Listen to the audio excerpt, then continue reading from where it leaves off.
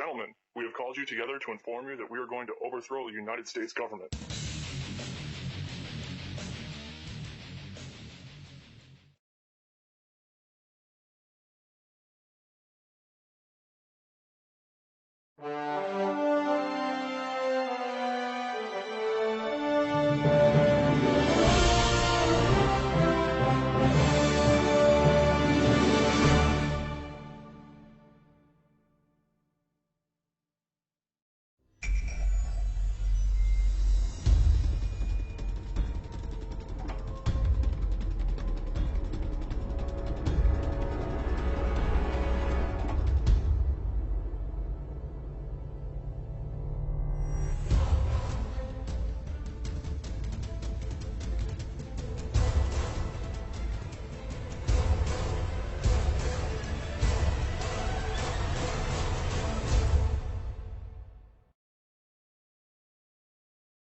Okay. I want to say thanks to each and every one of you for being here today. It's going to be a great day. I'm going to go through what I consider to be the very heart of my material. And people ask me a lot. They say, you put out a lot of material on your website. What is the main thing? If you had to tell me the main thing that I should check out if I check out nothing else that's up there, what would it be? And I always tell them the same thing. It's the material on natural law. If nothing else, that's the material that you need to understand deeply. So that's what we're going to be covering here today in an extended presentation format. I want to go through a few things before we actually get started. So I call this section Before We Begin. And the word begin is actually important here because that's really what this presentation is actually about. It's initiation. This is an initiation into really, really deep, esoteric material that has been hidden from humanity for millennia. So I just want to ask people before we get started, how many of you are new or relatively new to my work? By a show of hands, please. That's excellent. This is great. That is great news. I am so glad to hear that. Okay? What I actually didn't want is to come here and talk to a bunch of people who are already totally familiar with my work and have already heard it. So this is great, okay? How many of you here today feel that the human condition and life on earth for humanity right now is tolerable just the way that it is, by a show of hands? That's also pretty good, because if that was the case, I was going to say, there's nothing for you here today. There's the door. Okay? So that's good, that we're all hungry for change. One of the big complaints I hear about my work, when I check in on forums or something, or read some YouTube comments, many people will say, there's nothing new here. I've heard this before somewhere else. This person covers this. I've read this in this book. Well, ladies and gentlemen, I have news for you. There is nothing new here. I am not going to present anything new. I am not going to present anything that has not actually been in existence and will continue to be in existence. I'm not making up new material. I call myself, I would refer to myself, Art said it the other day, actually yesterday when we were having dinner. He said, I consider you an aggregator of material. And I love that term. I love that description of what I do. I am an aggregator. I bring things together into a tapestry and then help to explain it in simple and easy to understand terms so that people can readily absorb it, take it in, and then do something with that information. So you will not be seeing or hearing anything new here today, okay? As the old saying goes in all of the old mystery traditions, there is nothing new under the sun. And what that phrase actually means, many people don't know what that phrase means. It means that the truth, it is singular and eternal. Truth has always been here among us, and it will always be here. It is our perception that must be aligned with it. So there's nothing new you're going to hear today, okay? These are eternal truths that have always been here among us. Another aspect I want to cover before we get started is about my presentation style. This is another thing that I get a lot of complaints about, and it's something that I have no intention of changing. Okay? My presentation style has been described by some as extremely intense, and at times even combative. This is a word many people will use to describe my presentation style. Some of you here today are very likely to be angered by some of the things you may hear me say during the duration of this seminar. And I say, so be it. That's okay. If you get angry, that's okay. The fact of the matter is that truth itself, by its very nature, is belligerent. And I'll actually be putting up a quote to that nature later on in the presentation. The reason truth is belligerent is because it actually is at war. It's at war with the lie. It's at war with deception. It's at war with mind control. So truth can be belligerent. Many people don't want to hear it when they first encounter it.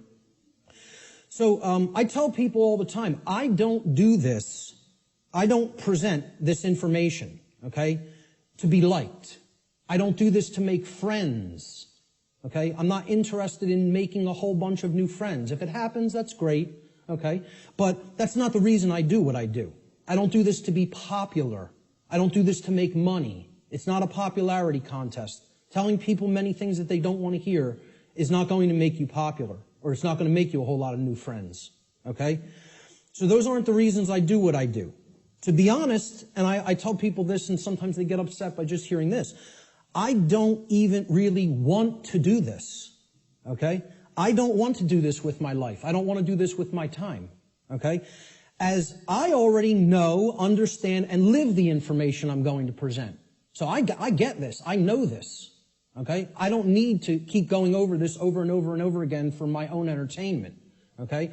The reason that I actually do this is because I recognize that in a time of such overwhelming ignorance of this critical information, this information which is capable of saving humanity from its current condition, all right? The fact that I do already understand this information places me in a position of moral obligation and responsibility.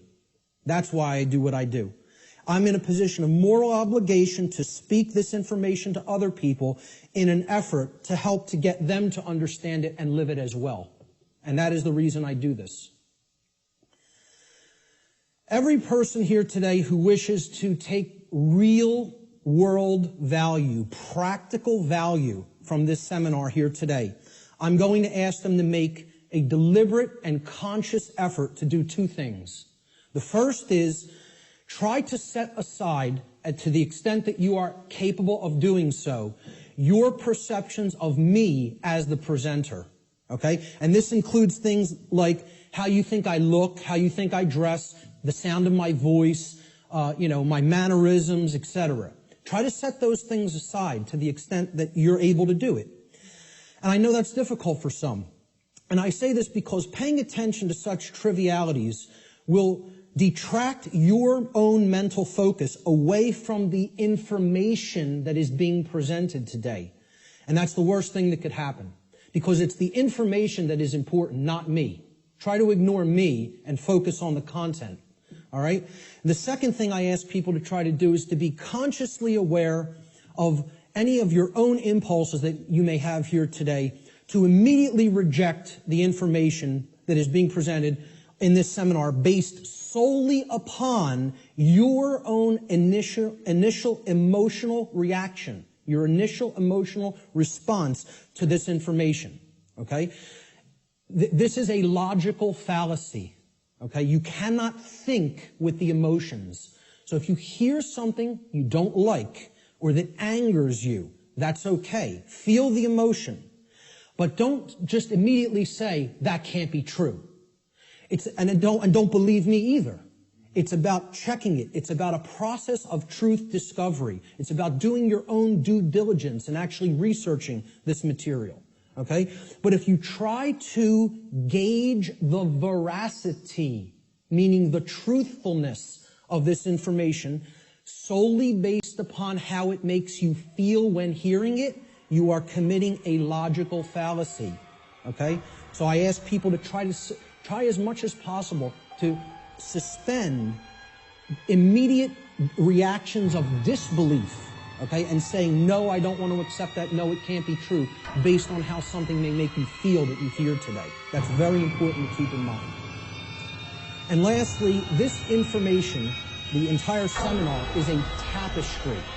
Okay, it's like pieces of a huge jigsaw puzzle. All right? It is meant to be seen and taken as a whole in its entirety. Now, I know I'm asking a lot here, too, because it's going to be a long day. Okay? And my goal here, my work here, is to keep your interest and your attention and your focus throughout the entire course of this seminar. And that's a challenging thing to do. But what I'm asking people is, you have to try to see it as a whole. Because if you took the time to be here, and you gave a monetary donation to be here, I'm highly recommending that you stay for the whole duration of the seminar. There's a reason for that. You're only going to get the full tapestry, especially if you're new to my work, by hearing this information in its entirety. Okay? So, if you don't do that, you'll probably not recognize the patterns, which is what this is all about. That's what this day is all about, pattern recognition, okay?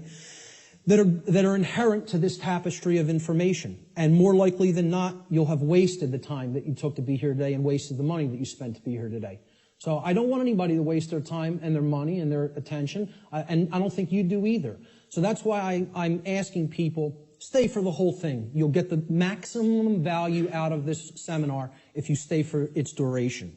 So with that having been said, let's jump into the material. This presentation is called Natural Law, the Real Law of Attraction, and How to Apply It in Your Life. And I emphasize that term, real law of attraction. Many people will be familiar with the New Age variants of the so-called law or laws of attraction. And this is going to differ quite widely from what people have heard in the New Age community and in the New Age movement regarding what the law or laws of attraction are. These are the real laws of attraction you're going to be hearing today and hopefully understanding today. So let's start in. The first section is about teachability, the teachability of the student. Okay? How does a student place themselves in the best position to learn? An individual's teachability, or their ability to learn by way of being taught by someone else, is extremely dependent upon the open-mindedness or closed-mindedness of the individual being taught. Low teachability derives from arrogance and rigid skepticism. But it also derives, low teachability also derives from naivete and gullibility. High teachability, on the other hand, derives from a balance between healthy skepticism and an open-minded willingness to learn and change. So we don't want rigidly skeptical people, okay, that don't have an open mind at all. And we don't want naive and gullible people that will accept everything they're told. We want to strike a balance between these two modes. This is called a teachability bell curve. Okay? And down here is the mental state of the student. Whether they are, and it goes from arrogance, cynicism, skeptical nature, a teacher, a student, and then up to being trusting, then being gullible, and then being outright naive. Okay? So that's the whole spectrum of teachability. The best position to learn is up here at the top of the bell curve. This means you will learn the most if you are here. And that means you're in the balance between teacher and student. It means that you're somewhat skeptical and you're also somewhat trusting. It means that you're able to hold a proposition in your mind without accepting it or rejecting it immediately. It means you will consider the information with an open mind, okay, somewhat trustingly, but also somewhat skeptically. All right? That's going to be the mental state we want to attempt to keep during the duration of this seminar, and therefore you will be in the best position to learn. Of course, as we already said, the poorest positions to learn, the things that, if you're in these mind states in arrogance and rigid skepticism and naivete and gullibility, you're not going to take very much away from this seminar. Okay? So we want to remain at the top of that bell curve if at all possible. Human beings should consider with great care where their information comes from, the source for the information. And this is because by refusing to present certain information and by influencing people to dissuade them from looking into certain information because they're telling you that it's unimportant or unnecessary to consider, many modern institutions like media, like so-called education institutions, are seeking to actually control human perceptions, or let's call it outright what it really is, to control the mind. Okay? And therefore, to limit what human beings may even come to understand, and therefore by limiting what they are coming to understand, they're actually limiting what they're able to do, what they're able to change, what they're able to create in the world. Okay? So you have to be skeptical of where your information comes from. And that's why I tell people at the very beginning in my lectures, do not believe me. The worst thing you could do is believe what I'm telling you. You need to look into it for yourself, and most of all, you need to do personal introspection to really feel inside of yourself whether this information resonates with truth. Everybody has that intuitive capacity. That also has to be turned on and engaged and used. All right? If anybody is coming to this seminar from the perspective of modern, organized, institutional bodies, meaning political thought, political agendas, political organizations, religion, religious thought, religious organizations. I'm talking about organized religion here, okay? What I call scientism. Not real science, but scientism. Science as set up by institutional bodies to be rigidly skeptical belief systems that blot out anything that could possibly say anything to the contrary of their pre-existing beliefs. I call that scientism. Okay? And of course, the New Age movement, which you could group that in with religion. It's just it's for those who don't fall into the religious mindset. This is an alternative religion proposed for them, and they call it the New Age movement. And I tell people, please don't think this is going to concur with any of these belief systems, with any of these boxes for consciousness. This presentation is going to shatter these boxes. It stands outside of all of these because these are limiters for perception and thought. They want to place everything in a box, say nothing outside of this box is fit for human consumption, so do not go there. And as a result, they act as a mind control influence. The other and biggest limiter of the human perceptions and the mind, and ultimately of our behavior, is money itself. If you want to talk about the biggest religion, if these other religions aren't big enough and powerful enough for you, there's the one that is the ultimate power in the world, the ultimate religion, the God of this world, if you will. Okay? So what I'm basically saying here is if you're already in a mindset approaching the, let's call it the discovery of reality or the exploration of reality from any of these perspectives, you will be sorely disappointed here today by what you're going to hear. Because the information here falls well outside of any of these institutional limiters for consciousness. Okay? The requirements for creating change and the role of knowledge. Let's talk about these concepts for a moment. Human beings everywhere say that they want certain things in their life. And they say that they want certain things to be present for all humanity. Okay? We say we want certain conditions to be present for ourselves and our species as a whole. And we say we want things such as happiness, health, peace, prosperity, freedom, etc. And all these things are great things to aspire to. And we say we want them. Most people will say and tell you we want these things. All right? However, I don't really feel that they're truly being honest with themselves. Okay? They'll say they want them, but then when you tell them, well, those aren't automatic conditions. They don't just magically manifest. Okay? There are requirements for obtaining these conditions. Okay? And people wouldn't say they want these conditions if these conditions were already omnipresent. Right? They're saying that they want something because they don't have it at all, or at least in fullness, right? So when you tell them there's requirements for obtaining them, many people will say, oh, well, I may not be willing to go there. I may not want to exert that much effort. And they believe that somehow they're going to magically get these things, right? Well, this is what the real laws of attraction are about. It's explaining conditions that you want don't just automatically manifest by thinking of them or just having a feeling about them. This is a New Age deception. There are requirements for obtaining the conditions that we say we want. Requirement exists in nature. It does exist. If you want something to be different than the way that it already is, than the default conditions, then requirement exists. If you're okay with things being the way that they are now, requirement doesn't exist.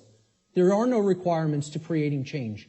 You just accept the default conditions the way they are now and go on with your existence and accept it's going to be this way and possibly get worse. But if you want real change to happen, requirements exist. And this is what many New Age teachers will not tell you, or they'll outright deny that requirements exist for creating real change. Specific requirements exist in order for human beings to obtain the conditions that they say they want. If the requirements for obtaining those conditions are not met, those conditions do not just magically manifest by magical means automatically. That's not how it works, folks. And that bursts a lot of people's bubble right off the bat. This is a key concept to understand. So what are these requirements? We need to know certain things. Knowledge is required. Knowledge. Knowledge that will spur us to action. That's what's required. Okay? Since human beings as a species do not already have the things that they say they want, and again, at least not in fullness. If we want to split hairs, we could say we have a modicum of what we may say that we want, but we don't have it in the fullness that we will say that we want it, especially societally, globally. Okay? So since we don't already have these things, it follows logically that the knowledge of the requirements to obtaining these things, okay, either must be absent. The knowledge is not present anywhere.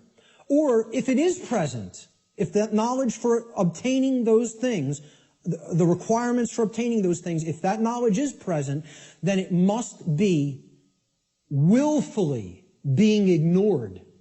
It is here, and yet people aren't paying attention to it. They aren't taking it in and accepting it and doing anything with that knowledge. So they're ignoring it because it's uncomfortable. As long as this knowledge continues to remain either unknown or ignored, the manifestation of the desired conditions that we say that we want is impossible. Cannot happen. It is an impossibility for it to magically, automatically manifest without the requirements being met. And that's what we're going to talk about here today. What are these requirements? What is this knowledge? This knowledge is occulted, meaning hidden. Okay, now, how many people here came here today thinking that they were going to hear information about the occult by a show of hands? Okay, about half the room. Good. Okay, for the rest of the people, that may come as a shock. But what you have to understand right off the bat is that the word occult is simply derived from Latin, the Latin adjective occultus. Occultus in Latin means hidden, hidden from sight. And it's derived from the Latin noun oculus, which means eye. Okay? The word ocular in English means related to the eye or related to sight or vision. So what the occult is something, it is a body of knowledge that has been hidden away for a specific reason. And we're going to get into what that reason is. Okay, so from the term oculus or eye in Latin comes the verb occultare. Occultare means to hide, to conceal, or to keep secret. To keep hidden from the eye so that it cannot be seen. The information regarding natural law is occulted knowledge. It is knowledge that has been hidden from humanity. Okay? It's held by the few, which is represented here at the top of this pyramid. You can look at this as a pyramid representing knowledge or ignorance. At the top of the pyramid, you have knowledge. It's the higher you go in the pyramid, the more knowledge. Okay? But the pyramid tapers because at the top, very few people understand that information. Very few people have that knowledge and have actually integrated it into themselves to the point where it becomes understanding. All right? Down here, you have no knowledge, the ignorant masses. Okay? And up here, you have the people who are in the know, right, who have this knowledge about how natural law works and are actually using it for a certain reason. We're going to get to that next, what that is. So please, as you go through this seminar, please keep in mind, if I ever use the term occult, all I'm talking about here is hidden knowledge. That's what it means. Occulted knowledge is hidden.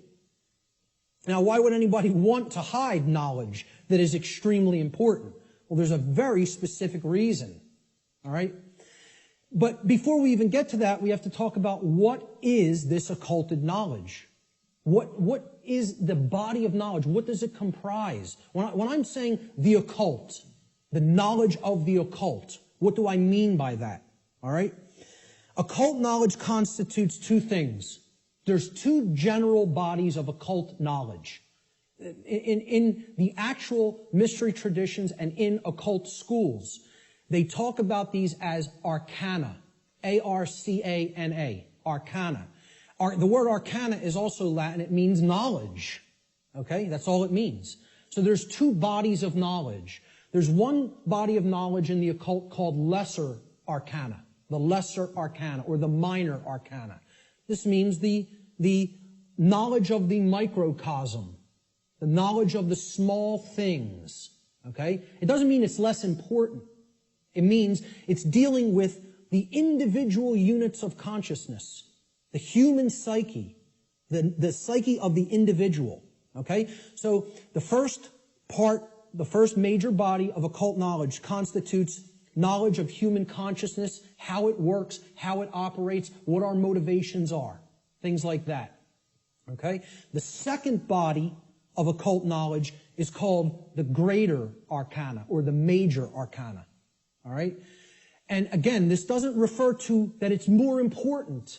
It refers to it is the macrocosmic understanding, the understanding of the very large laws of nature that govern the macrocosm. Okay? So universal laws are part of the greater arcana of occult knowledge. And what I call here today, under the umbrella, the term natural law, falls into that second category of greater knowledge, the greater arcana of occult knowledge. Okay? And what these natural laws are unseen and universal spiritual laws. We could talk about the word natural here too. Natural is derived from Egyptian and other Middle Eastern tradition languages. Okay? The word nectar in Egyptian, which would have been spelled without vowels, if we transliterated it, it would be NTR in English.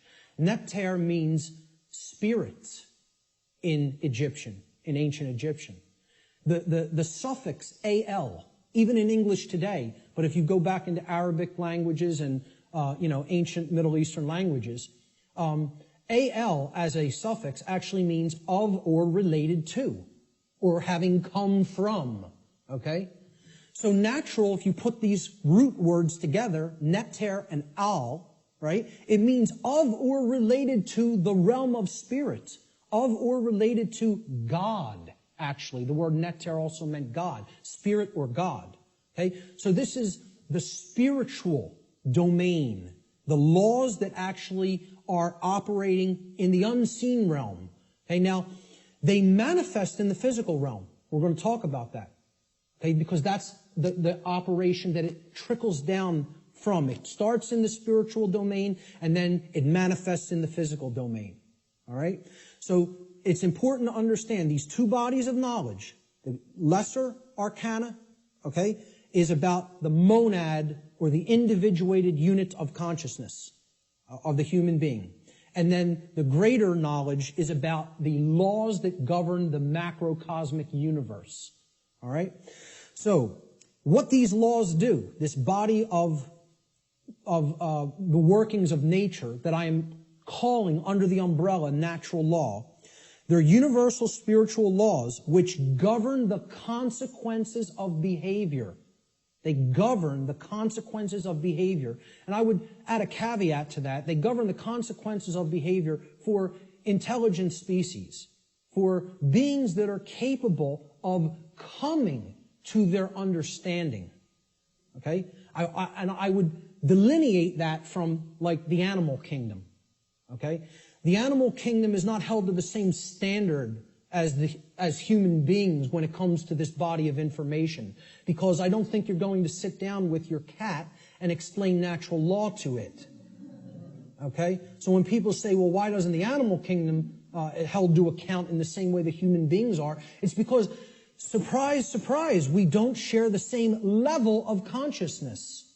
Okay? There is differences in levels of consciousness and abilities to comprehend information and to actually know how something works. Just like you will not be explaining physics to your dog anytime soon, okay? You're not going to explain natural law to the animal kingdom and have them grasp it, because they're not at the same level of consciousness as we are.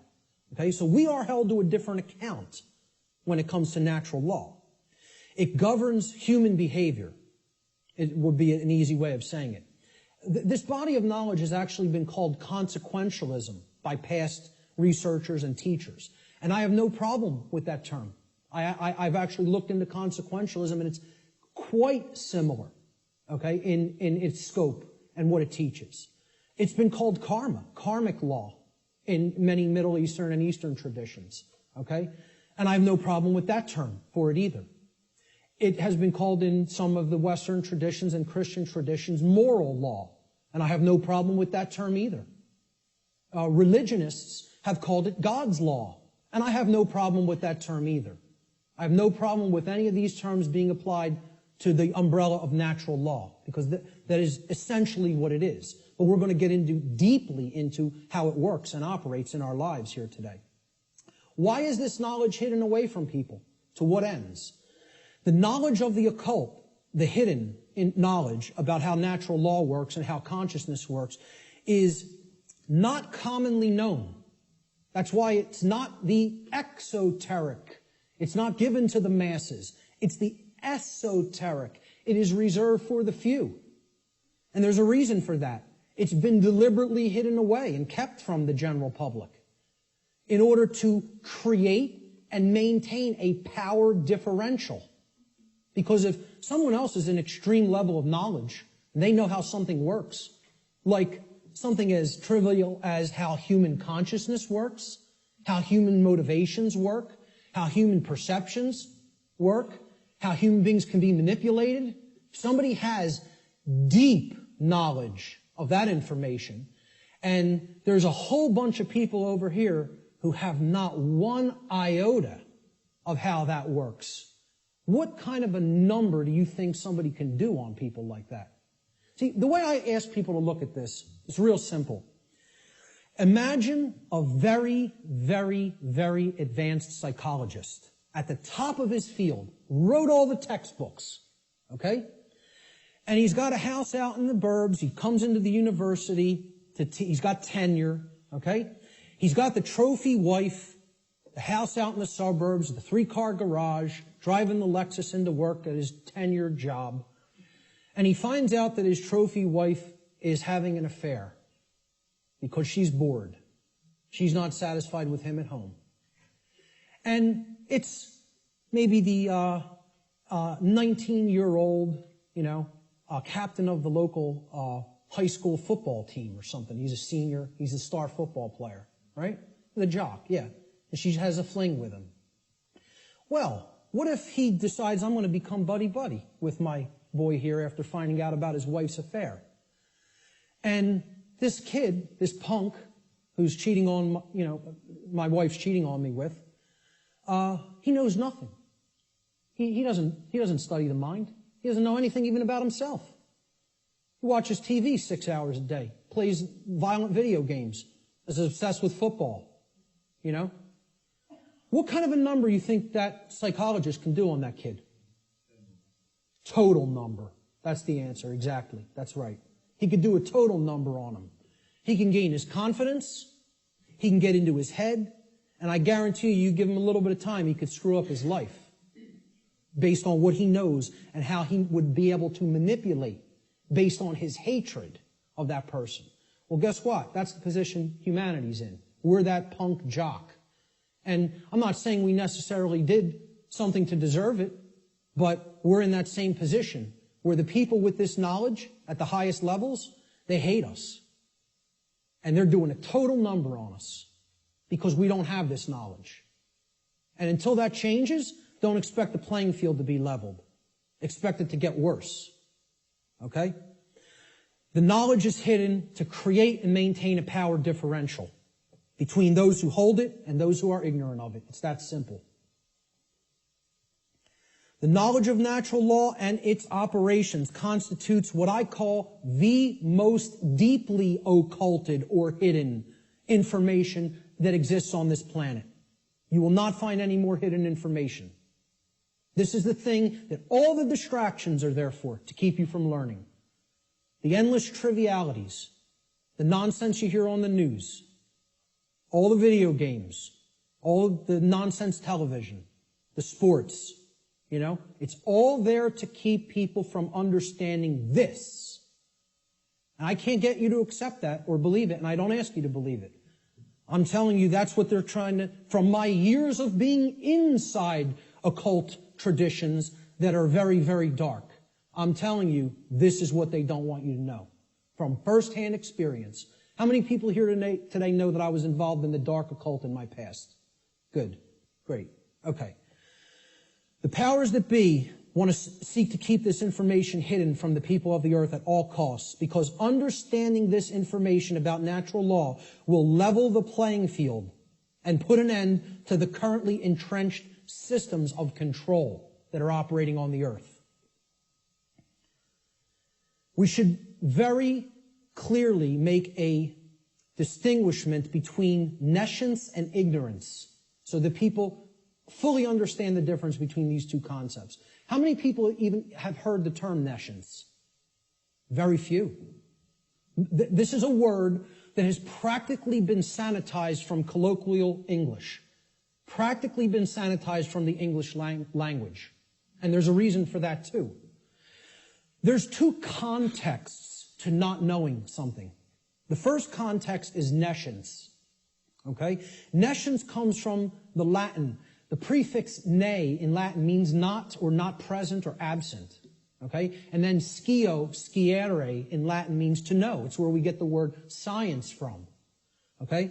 So you put them together, and nescience, it actually, those two roots form another word, nesciere. Nesciere in Latin means not to know, to not understand. But there's a connotation to it. It means to not understand because the specific information that you may be having a desire to understand is completely absent. It is not present, and you cannot actually aggregate that information. You can't bring those pieces of grammar together to form the sentence. Okay? It's not present. Okay? So you don't have it at all. It's unattainable. This should be clearly delineated from ignorance. Now, nescience is not someone's fault. The information just isn't there. Okay? You can't be blamed for nescience. There is no blame in nescience. The person who is nescient is not to be blamed for being nescient. The information simply wasn't present so they could take it in and then come to understand it. Ignorance carries blame. This is another thing people want to think in the New Age movement. There's no such thing as. Nobody's to blame. And that goes to that there's no cause for anything that's happening, as you'll hear a lot in the New Age circles. Okay? I very strongly put down these notions, or attempt to. Okay? There are causes and effects. There are people who are responsible for what is happening. There is blame. Blame exists. Okay? There are people who are culpable. We're going to talk about moral culpability later. So ignorance has blame attached to it and responsibility attached to it. Okay? It comes from the Latin verb ignorare in Latin. And this means not to know, just like nescience means not to know, but in a completely different connotation. The connotation of ignorance means you don't know even though necessary information is present and right there before you, because you have willfully refused or disregarded that information. Whether you've refused it because it made you feel uncomfortable, or whether you disregarded it because you felt that's not important for me to know. I don't need to know that. Or you feel you already understand something that contradicts with what's, the new thing that you're hearing or seeing. Okay? So, when you willfully disregard something, okay? If I wanted to willfully disregard the gentleman sitting in the front row, he's present. I could just pretend he's not here and ignore him. That's what ignoring is. This is why I try to say to people, the impact of the word is almost lost to us, of the word ignorance, because of the way it's pronounced. I tell people, start pronouncing it ignorance. Ignorance. Then people will hear the word ignore in it, and the connotation becomes clear. It means you're ignoring it. Ignorance. Okay? That's how I like to say it now. Because the connotation is clear that way. The information is there, the truth is there, and somebody wants to ignore it completely. Now, that is inexcusable, and there is blame that is attached with that. So what I ask people all the time is, do we have a nescient society, or do we have an ignorant one? Do we have an ignorant one? Is our society ensconced in nescience, or is it ensconced in ignorance? I would argue absolutely that we are ensconced in ignorance in society, not nescience. I think we are drowning in information. I think we are drowning in the truth that is all around us. But people are ignoring it, largely. Not everyone. There's many people who are very hungry for it and taking it in as fast as they can. But I think the majority of human beings are in the state of ignorance, even though the truth is present all around us. And that constitutes what Art talked about earlier, this consensus trance, which people in the so-called truth community or truth movement have likened to sleep. They say that they are asleep. I liken it to hypnosis. If you look at the origins of the word hypnosis, right, it means suppressed knowledge. It comes from Greek. Hypo means under, as in hypodermic, under the skin. And gnosis means knowledge, the suppression of knowledge. Hypo means suppression also, under and suppression.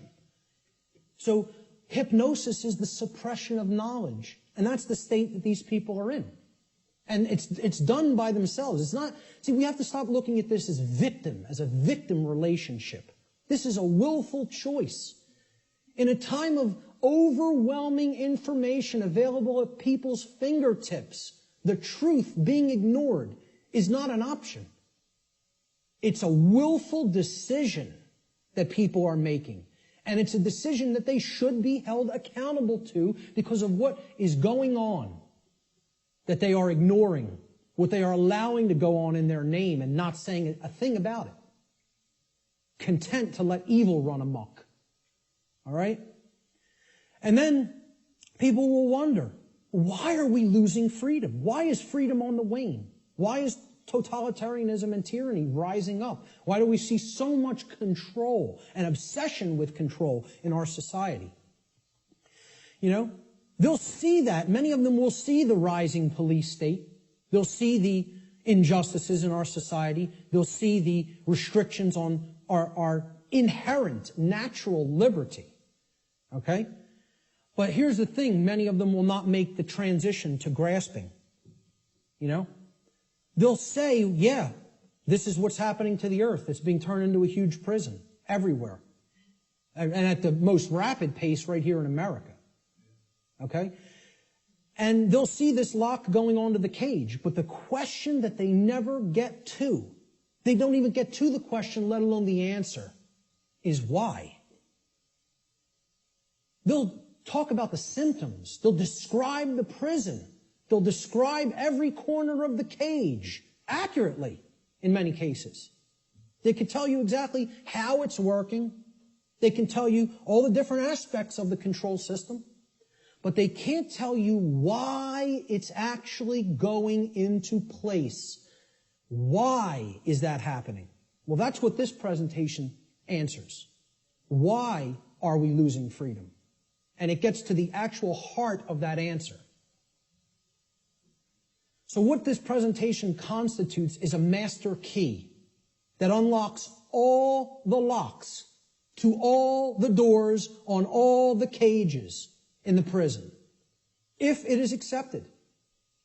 And once again, I don't tell you that belief is required for that, because truth is always present. It's always here. It's a matter of, will we perceive it as being present, acknowledge it's present by stop ignoring it, okay, and then accept it into ourselves, and then do something with it. Understanding is not the end. Taking in the knowledge and understanding it is the beginning. Action is required. See, knowledge is required, understanding is required, but then action is finally required. Above all, if change is to be created. And that's how the laws of attraction really work. So, will people as a whole, as a society, accept that master key? I can't answer that question. All I could do is try to place it into their hands. After I have taken that key and unlocked my personal prison, my personal cages, and freed my mind, all I can do is try to help people to see, here's how this key works. Here it is. Here's the information that constitutes that key. And here's how you put it to work in your life. That's all I can do. Can't make anybody take it. Let's look at what problem solving entails, because that's really critical to understand if we're going to get past this stage and where we're at in our stifled evolutionary development as a species. There's a few main steps to solving problems, any problem. Doesn't matter what the nature of the problem is. The first is you have to recognize that the problem exists. Recognize that there is a problem to begin with. And I think by asking the question, is everybody content with the way things are, and nobody raised their hand, I think that's great, because it at least acknowledges to me that people here today recognize we have a problem. And that's healthy, that's good. Okay? Many people out there don't believe we have a problem. You know, they like this place. They like the world the way that it is. You know, which is unfathomable to me, because to me it's a living hell. And that's not because of how my own personal life is going. I'm very content with my own personal life. I have no self-inflicted suffering in my personal life. I don't create problems for myself. My life goes on very well according to how I live it without hurting anybody else. The problem is other people. And that's another thing the New Agers won't acknowledge, and they'll flip out if you say that there's a problem with someone else. There are problems with other people, okay? And people will say people in glass houses shouldn't throw stones. My glass house has been taken down long since, long time ago, because I went through all that personal introspective work, and I dug deep into my subconscious and faced those problems and confronted them head on and healed them and came out of the mindset that I was once in, okay? So, you know, people will say, if there's something you don't like, you're seeing in other people, that's something in yourself that you're seeing in them. This is New Age mumbo-jumbo nonsense, okay? If you're not part of the problem, I'm not part of this problem. I can say that honestly. I'm not part of this problem. I can look at every single person, anybody who's watching this, and say, I'm not part of the problem that's happening on the earth. With all honesty and knowing that I am telling the truth with that. Okay? But see, at one point, I was part of the problem. And a big part of the problem. Okay? What I had to do at some point is stop doing this and pointing out and saying the problem lies elsewhere while I was still part of it.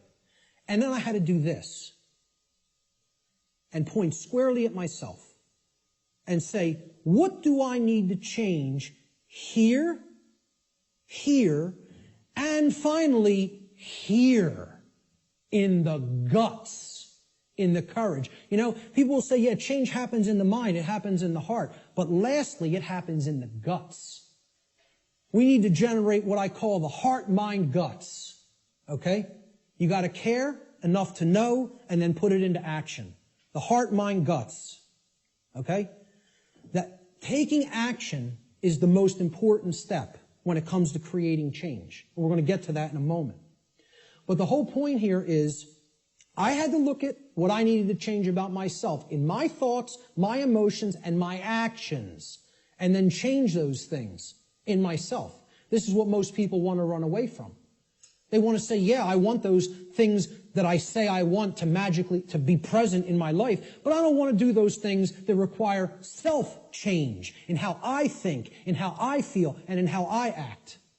I want it magically to happen without changing those things in me. So I can honestly look at the rest of the world and say, the problem does not lie within me. I am not seeing a manifestation of myself in other people. Other people have not done the same process that I have, the introspective work that I have, and gone through that painful, painstaking work that involves effort, hard effort. I'm not up here telling people I'm offering you the tonic. You're going to take a sip and magically you will be enlightened. Okay? Knowing what's going on in the world is hard work. It involves destruction. It's a destructive process. It involves destruction of belief systems. It involves completely breaking down barriers that are in your head. Okay? Hardly anybody wants to do that work.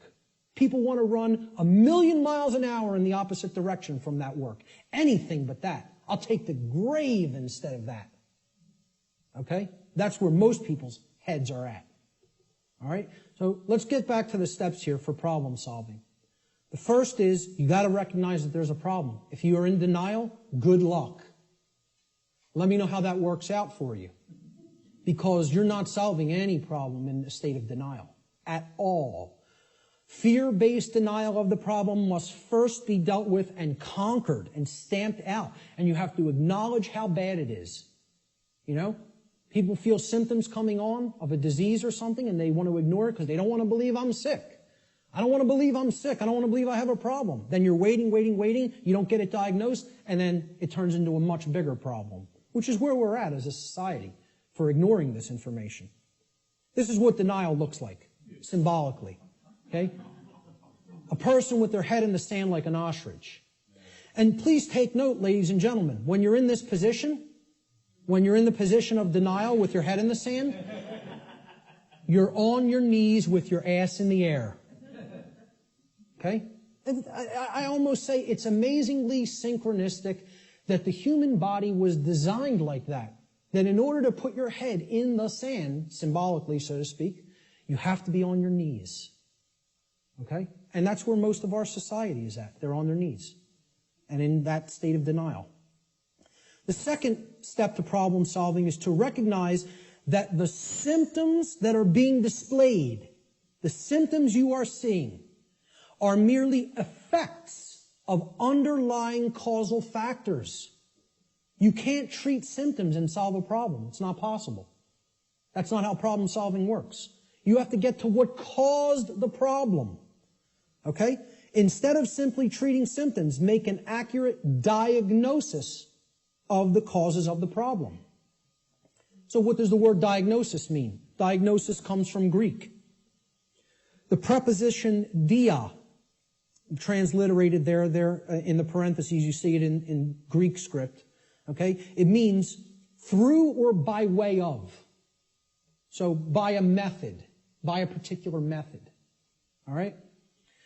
And the second part of diagnosis is the Greek noun gnosis. Gnosis means knowledge in Greek. So what a diagnosis means is through knowledge or by way of knowledge. You're going to solve the problem by way of knowledge. There is knowledge that acts as the requirement to solving the problem and getting what you want. And here's another thing, and I'm going to keep going back to this. It's going to be like an undercurrent in this. Because the New Age community, and I'm going to become a more outspoken opponent of New Age ideologies. Because they are lying to people. Whether it be through direct, willful deception, or whether it be through useful dupes and useful idiots. They are telling people things that are completely inaccurate to how things really work. All right? Because they want to keep people suppressed and non-active. They want people in acceptance mode of everything. Accept, never rebel. Okay? Don't take action. Just observe. Just watch. You'll hear all of these things in the New Age movement. Okay? The reason I bring it up is because when you even say the word knowledge to some New Agers, they almost take offense. Because what the New Age is becoming is the new modern day variant. It's a new form of what's known as solipsism. We're going to get to what solipsism is in a little while. Okay? But essentially, people don't want to hear that knowledge is what is required. Because the attainment of real knowledge, not pseudo-knowledge, real knowledge, requires work. It requires effort. It requires reading. It requires listening. It requires watching. And you know what most of all it requires that people don't want to give up? Who can tell me? Time. Thank you, sir. It requires time. There's one of the currencies people don't spend, on many things that they don't feel they can get immediate gratification from, which is why immediate gratification is so stressed in our society by the control system. That's what keeps people in their ignorance. So a diagnosis means if you're going to get well, you've got to have the knowledge of the underlying causal factors that led to the creation of the symptoms. You're not going to treat the symptoms and get well. You've got to have the knowledge to get to the causal factors, to find out what cause put this into effect. And we're going to talk a lot about cause and effect.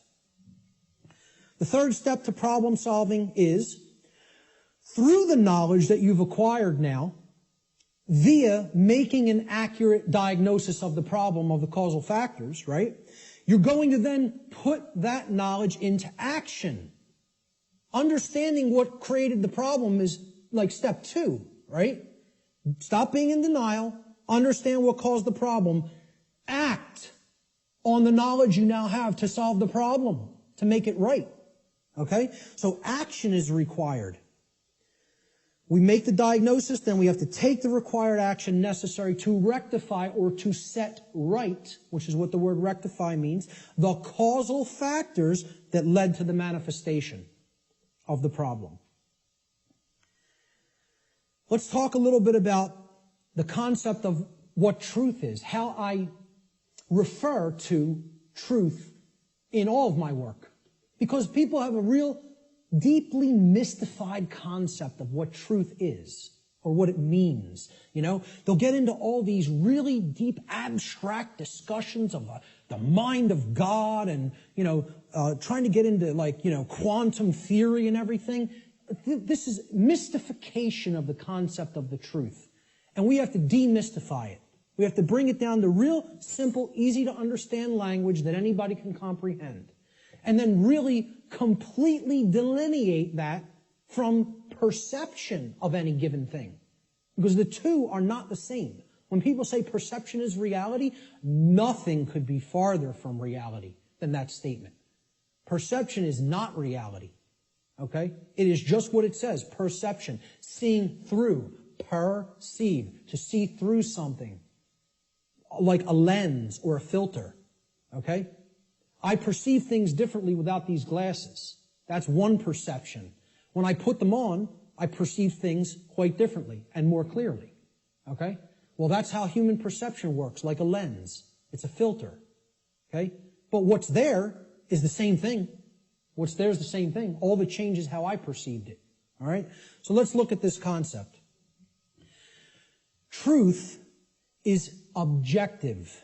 That means that it's not dependent upon the perceptions of human beings. No one wants to hear that.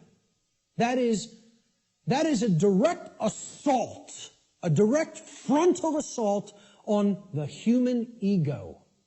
Because everybody wants to hear, my perceptions are important. And we want to also believe my perceptions are accurate. Okay? Now people will say, well, what makes you say your perception of this topic is going to be accurate? That's because I went through the process of having to admit over and over and over and over and over again, endlessly, how wrong I was about my former perceptions. I went through that destructive process of breaking down my former belief systems, of breaking down my former emotional patterns, of most of all, changing my behavior. That's the thing that's the most destructive, because we get attached to our behaviors and patterns. So asking people to change, I recognize it's not easy. It took me probably about 8 years of my life to do it. Most people don't want to spend a minute on creating personal change, let alone 8 years. And, when I look at myself, in all honesty, again, none of this is to sound egoic or to toot my own horn, but I look at it like I was a mild case of ego entrapment, a mild case compared to where I see other people act. I feel like I was the, very brittle stone that just needed to be hit with a chisel a few times and it broke into powder. Other people are hardened granite or diamond. To break them down is going to take enormous effort and work. And most of them don't even want to do it. They're so calcified, they've been so compressed into that hardened state that they don't even want to start. So I realize telling people your perceptions are not what really matters. The truth isn't based upon how you perceive things, that it's independent from your perceptions. Most people don't want to hear that. They don't want to hear that. Human beings' perceptions are capable of wavering. They can waver slightly from the truth, and they can waver wildly from the truth. All right? What truth is that which does not waver. It doesn't move. It's that which is. It doesn't matter what anybody thinks about it. It doesn't matter whether anybody believes it. It doesn't matter whether anybody knows it. It doesn't matter whether anybody sees it. It doesn't matter whether anybody wants to see it. It's there. It's always been there. It's always going to be there. Nothing anybody does can change what has happened. Can anybody change what has already occurred in what we call, in the thinking of linear time, the past? Not one person here is capable of doing that.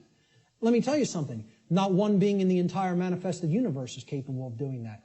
Because that which has already occurred is set in the record of the universe.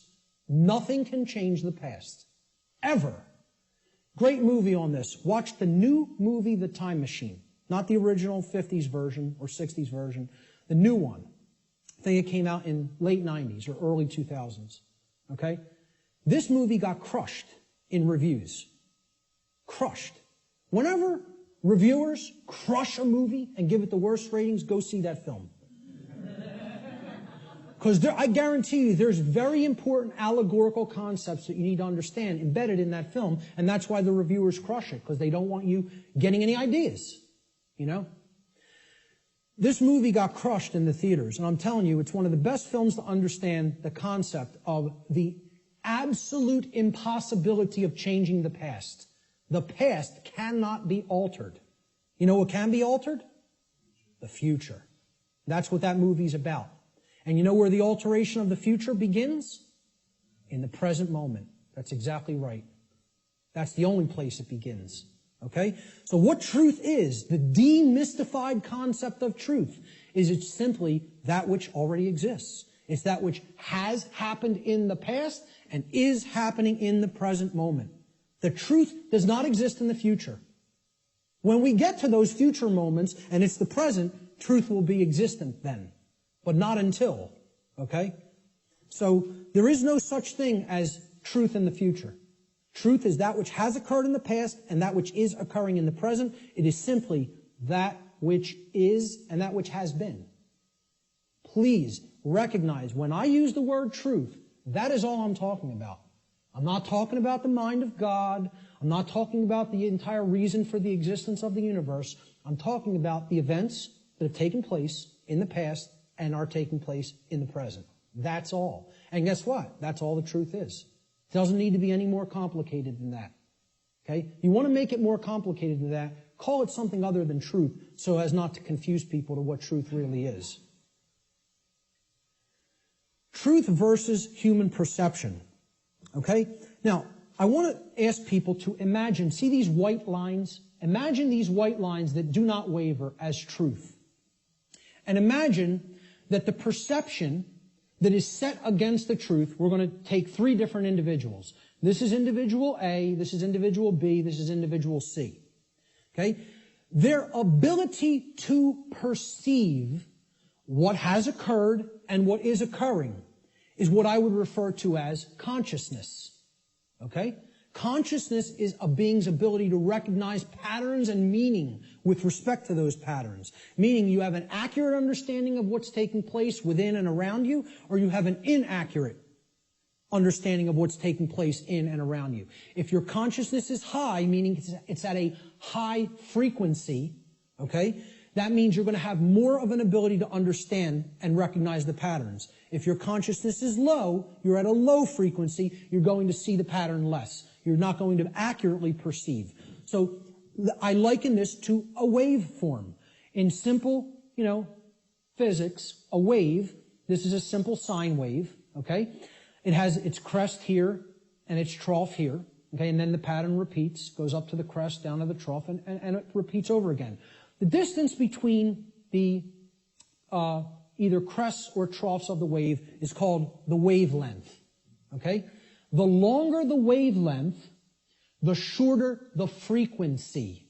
What that means is how frequently is it going to be intercepting the line that represents truth? How frequently is it going to be aligned with this line, which we are calling truth? Okay? Now, can everybody just, with that explanation, understand this simple model and what I'm talking about here? Is that clear? Okay, because it's important. Because this is a low frequency vibration. It's a low frequency wave. A wave like this, if it was an audio wave, would produce a low frequency, would produce a low bass tone. Okay? As we go up to a higher frequency, you can see the wavelength is shorter, meaning that it intercepts the line which represents truth much more frequently. We can count them. 1, 2, 3, 4, 5 here. 1, 2, 3, 4, 5, 6, 7, 8, 9 there. Okay? So this is a higher frequency vibration. And we go up to an even higher frequency. Let's say person C has this consciousness. They have a higher frequency. Okay? And they're intercepting the line that represents truth, much more frequency. I won't count those out because there's a lot of them, okay? The higher the frequency, the more in tune with truth we are. What would happen if this frequency became infinitely high? What would it become? It would be indistinguishable from a line. And therefore, someone would be aligned to that which is. The higher the level of consciousness or frequency, which is their perception of reality being accurate, okay? Not wavering as much from the truth, because it's hitting it in more places. We would basically, this wave would turn into a line at some point, the higher the frequency went. Think about this in sound, right? You hear a low bass tone, it's like, then it goes up, and it would go eventually outside the range of human hearing, because the frequency went so high. Same concept here. The higher the frequency, the higher the perception of reality, the quality of the perception is going to be. Okay? The concept to keep in mind here is perception is not reality. It's the filter we see reality through. What the human being's work is to do is to align their perception to the reality which exists, which is truth. We need to set aside what we want the truth to be and look at what it is. What it is altogether different than what we want it to be. But until we recognize what it is, we're not even in a position to make an accurate diagnosis of what's going on and therefore create what we want it to be. So I'm going to give the first quote here, comes from a gentleman I personally greatly respect. How many people are familiar with Travis Walton, by a show of hands? Hardly anybody in the room. Wow, 2 people. Amazing. And I know Barb is in the back because we've met him personally. I spoke with this gentleman at a conference last year in 2012. And I just want to say, I just think he's a totally genuine individual. I don't care what anybody thinks of me saying that, okay? I believe him. Do I know factually that what he claims happened to him did? No, I do not. But I believe what he is saying for a reason. When I am around somebody, especially for any length of time, I think my intuition is good that I can get a feel for their heart, okay? And when he's telling you stuff, it's very consistent. And in his book, he asks people, you need to listen to my whole story, suspend your disbelief for a minute, and then do your research, and then make a judgment call. Do you want to believe me? Do you think I'm telling you the truth? Do you think I'm lying to you? And then make up your own mind. Okay? And who Travis Walton is, he claims that he was an abductee, that he was taken on board an extraterrestrial craft at a point in his life. He disappeared for days. They were out looking for him, and his best friends were accused of murdering him. And he shows up 5 days later in like deplorable conditions, out on a country road someplace. But anyway, again, I spoke with him back in 2012. I just bumped into him again. We were just at a conference. I'm bringing this up for a reason. We were just at a conference in Philadelphia where he spoke. And this quote, I feel I would start, if I was going to quote somebody, I was going to make this like the first quote in the presentation today.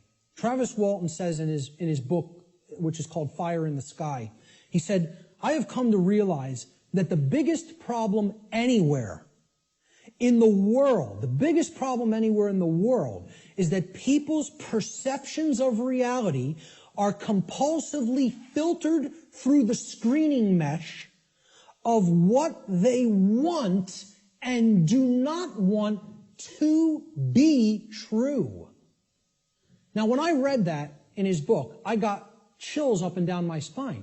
Because I said, this meshes exactly with what I'm talking about in my section, in my presentation called Truth versus Perception. And he's encapsulating it in a sentence perfectly. All right? We want things to be true. That doesn't make it so. That's not what makes truth the way that it is. What makes truth is the way that it is what behaviors were taken and what is the actual effect in the manifested world. That's how things are. Okay? It doesn't matter how we want them to be. They may be a completely different way right now than we want them to be. And I would say for the people in this room, they are a completely different way than we want them to be. But most people in the world think, they kind of believe that they're the arbiter of truth.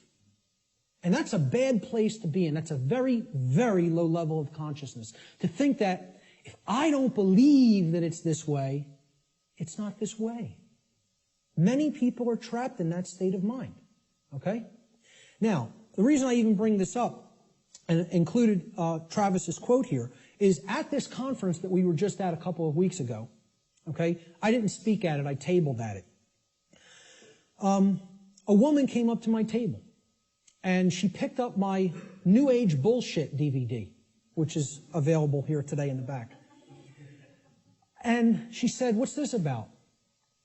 With a real skeptical look. And I explained, well, it's a 7-hour extended video podcast that has many, many slides, okay? I gave a shortened version of it at the Free Your Mind conference in Philadelphia. And this is the extended version that goes deeply into the deception of the New Age movement and how it is a religion that is designed to suppress the masculine side of the personality, which is the side that actually takes action and creates change. Okay? And that's, of course, pushed by the sacred feminine, which is care and creativity, and compassion. Right? Both need to be present. We're going to talk about that here today. But I said this is about the suppression of that masculine energy. And that's what the New Age movement is about. The suppression of the masculine. Right? So I said, what the New Age religion wants to teach people is just accept everything the way it is, no matter how unjust it is, no matter how deplorable the conditions are, no matter how much evil is taking place in our midst. Accept it. That's the New Age religion. And here's what she said. That's exactly how I am. I just accept everything. I don't make any judgments on anything that occurs, no matter what it is, no matter how it's perceived. You want to perceive it as evil? That's your judgment. I said, yes, it is my judgment. You know why? Because it's evil. It really is. There is such a thing. I said, and you're content to let evil run amok and take this whole world because you don't want to act. Because what's really there is cowardice. That's what it really is. Okay? She didn't want to hear that. She said, I prefer not to see it that way. Now, align this with the quote. I prefer not to see it that way. Okay? And I hope by some miracle she happens to see this presentation at some point. Okay? And, you know, in hindsight, I didn't say this to her on the spot, but I thought about it for a little bit the next day. And what I should have really said is, no, you prefer not to see, period. That's the truth. Okay? So I prefer not to see it that way means, no, I want to ignore reality. I want to believe what I want to be true is the way that it already is. And this is what the New Age hoax is peddling to people. Okay? So, great quote that I thought accurately sums it all up. See, this woman also told me that she is a follower, quote unquote, of the New Age ideology that is referred to as the Course in Miracles. How many people have even heard of this? A lot of people. Okay? You know what that is? It's called solipsism, wrapped in a nice, neat new package. Solipsism. How many people are familiar with the ideology called solipsism? Good. More than I would have thought. Most people have never heard of this. Okay? Solipsism is a completely egoic and destructive ideology that has absolutely no bearing or resemblance to truth in any way. And the people who are solipsists are mentally ill. I'm not even going to provide any evidence of that. I'm telling you, you need to research this religion and sickness for yourself. It's a mental illness. A solipsist is a mentally ill person who should probably be somehow removed, segregated from society, and institutionalized until they are made well, because they are a destructive influence on society. This is what I focused on podcast number 1 of my podcast series and radio shows. I went into the ideology of what solipsism is and how destructive it is and how it's a religion. Okay? What this is, well, first of all, let's look at the word. And you'll notice I'll be breaking down words all day long. Because if you don't understand where words came from, you don't really understand what they really were intended to mean. Regardless of whatever connotation they may have taken on in the modern world, the intended meaning of the word, the original meaning, is derived from its etymological derivation. You need to go into the ancient languages, Latin and Greek roots and other languages, Germanic, Arabic, etc., and you need to break down the words from their etymological origins. Then you will understand their real meaning. And I'm telling you, you do this, and the top of your head will blow off by what you will find, by what words we speak on a daily basis actually mean, and we have no idea what they mean. Okay? So the word solipsism comes from the Latin adjective solus, which means alone or one.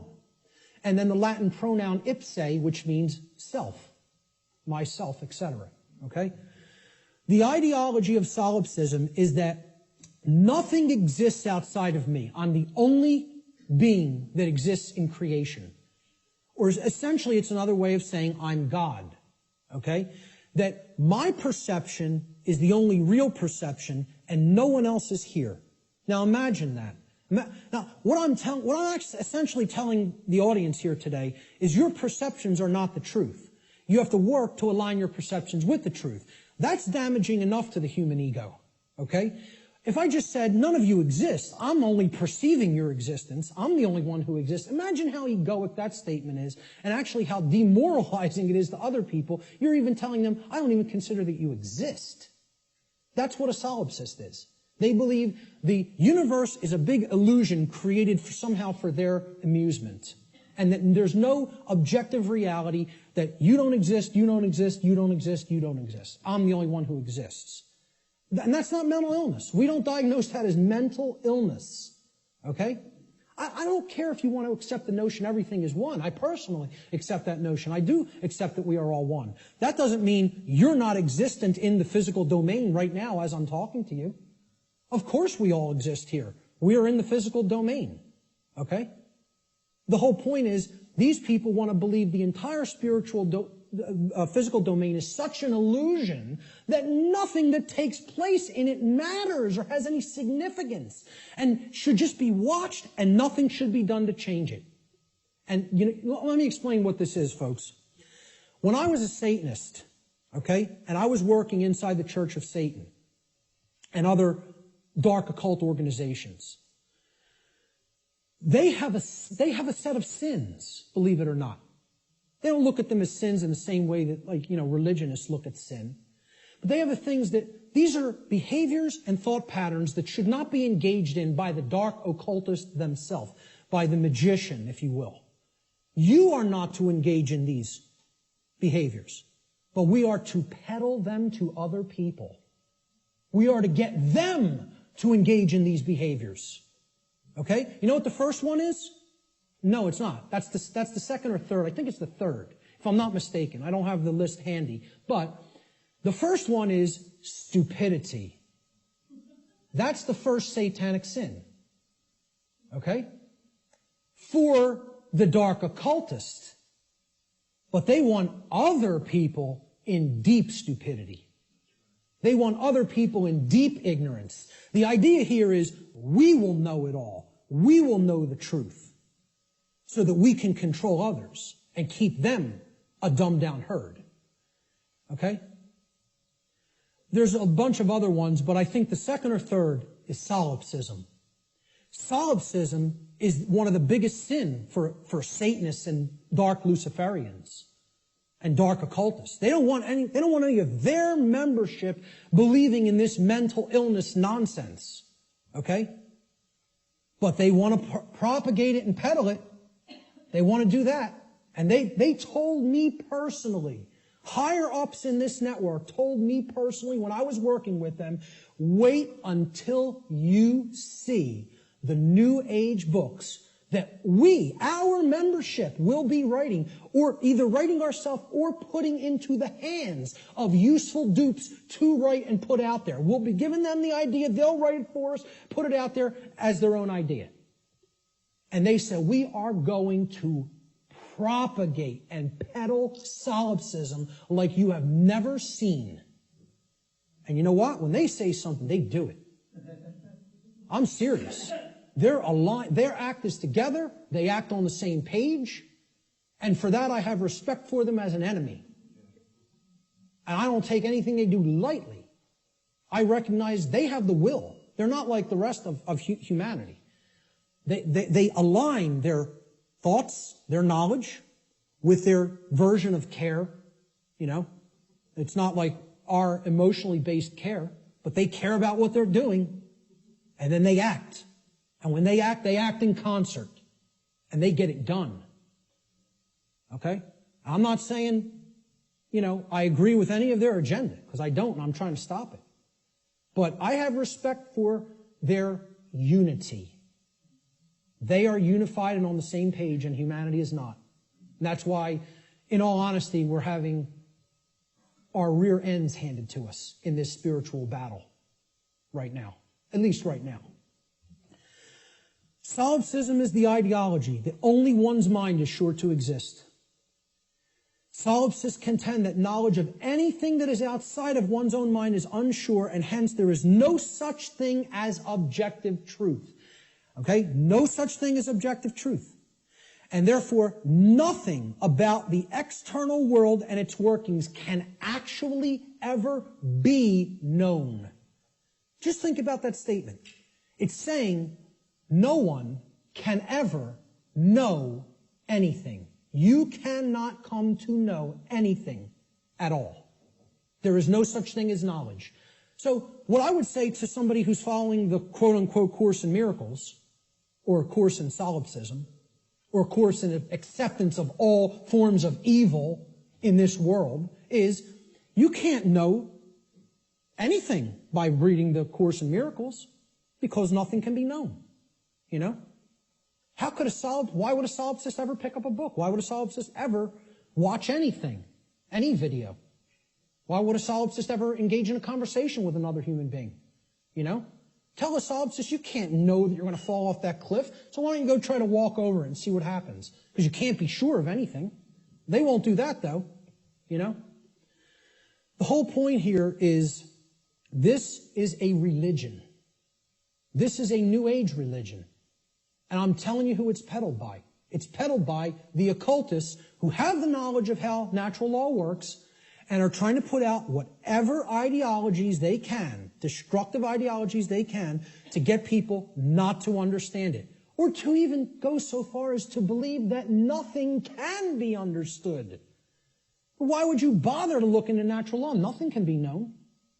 It's unbelievable that anybody would be so gullible and naive to fall into this mindset. Let me just tell you what it really is. It's a person who has given up on life.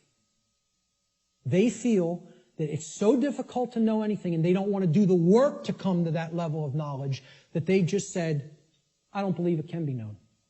That makes me feel more comfortable in my ignorance and laziness. That's the truth about what solipsism is. Okay? And that's the truth about my friend I bumped into at the MUFON conference. And I'd say that to her face. Okay? So, we have to realize we're battling this force. This religion is on the rise. Solipsism is on the rise. More people are becoming solipsists or solipsistic in their beliefs, in their thought processes. Let's look at some basic definitions and working definitions. Now, first thing we're going to define is definition. Let's define what a definition is, okay? A definition is an exact statement, a statement of the exact meaning of a word, all right? We're looking for an exact meaning, not a connotation, not a maybe or a like or a somewhat. We're looking to narrow the focus. That's why it definites it. It makes it finite. We're taking it not infinite, we're finiting it. We're making it finite, okay? We're actually limiting through words what something means so we can be clearer about what we're saying, okay? It's an exact statement or description of the nature, scope, or meaning of something. Another way we could look at a definition when we're talking about visual or audio definition is it's the degree of distinctness or clarity of an object, image, or sound, okay? So why do people buy HD TV sets? They want higher definition. They want a higher clarity of the picture, okay? If you have high definition audio, for audiophiles, they won't accept anything but high definition audio, because in comparison to low def audio, the clarity of the sound is very good. It's much better, okay? So that's what definition is. It is all related to clarity. When we use it in conjunction with words, it means the clarity of the meaning is amplified, okay? And when it's with a picture, the clarity of our vision, of the ability to see what the picture is, the information in the picture is amplified. And same thing with sound. The more accurate the definitions that we have for words or concepts, the better our clarity of meaning and therefore our understanding of those concepts, words or concepts will be. So definition simply means clarity of meaning when we're applying it to words and concepts. So therefore, let's define natural law. So this is what we're going to be talking about for the rest of the day. We have to define it. The simple definition of natural is inherent, having a basis in nature, reality, and truth, not made or caused by humankind. So if it's natural, wasn't made by man. Mankind didn't make it. Okay? And again, the origin of the word, neter in Egyptian, means spirit, and all means of or related to. So of or related to spirit.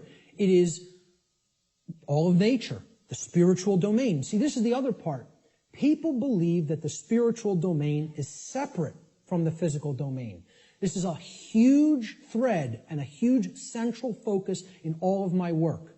If you think the spiritual domain is not where you are at now because you're in the physical domain, you're mistaken. If you think that the spiritual domain is someplace other than the physical domain, you're also mistaken. If you place emphasis on one above the other and say, well, this one takes precedence and this one's not important, either way you do it, whether you say the spiritual is more important and the world of matter should not be given any significance, it's imbalance. And it's not true. Okay? Or if you say, hey, like scientism does in many, left brain scientism, the material world is all that there is. This is just a dead mechanized clockwork called the universe, and it happened by accident for no reason. And there's no such thing as the spiritual domain. Both of these worldviews, and we're going to get to a breakdown of these worldviews, they're completely inaccurate, they're not based in truth, and most of all, they're based on brain imbalance. And we're going to see how one of these worldviews or another develops when either the left brain hemisphere or the right brain hemisphere has taken precedence and dominance within the individual consciousness. So, natural means spiritual. These words could be used interchangeably. So when I'm talking about natural law, I mean spiritual law. Unseen spiritual laws. But overall, the dictionary definition of natural is it's inherent to nature and it's not made by man. The word law the definition is an existing condition which is both binding and immutable. So let's look at each one of these words. Existing. It means that it is present. It is present. Okay? It cannot be just ignored and expected that, well, that doesn't make it true and it's not going to have an effect. It's there. It's present. That's why it's a law, that it's in operation, that is in operation. It is binding. Binding means it has an effect. It means it doesn't matter whether you believe that it has an effect. It doesn't matter whether you understand that it has an effect. It doesn't care. And this is another big hammer to the ego. The human ego wants to hear what it wants to hear. One of the things it wants to hear is, the universe cares about you. Personally. It cares about John. It cares about Bob. It cares about Mary. It cares about Elizabeth, whatever. Okay? It cares about you individually as a being. Now, you could go so far as to say you believe that the creator of the universe cares about you. I'm not denying anybody or saying don't think that. What I'm saying is that the laws of the universe don't care about you. Laws have been created in this realm that work flawlessly. 100% of the time, flawlessly. Let me ask people to envision this scenario to try to clarify this. A couple are on a picnic. They're out in a state forest or something like that. They're on a picnic. About 50 yards away from where they're at, okay, there's a pretty tall cliff, maybe about 200 feet. Okay, and it ends in some jagged rocks. They brought their 2-year-old child on the picnic with them. They unfold the blanket, take out the picnic basket, they're having their picnic. Maybe passions got heated and the husband and wife were, making out a little bit. Their kid, 2-year-old daughter, in her nice Sunday sundress or whatever, wanders off, gets to the edge of that cliff. Will gravity care if that girl goes over the edge? Will gravity allow her to go over the edge? Yes, it will. Gravity is not going to say, this girl doesn't understand this law, and she'll die if she goes over that edge. She's innocent. She's nescient even. Not even ignorant. Innocent and nescient. Will that law still have an effect? You damn better well believe it will. And so does natural law in the same way. It doesn't care whether you don't know. Doesn't care whether you're nescient or ignorant. It's in effect, it's binding, and it is immutable. Immutable means that nothing you can ever do can ever change it. It is in effect eternally. Because man didn't put it into effect. You know who put it into effect? The creator of the universe put it into effect. And I don't really care what you think of that force as. You could think of it as an impersonal force. You could think of it as the man with the beard. You could think of it as this remote control. I don't really care what you think of it as. Personally, that's none of my business. But you know what? If you think of it that it's man that makes the laws, then I have a problem. Because man doesn't make these laws I'm talking about. The creator of the universe set these laws into motion, put them into effect, and they bind you. You and I are bound by these laws, whether we like it or not, whether we accept it or not, whether we understand it or not. They're in effect, and you are already creating the reality that we are experiencing based upon interaction with these unseen laws. Already. You're already doing it. You can never not be doing it. That's an impossibility. Okay? You're always creating, co-creating in harmony, in cooperation, I should say. Whether it's in harmony or opposition is a different story. In cooperation with these spiritual laws that I'm going to talk about. You are already creating in cooperation with them and can never not do so as long as you exist in the physical domain. Okay? So that's what the simple definitions that we're working forward with. Natural law doesn't mean anything other than this. That's it. It means, so let's put them together. Inherent, existing conditions. Conditions that exist in nature which are both binding and immutable. They have an effect whether they're understood or not, and they cannot be changed. So what would be our requirement of knowledge here? What do you think should be done? If we are always working with these, do you think we're going to create something that is wise to create, that is good, that is in alignment with what we say we want, if we don't know how these laws operate?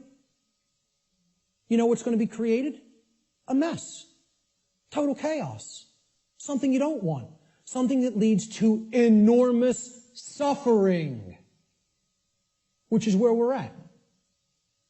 If, on the other hand, you have that knowledge of how these things work, then you align your behavior to them, you're going to create a whole new different ballgame. And then you're going to not have self-inflicted suffering. Okay? That's what this is all about. So let's give a working definition. This is what I call the soundbite. Right? People say, well, tell me what natural law is, Mark. You have a few days? Maybe a large portion of the day like we're going to cover today. Maybe. Some people will get it. Okay? But really, you need to devote a large amount of time to studying this, understanding it, reading about it, and even experimenting with it. This is not an untestable hypothesis. Okay? And it's not a hypothesis. It's actually a law. But it's not untestable. You can test it. You can apply all the scientific methodologies to natural law. Same thing. Gather your information, observe, hypothesize, observe, test the results, publish the results. That's scientific methodology. The scientific methodology will be borne out for everything I'm talking about in this presentation if it is applied. Because this is not a religion. This is not some New Age mumbo-jumbo. This is a science. It is a science that constitutes knowledge of how laws that are existent, in operation, and immutable in this universe work. And how we are creating what we experience in conjunction with these operating laws. And man didn't put them into effect. Whatever created this universe put them into effect. I'm not here today to tell you what that is. Your job in your own personal experience is to get in touch with what you feel that is. I'm not here to tell you what that is. I'm not here to tell anybody what that is. But my whole point is, it created these laws, and they're in effect. And if you want to stop suffering, and if you want the human condition to change, you have to understand how these laws work. There is no way around that. Knowledge of these laws is required. And this is what people in the so-called New Age movement and in religious communities and in other communities don't want to acknowledge. They don't want to acknowledge that work is required. So let's give a working definition for natural law, my soundbite variant, okay? I tell people who want the 6 o'clock news edition of what natural law is, okay?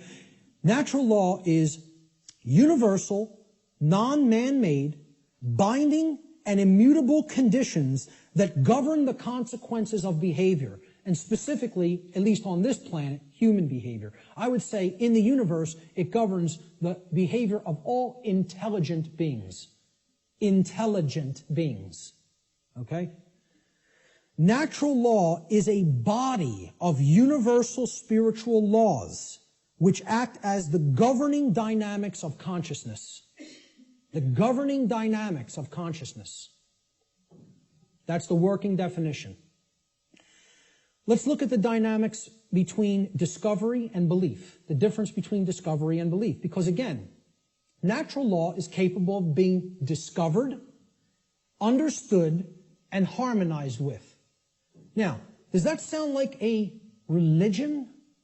Religion asks people to believe, accept, and do without question. What this is saying, this exists, you're bound by it. The best you can do is to understand its operation like you would understand gravity, and therefore not just walk toward the edge of a 200-foot cliff that is bottomed by jagged rocks.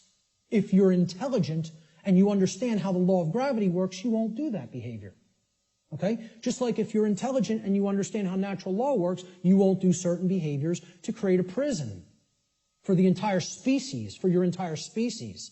Unfortunately, humanity has not reached that level of consciousness yet. They are not at that level of co-creative intelligence to understand how these laws work and then align their behaviors to them. So natural law has nothing to do with religion. It's not a belief system. It's a science. It is a discoverable operation that is already in effect that we can either understand and align our behavior to or remain ignorant of and suffer as a result of that ignorance because it's already in effect and already has a binding effect upon you and your behaviors and everyone's. So when it comes to belief, and anybody that was trying to propagate a religion wouldn't put this slide up here.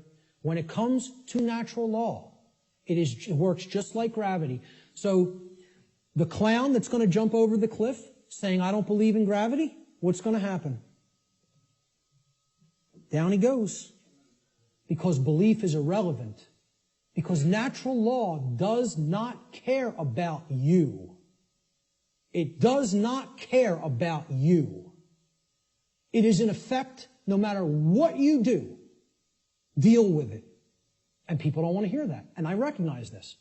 I recognize I'm not telling anybody anything they want to hear.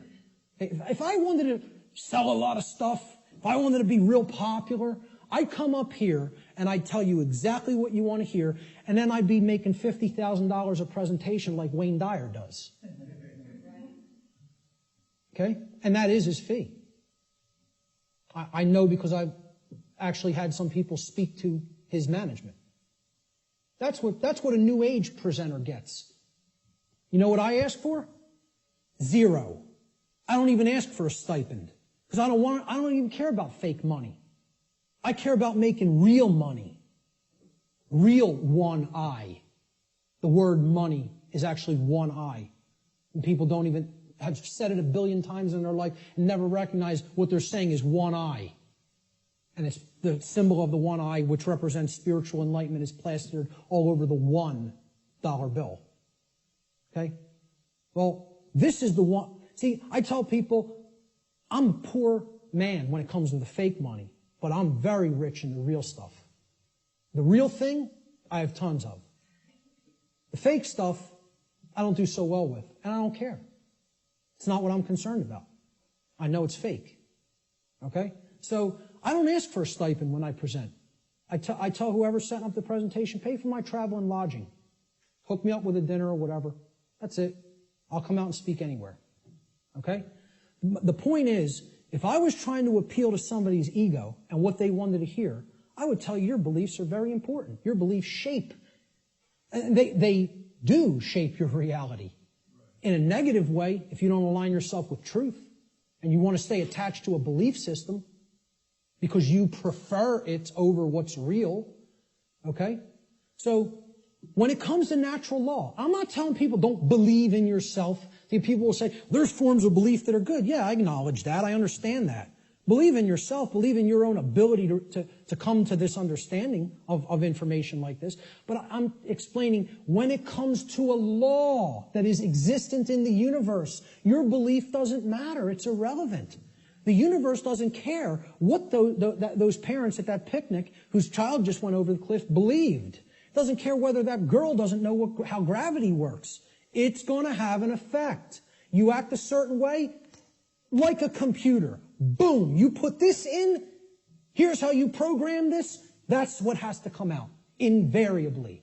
Invariably. It is nothing personal. Natural law is not a personal force. It is an impersonal force.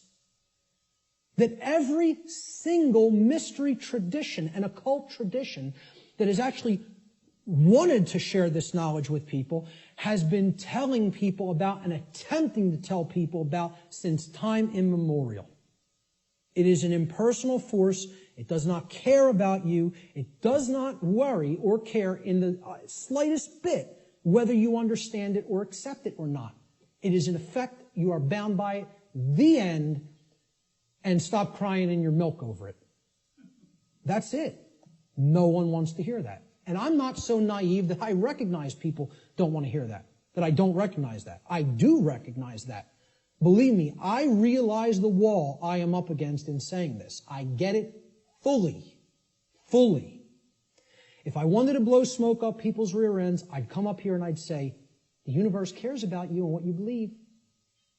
And it's going to gauge that, it's going to look at all that, and it's going to tabulate it, and it's going to say, well, what did he believe when he took this action? It's not going to say that. It's going to say, is this what happened? Yes or no? Yes? Here's the result. That's it. Unwaveringly and invariably. The human ego has a hard time with that. There was some popular TV show, I don't even remember what it was. Barb had downloaded it. And she was watching an episode, and it said, humanity's greatest fear is that truth is absolute. And I usually don't bother watching any television, okay? I download a couple of shows to watch them because they're allegories, and I want to pick apart the allegory. But I wasn't even watching this one, but I heard it, my head snapped around. Whoa! That came through a network television show? How'd that happen? Humanity's greatest fear is that the truth is absolute. The ego has a hard time with the concept of any absolutes. It loves relativism. That's another part of the big trap of where we're at. Relativistic ideas, and especially when it comes to morality. We're going to talk about moral relativism. But the concept here is natural law does not require your belief to be in effect, no more than gravity requires your belief to be in effect. Okay? That needs to be understood. Human belief is completely irrelevant when it comes to the existence and operation of natural law, just as it is irrelevant in relation to any of the other laws of nature such as gravity, inertia, momentum, thermodynamics, or electromagnetism. Similar to such other phenomena of nature. The workings of natural law require no belief in order for them to be discovered and known. So what I'm saying is, your belief will not change natural law, but your inquiry into it can lead to an understanding of it. You can develop the knowledge of it if you are willing to open your mind and look at how these laws function and what we're getting as a result of our disharmony with them. The philosopher Søren Kierkegaard said that there are two ways to be fooled. One is to believe what is not true, and the other is to refuse to accept what is true. Okay? So, believing in untrue notions, which is what religion is, all forms of it, all the 5 religions I posted at the beginning of the presentation. Organized cultural religion, money, scientism, politics, and the New Age movement. There's the world religions, folks. People think of religion as only the cultural religions. No, there's 4 other ones. One's called government and authority, okay? Or politics, however you want to name it. The other one is money, finance. There's another religion. One of them is the New Age movement, and one of them is scientism, which I'm not going to refer to as real science because it is not. It is a belief system and a religion. So what Kierkegaard is saying here is you could believe things that aren't true, and that will hold you back. And you can refuse to accept what is true, and that will also hold you back. I say these are the only 2 ways that humanity ever creates self-inflicted suffering for itself. You want to know how suffering is created for the human species? That it doesn't need to experience? We believe what's not true. We refuse to accept what is true. That's why self-inflicted suffering exists in our species. And if we are to become wise, we need to stop doing both of those things, and then we'll stop creating suffering for ourselves. So let's look at consciousness and the human brain. Okay? Because consciousness is an intangible force. Okay? It's something that exists, but you can't really see it. Many people even have a hard time explaining what it is. But there is physiological expressions for consciousness in the physical domain, and the brain is one of them. And of course, people will say, well, don't leave out the heart. Of course, the heart is also very important. Heart has an even bigger electromagnetic field than the brain, and is tied into the physiology in an even more complex way than the brain is.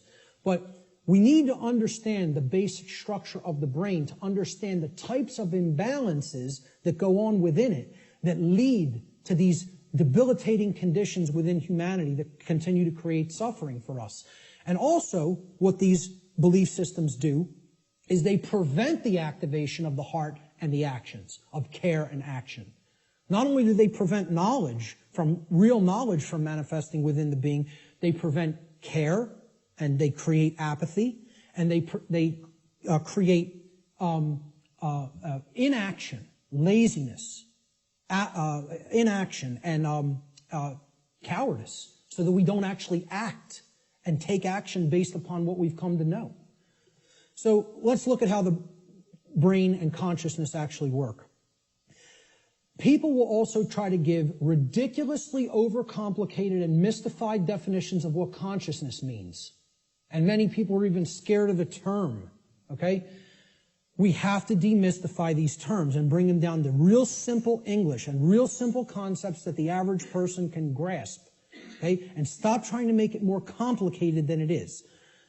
Being conscious of something, meaning having consciousness of it, is an ability of the being to recognize patterns. Remember, this is all about pattern recognition. To recognize patterns and meaning with respect to events that are taking place or have taken place, okay, both within oneself, okay, in the inner realm, in the lesser realm, the realm of the individuated consciousness, and in the realm in which the self exists and operates, the macrocosm. So let's break it down, right? Ability of a being to recognize patterns and meaning with respect to events taking place within oneself, the microcosm, and in the macrocosmic world, the world at large. And the events taking place is the truth. So it's our ability to accurately perceive truth of what has happened and what is happening. That's consciousness. That's consciousness. And it's made way overly complicated by people. It's mostly made overly complicated in the New Age movement, again, which I can't stress enough how big of a deception it is. For people, really have to go and check out my work on the New Age deception. Okay? It's on my website. It's in the video section, and it's in the podcast section. And it's a 7-hour presentation. But I'm telling you, it will be as worthwhile for you to check out as this seminar. So, that's what consciousness is. Now, how does consciousness express? There's a difference between what it is and how it expresses in our life. Consciousness expresses. I ask people, just tell me, what are the ways you could ever make yourself known to any other being? How can any other being come to know who you are in this incarnation, in this physical manifestation? How could they possibly come to know you? How could you manifest yourself or make yourself known to them? And there's only 3 ways: thoughts, emotions, and actions. Okay? And I would say speech falls into the line of the combination of thoughts and emotions. And speech is also a form of action. I'm using force to, make the air flow over my vocal cords to make sounds come out so that you can hear what the concepts I'm trying to express. So it is a form of action. And it derives from what we have thought up to this point and the emotions that we have, and we could express it through speech. So thought, emotion, and action. Thought you have to look at as the creative force that is the expression for consciousness within the individual. Okay? So it's a neutral force. You don't look at your thoughts as masculine or feminine, do you? But you do look at them as creative forces. In order for anything to manifest in the physical domain, it had to first exist as a thought. This computer, somebody had to envision all the parts, how it works, how it's put together. Okay? This camera equipment, the clothes you're wearing, the seats, everything that exists had to first exist in the realm of thought. Had to. By law. Then it comes into physical manifestation through action. Your emotions are a polarized component, you could look at it as. It is a feminine aspect of consciousness. Because other people don't feel your emotions. They can perceive or sense them. You're the one who's feeling the emotions in your physiology. It's an internal expression. You feel emotions inwardly, inside in the physiology. Hence, this is a feminine expression for consciousness. It is something that is not externalized and put out. It is something that is felt within. So the emotions in the mind-body-spirit connection are the spirit in which we do something. Okay, so that's the feminine force or the spirit. Of course, thoughts are within our mind, hence that's the mind component of the consciousness.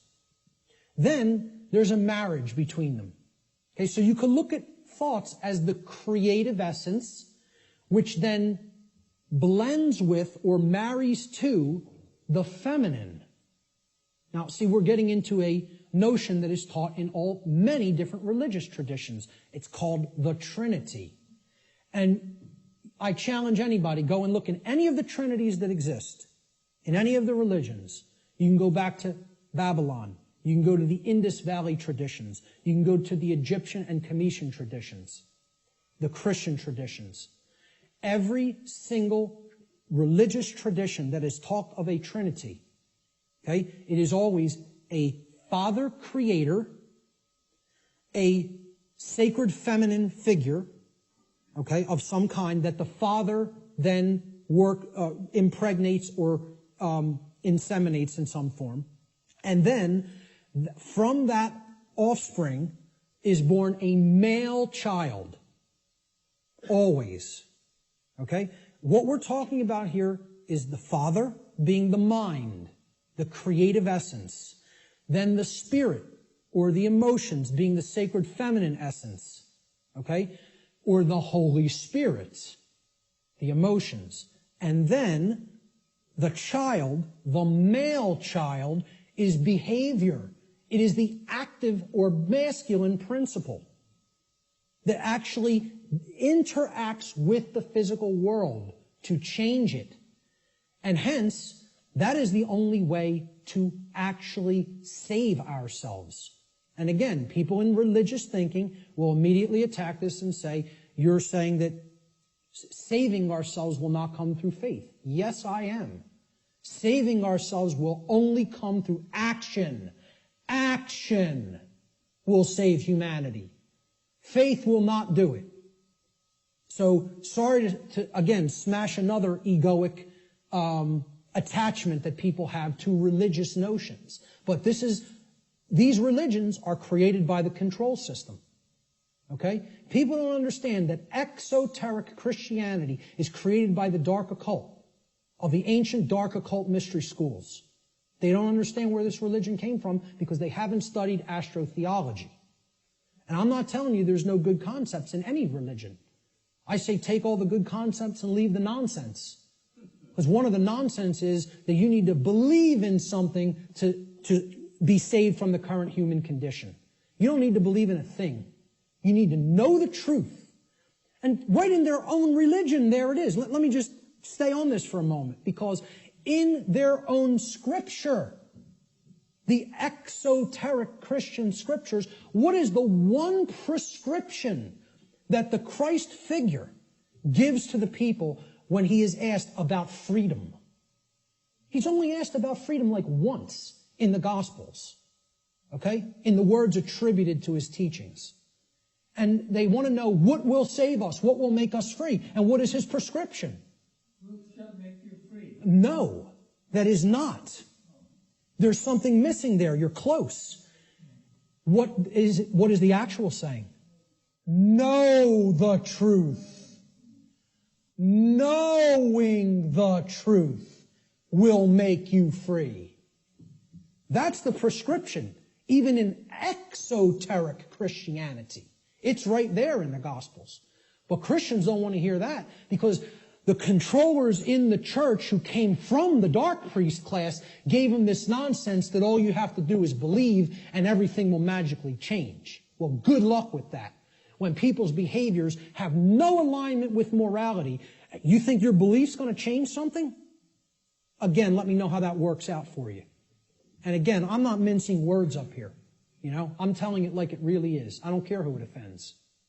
So, the expressions for consciousness are thoughts, emotions, and actions which are likened to, in the consciousness community, of mind, spirit, and body. And it's a trinity. A father creator, which is the thoughts, the mind, the feminine essence, which is the mother of the trinity, the emotions, the inward aspects, the spirit. And then they give birth.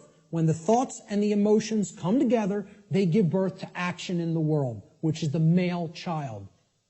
This is very important to understand. I hope everybody is clear. This is our internal trinity, which constitutes the expressions for consciousness.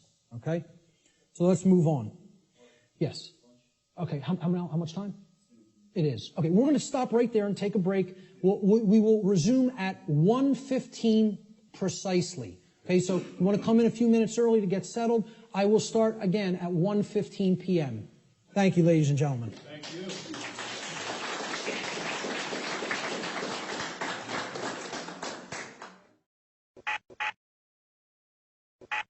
Okay, welcome back, everyone. I hope everybody had a really good lunch and is energized for the afternoon session. We're going to have, I'm going to go until about 3:20 p.m. In the first part of this, and we'll take a 10-minute break there, and then we'll start in again about 3:30, and we'll go until 5, and then we'll come to our dinner break. So, let's pick up where we left off. I was talking about brain structure and human behavior and how these two things are completely interrelated. Brain health plays a critical role in human behavior, so it is extremely important for human beings to become familiar with the brain's basic structure and function. Now, I'm not telling you that this is the totality of neuroscience, what I'm going to show you here today. I'm saying that this is the basics. It's the essence of how the brain structure works. So this is part of understanding the physiological aspects of how consciousness works, all right? So there's three main complexes, structures, that comprise the total human brain. The first is the R complex, or the reptilian brain. So this part of the brain facilitates basic survival functions. It's the part of the brain that goes to work and becomes active when we're in what's called fight or flight mode, okay? when survival is at stake. It also controls basic motor functions and respiration. Okay? The second part of the brain is above the R complex. This is called the limbic system. It's also known as the mammal brain, the mammalian brain. This part of the brain facilitates human emotions, and it makes human emotion possible to be felt in the physiology. It does this by releasing what's known as neuropeptides into the bloodstream through different glands that comprise the limbic brain, or what's called the midbrain also. So the final part of the brain, the highest structure structurally, and the newest part of the brain, evolutionarily, it's called the neocortex. Now, really what this part of the brain is really called is the telencephalon. That's what we traditionally think of as the gray matter of the brain, okay, with the hemispheres, okay?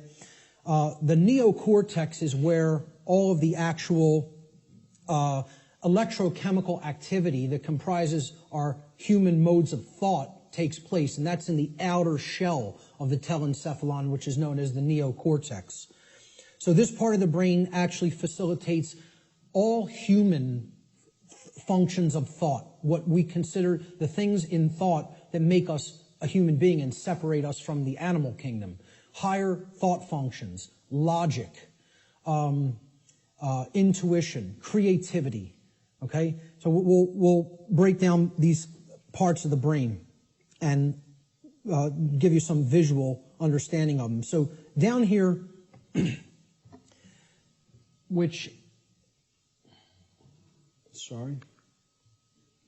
down here is the reptilian brain. It's comprised of the brain stem right here, and this part of the brain is called the cerebellum. Okay? These two components together essentially comprise the R complex. So again, the R complex is the lowest consciousness part of the brain. We don't do any thinking with this part of the brain. It's the reactive part of the brain. It reacts to stimulus. It's the stimulus response mechanism.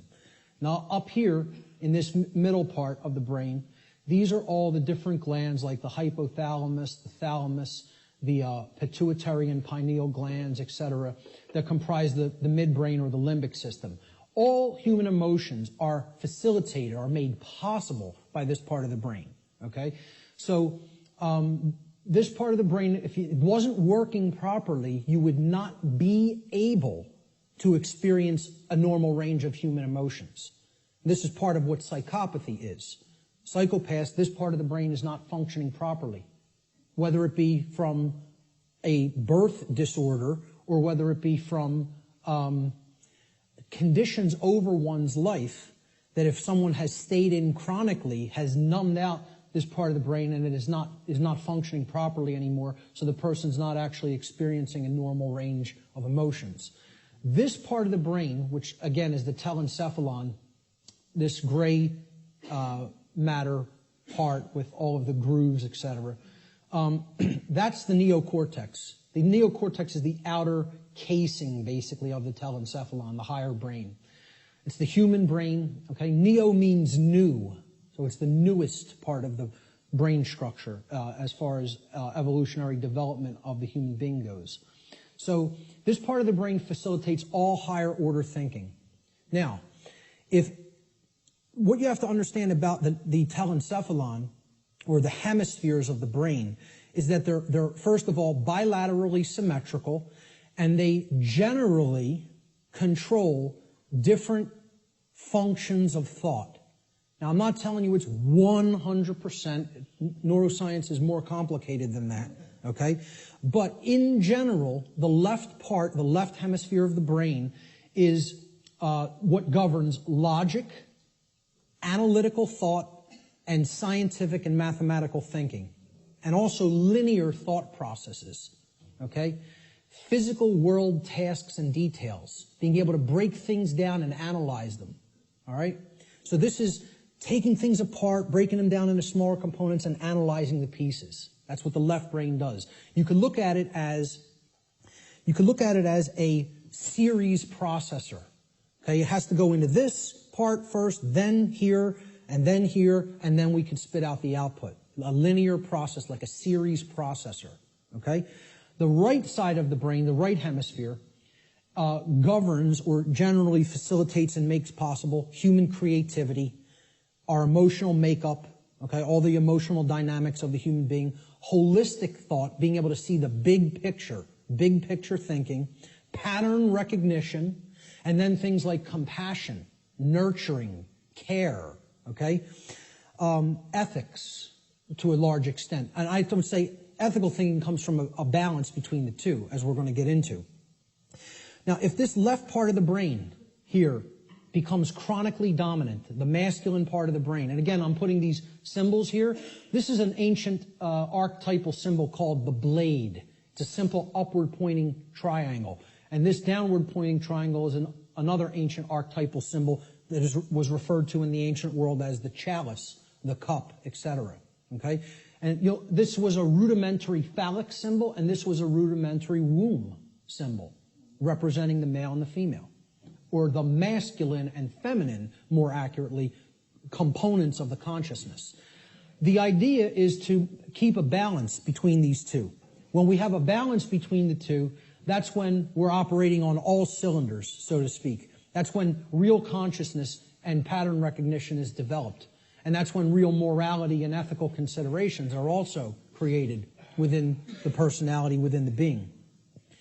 If this part of the brain is chronically dominant, the left part of the brain, okay, what happens is the right side of the brain is imbalanced. It's not really functioning at a higher level, okay?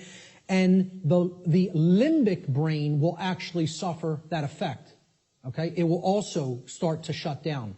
So you will have a lot of left brain patterns going on and a lot of left brain processing going on. But if that's all that's happening and we're not using this part of the brain equally, the R complex of the brain is what essential executive functions are going to be routed to.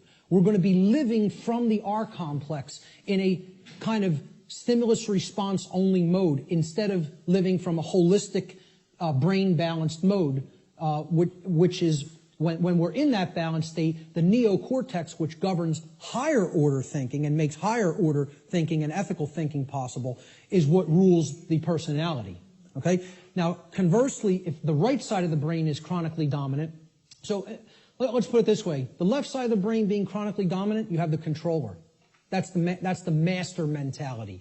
The right side of the brain being chronically dominant, that's the slave mentality. That's the I won't stand up for myself and I'll just accept everything.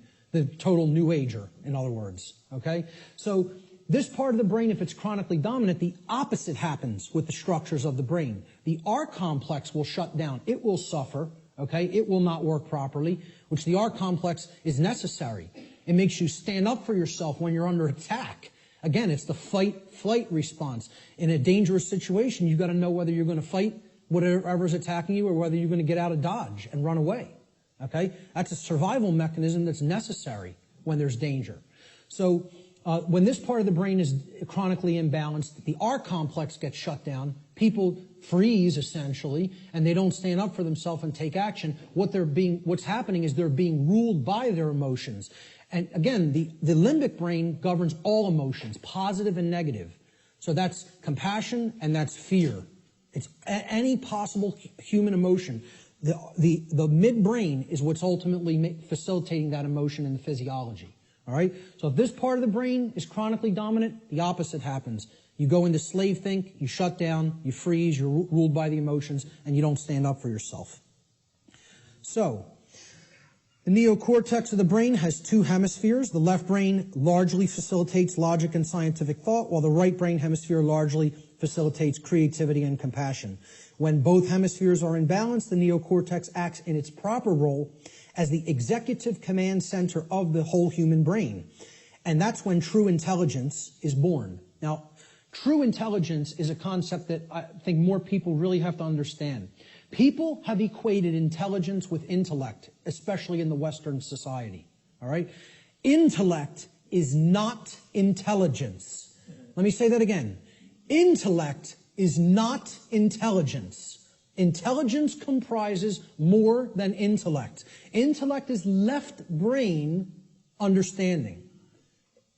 True intelligence is holistic understanding, with the right brain included in the process, the nurturing, compassionate, creative, and intuitive sides of the consciousness together with the intellectual aspect of the consciousness. And you can see this in the word. Intelligence. Right? Intella is where intellect comes from. Okay? And gens, G-E-N-C-E, comes from the Latin verb generare. Generare means to generate or to create. So it's the creative aspect of the personality, or the right brain. So intellect plus creativity, logical thinking plus nurturing and compassion. That's real intelligence, holistic intelligence. And most people in our society are not in holistic intelligence. They're in one form of brain imbalance or the other. So let's look at how this manifests. If a human being's left brain hemisphere becomes chronically dominant, the R complex will take over executive function of the brain, and the person will become ruled by selfishness and base desires. And they will develop a personality that is based in domination and control. Conversely, if a human being's right brain hemisphere becomes chronically dominant, the limbic system will take over executive function of the whole brain, and the person will become ruled by their own emotions and develop a personality that is based in submissiveness and naivete. Okay? The slave think mentality. The schism of the individual. Okay? And this is critical, because this is not only a schism within the individual consciousness, it's a schism of worldview, of the way we view ourselves in the world and the way we view our relationship to others in the world. So I call this the mental schism. And it highlights basically what will happen, what kinds of thinking will manifest when certain types of brain imbalance are present. So when we're in this schism, and again, most of humanity is, if we're overly intellectualizing everything and we're too much in the masculine hemisphere of the brain, okay, we're not using the right or intuitive capacities of the brain, the right brain hemisphere. What this can lead to in the world is, again, rigid skepticism. Now, what did we say about that? It's not conducive to learning. People aren't really going to learn when they're rigidly skeptical. This is a hallmark of scientism. Scientismists, I don't know what other thing to call it, worshippers of the altar of scientism, okay, they have this rigid skepticism because they're purely intellectual. They're not really intelligent. The creative aspect is missing from their personality makeup, okay? Atheism is a hallmark of overly dominant left brain thinking, because that, shuns all aspects of spiritual reality. There is no spirit.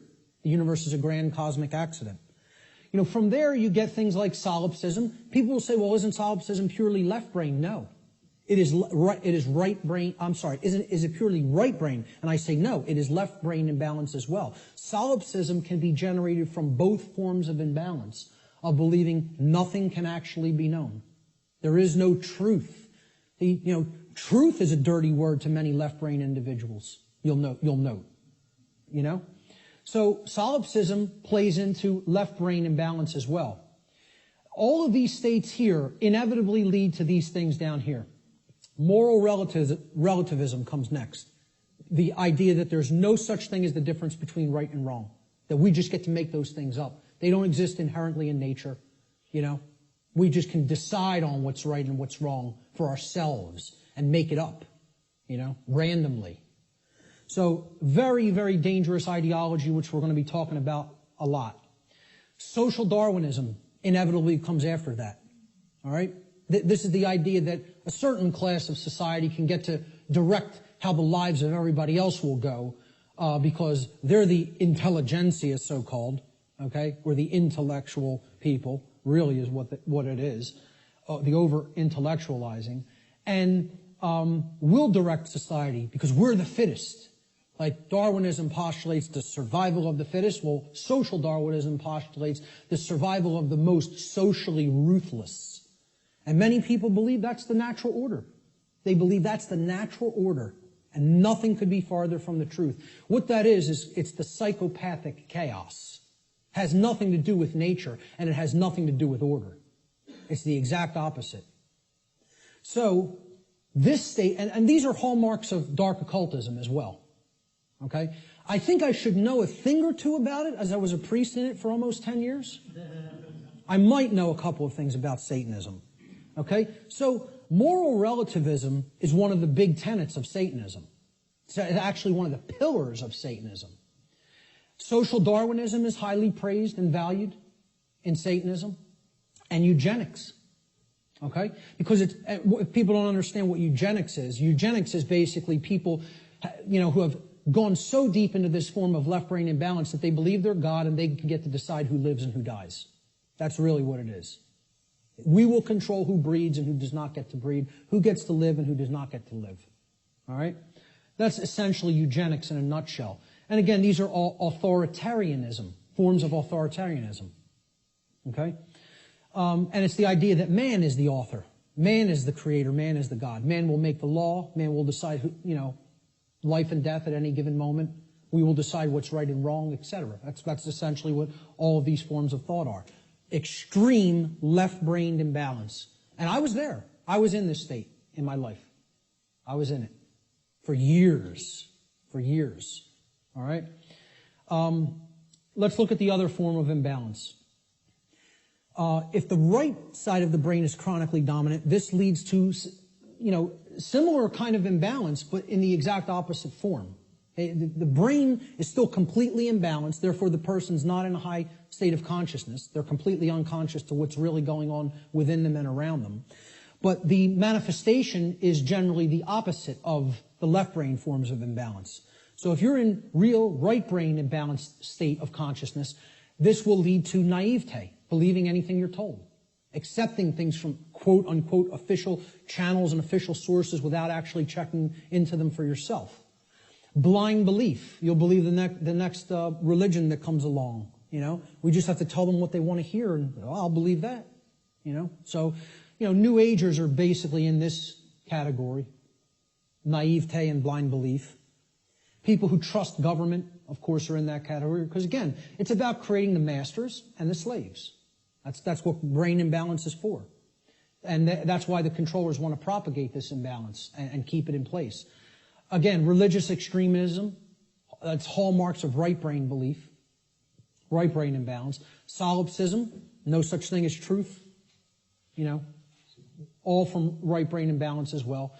Feelings of unworthiness, self-loathing, accepting orders from other people, being an order follower. We're going to have a whole section on order followers later, and how this is the exact opposite of anything virtuous. For people that believe order following is some kind of a virtue, I don't know what to tell you, but it's the thing that leads to all evil in the world, is accepting somebody's orders and not actually gauging for yourself whether the activity, the behavior is moral or not. Okay? And it creates a willing slave. This form of imbalance is ultimately generating a willing slave, whereas this form of imbalance is ultimately generating a psychopathic master. And they're all forms of mind control. It's just another aspect of how mind control works. The propagators of mind control are just doing this to keep that imbalance present in one form or another. They don't even care which it is. As long as they have some that are imbalanced toward one direction and some imbalanced toward the other direction, that's how the dynamic plays off against itself. And you have a world that is continued to be kept under lockdown. So let's look at the worldview schism that goes hand in hand with the brain schism or the mental schism. And again, worldview is exactly what it says. How do you view the world? How do you view yourself in it? How do you view others in it? Well, when there's chronic left brain dominance, the worldview that emerges is one of randomness. And again, this is a hallmark of scientism. The world is this grand cosmic accident. All right? The whole universe is a grand accident. There's no purpose. Right? There's no creator. Everything just magically manifested on its own for no reason from a single singularity, a single point in space-time for no reason. You give me that one, and I'll tell you everything else that happened after that. But you got to give me that one, And I have some bridges to sell you You know? So, you know, there's no underlying intelligence in nature. Nature is dead. That's what this worldview is about. Nature is dead. It's a dead thing. It's a mechanized machine that is there for no reason. Okay? There's no such thing as the spirit at all. No such thing as spiritual dimension. No such thing as natural law, certainly. Because for one to accept natural law, well, where does it come from? You know, I ask people like whether they accept that natural law exists or that, you know, there's actual objective truth and morality. And like 2/3 of people don't accept it. They don't believe that it exists. They don't think there is objective reality and objective truth and objective morality. You know, they think it's all relative and we get to make it up.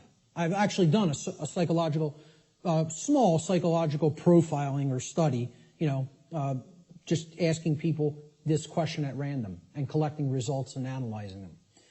We're at about 2/3 of people who are moral relativists and believe that truth is relative also, that it's not objective.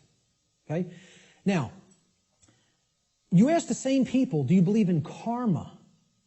88, almost 90% of people believe karma is real and it exists. So I'm like, I can't believe this. You're going to tell me that there's no such thing as a real difference between right and wrong. They're constructs in the human mind is what they think, right? And simultaneously holding in their mind the idea that karma exists. Well, I asked them the question, what put karma in place then? You believe it exists. What force created it? What made it? What put it in place? And they have no answer for that. You know, they intuitively believe karma exists, but can't answer where did it come from. Because that would involve a creator. And somebody in left brain imbalance can't acknowledge that, you know. So to a left brain imbalanced person, there's no such thing as spiritual or natural law. It doesn't exist. As a matter of fact, all of existence has no purpose other than to continue its existence. See, survival is the highest aspiration to a left brain imbalanced individual. Right and wrong have no bearing. There's no point in even discussing it. Okay? Because right's what's right for me if I'm super left brain imbalanced. Wrong is whatever affects me negatively. Okay? It doesn't matter what's actually moral. Okay? It's all subjective to a left brain imbalanced individual. And to them, nothing has any purpose. Since it's all a grand cosmic accident, how could there be a purpose for existence? Without a creator, who's going to create the purpose for it? You know? So it has no purpose other than to continue surviving. And again, that's right there is proof they're in the R complex, they're in the base brain. Survival is the highest goal. Survival is the only aspiration. Now, in Satanism, it's about as left brain imbalanced as it gets, folks. You know what their number one law is? Survival. Survival is the highest law. Okay, and we hear about this in Darwinism too. The ultimate purpose of the being is to continue to survive. I would highly debate that. I would highly disagree with that. There are laws higher than survival. Okay? But in Satanism, they simply refer to it as self-preservation. And that means preservation of systems of belief as well. Systems that are serving the self, the egoic self. They must continue to survive. Self-preservation as the highest law. That's the number one tenet of Satanism. And it doesn't matter who you need to step on to do it. Who you need to step on to get one up on somebody else. This is extreme left brain imbalance worldview.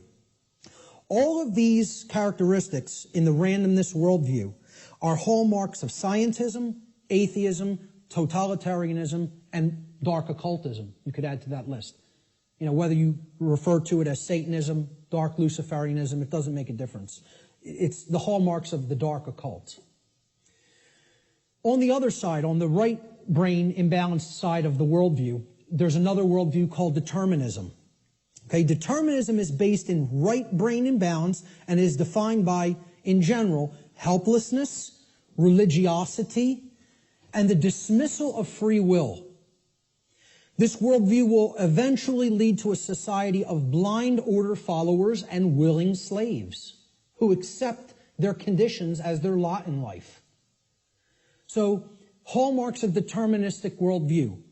God controls every event in creation. Nothing happens at random. There is no free will. So you can never throw anything a curveball through free will. Every event is preordained. Okay? And religionists believe in this. See, I like to say, my presentation is going to piss everybody off. And that's what it should do. Because if you're in one of these forms of belief systems, it represents one form of imbalance or another. So people who believe in government and science are in that left brain imbalance. They're going to get pissed off that I'm talking about that form of imbalance. And then the people who are in religion and the New Age movement, they're in that right form of imbalance, so they're going to get pissed off at that. Good. Let them all be pissed off. The truth will piss you off, and then it will set you free if you accept it. So, all occurrences are preordained. Free will is an illusion. Now, you know who just said this in his latest book? Stephen Hawking, who you would think is the most left-brain person that you could think worships at the altar of scientism, believes the universe is a grand accident, okay, and a mechanized machine, okay? It's like this comes full circle.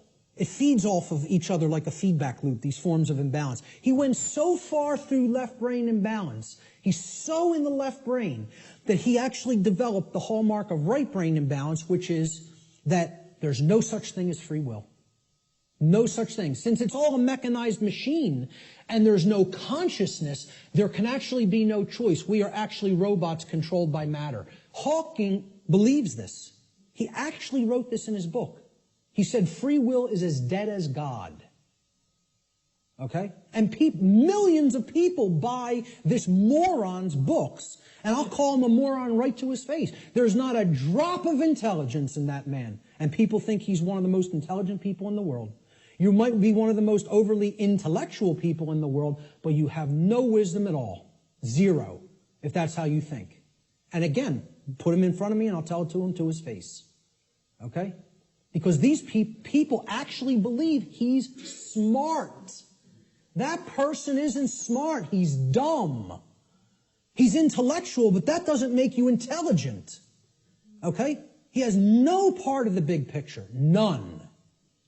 Just because you can theorize something and visualize it and calculate it mathematically does not make you an intelligent person. That means you're great at using the intellect. You're great at mathematics. You're great at linear and logical thinking. That does not make you wise. All right? So, to continue with the right-brained imbalanced worldview, since God controls everything in creation, nothing is possible to change. Human beings are powerless to create change. Everything is being made to be this way by God. This is what religionists and right-brain imbalanced people think. So, therefore, why take any action? Action is ultimately meaningless. A big hallmark of the New Age community, because it's a religion. The Course in Miracles. Oh, we just need to accept everything the way that it is, right, folks? Doesn't make a difference if evil is running amok in our midst. No. Accept it all. Don't try to change a damn thing. Take no action, just observe. And see how far deeper that gets you into bondage. Because that's the best way to get real deeper into chains. Okay? So these are all hallmarks of religious extremism and what I call simply slave think. Because that's what it is. Let's not euphemize anything. Let's call them what it really is. This is master think, that's slave think. And if you want a world that continues to propagate slavery, you'll stay in one of those forms of brain imbalance. And this right brain imbalance, in addition to religious extremism and slave think, is the hallmark of the New Age movement and their followers, their religious followers. Now, there's a balance that is struck between these, okay? And that's what everything really is ultimately about, creating a balance. Because there are components to these two worldviews that if they come together, it shows us what the truth is. And here it is right in the middle here. There is a deterministic component to reality. And there is a random component to reality, existing in cooperation with each other, in conjunction with each other.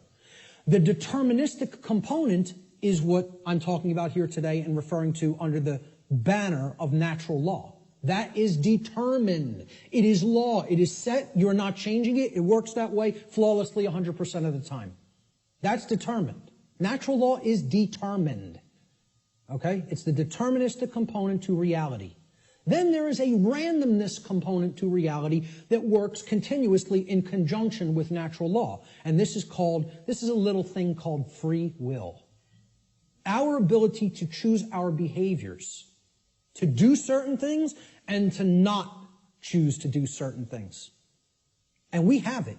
Every individual has it, no matter what position, no matter what situation they're in. I don't care what institution you're in. I don't care who you've listened to up to this point. I don't care what background you come from. I don't care what economic class you come from. Every single solitary being that is capable of thinking at all is gifted with free will. You have free will to choose your behaviors, and so does every other human being. Everyone. Okay? It's a gift of creation itself. Okay, we can choose what we will do and not do. Nobody can actually make anybody do something like a robot. Oh, believe me, there's people who are trying. You know? Like Art talked about, Jose Delgado. Was searching for means to electronically, directly control through chip implants and stimulus through chip implants in the brain, human behavior. Like a robot. To put a technology into the brain to control the behavior of the individual. And that went on right here.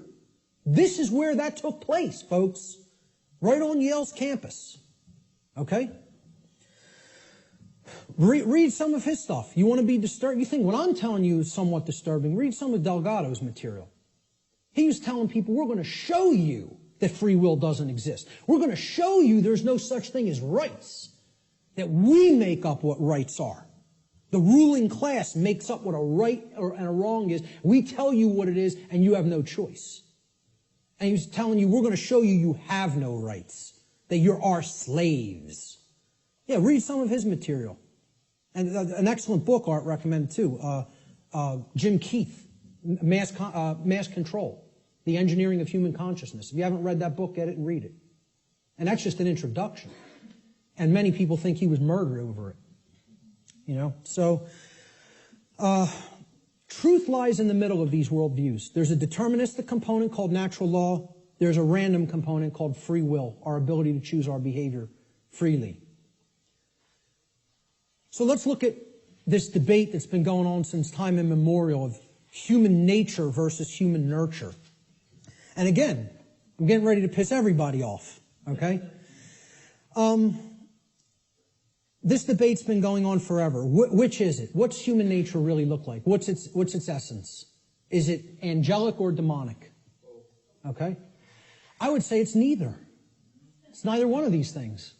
It's not both. It's neither. So nobody wins here, you know, who falls on one side or the other. And it's a very difficult thing for people to accept as well. Because when we ask the question, what is the nature of a human being? It's a very similar question to asking, what is the nature of this computer up on this platform? What is the nature of that projector? What is the nature of those cameras? Well, can I actually say what the nature of these things is? It's a computer. Its nature is to compute information. What is the nature of that projector? Is it good? Is it bad? Is it angelic? Is it demonic? Is that projector demonic? No. Its nature is that it projects imagery. What is the nature of these cameras? They capture imagery. That's all. So what's the nature of a human being? The nature of a human being is that it takes in information, it processes it, and then it outputs it through behavior. And as we're going to see, that's very much like a computer. I'm not saying that it is a computer. I'm saying it's like one. Okay? So human nature is neither inherently good nor inherently evil, as many people think fall on one side of this argument or the other. Instead, we should consider the operating conditions or the environment in which human beings exist, which influences behavior to a great extent, thus creating the current human condition. That's why it's called the human condition. It's not called, the situation we're in is called the human condition. It's not called the human nature. Okay? It's called the human condition. There's a reason it's called a condition. For any condition to be in place, well, hey, what condition is my computer in right now? What condition is my projector in? What position is Richard's cameras in?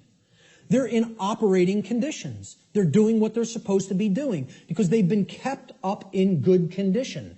Okay? In the example of my computer, it has a working operating system without malware on it. Okay? It has software that does the job, that does what I'm asking it to do properly without bugs. Okay? Those are the conditions. The operating conditions will determine how does it perform. What kind of output can it put out into the world? All right? So, again, what I'm saying here is that human beings are like computers. Not that they are computers. Let me just state that emphatically. We're not computers. We're like computers. Okay? We are programmable. That's the nature of a human being. How many people have ever heard anybody say that the nature of a human being is that a human being is programmable? To my knowledge, I'm the only person or researcher that is calling that human nature. Our nature is that we can be programmed. And there's another thing. That's another thing people don't want to hear. They don't want to hear this because they liken it to a mechanized machine. And I'm not saying, again, to emphasize, I'm not saying we are computers. I'm saying we're like them in the ways that we can be programmed. So what gets put into a person through the environment, which is called the culture, all right, and becomes their programming, determines what they will output onto the screen, which is called human life. And that will create the human condition in the aggregate as more and more people operate that way. All right, so let's look at how this works. Human beings are programmable much like computers. Like a computer, if a human being has a bad file system format, that's the first thing you do when you're going to get ready to use a computer. You have to format the drive. How many people here are somewhat techie? Not many. Okay, about a quarter to a third. All right. So some people will know what I'm talking about here. For the others, excuse the jargon for a moment. All right? I'll explain what it is. A file system format is you got to format the hard drive so you can prepare it for a specific operating system, which is basically the task controllers. It's going to control what happens on the computer, how programs get launched, how memory is used, etc. in a nutshell. All right? I do this for a living, so I know all the technical stuff. So I'll try to keep it simple. So, if the human being has a bad file system format, right, this is akin to the operating conditions during a child's formative years, the first 6 years of their life, essentially. Now, think about it. We call this their formative years. Their formative years. Like a format on a hard drive. Because this is what puts the file system into the human being. That prepares it for its operating system. Okay? So, largely, what programs the child at this stage is the parents. And what they will see in their immediate environment and home and during their very early years in, quote, schooling. All right? Now, if, like a computer, if a human being also has a bad operating system. Now, this is like Mac OS, Windows, Linux, etc. Android, iOS. These are operating systems. Again, they are basically providing a platform that other programs will run in. And they're providing a graphical user interface. This is your culture. The operating system is the culture in which the programs run. Okay? So, let's say if you have a bad operating system, meaning you're already surrounded in a bad environment, in a bad culture, right? That's also going to negatively impact the output. And then they have bad software programs. Now, these are the programs that you run. Now, if I didn't have a good presentation piece of software, my presentation might come out sloppy. It might crash in the middle of it. It might not display the graphics or the text properly. Okay? So you got to make sure you're working with good, reliable software as well.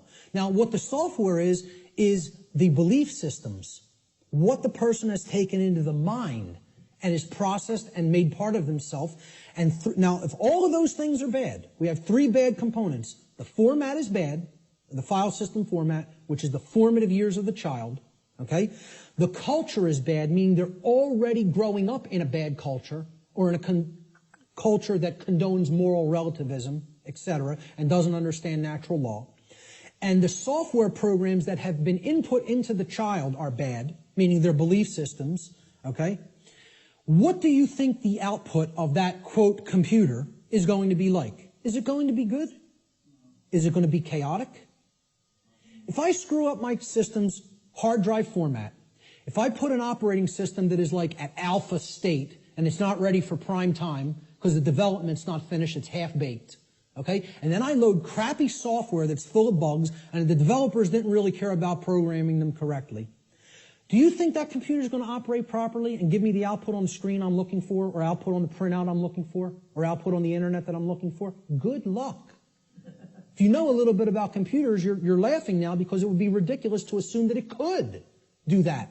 Well, why do we think that we're going to have that in our environment when all of these things are badly programmed? See, the output onto the screen is also going to be horrible if all those three things, that determine how the system works are also bad. So it will contribute to deteriorating conditions on a mass scale. Like a computer, the behavior of a human being largely depends upon its programming. And its programming is the quality of the information that is being input into it. The quality of the information it's taking in. The quality of the information it's taking in is going to determine the quality of the information it's outputting, like any other computer. So if garbage goes in, surprise, garbage is going to come out. If good information goes in, quality will come out. And the output will be as one wants it to be. It will be able to process and create efficiently, effectively, not chaotically. Here's a very simple diagram. Again, if people understand it, they really get how natural law functions. And again, it's very unpopular. People don't want to look at what the bottom base foundation or platform of this structure is. Because once again, this idea that knowledge is what's required makes many people upset because they want to believe they're going to achieve these things they say they want without doing the work to acquire that knowledge and therefore understand the requirements for obtaining those conditions. So we start with available information. And when people look at what I'm going to describe here, they will recognize it as something. And I'll hold what that is for a moment. Available information is what you're starting with. This constitutes potential knowledge.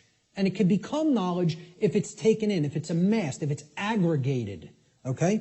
It can be gathered, it can be processed, it can be understood, and then it can be acted upon.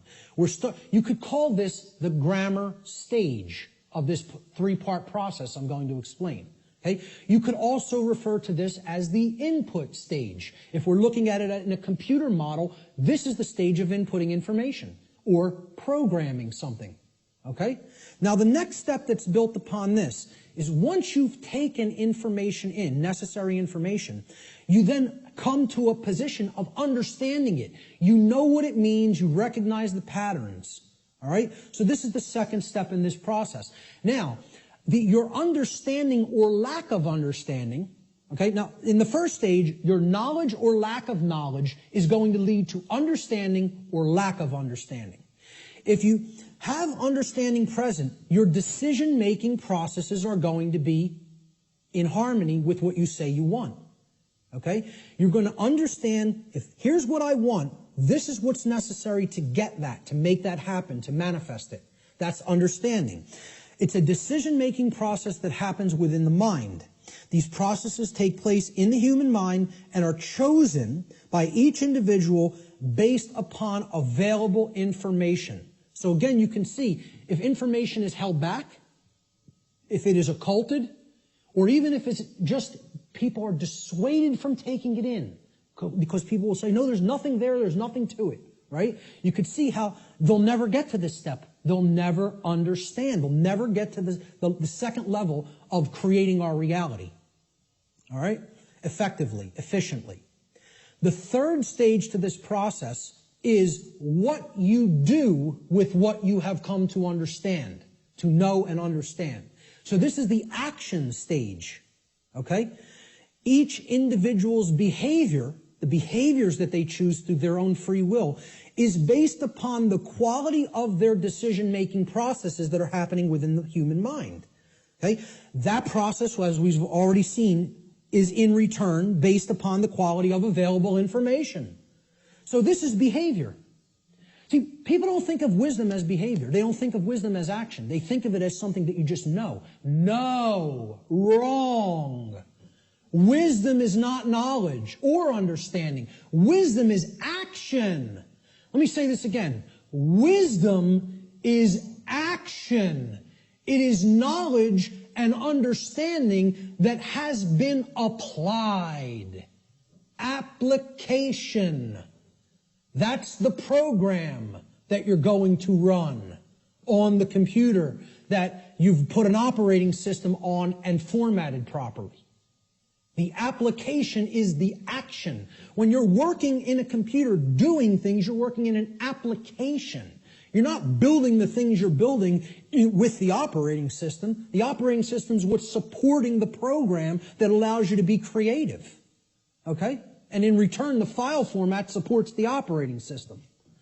So, we start with available knowledge. That can be converted in available information, which can be converted into knowledge, which can then, through decision-making processes and filtering of that information to eliminate inconsistencies, can lead to an understanding.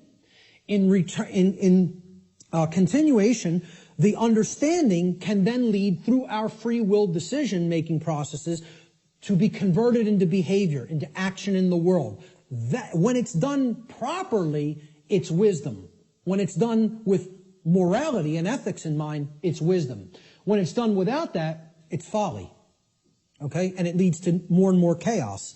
So, based upon these three processes, something is generated. Something is created in the physical manifestation, physically manifested reality, the real world, so to speak.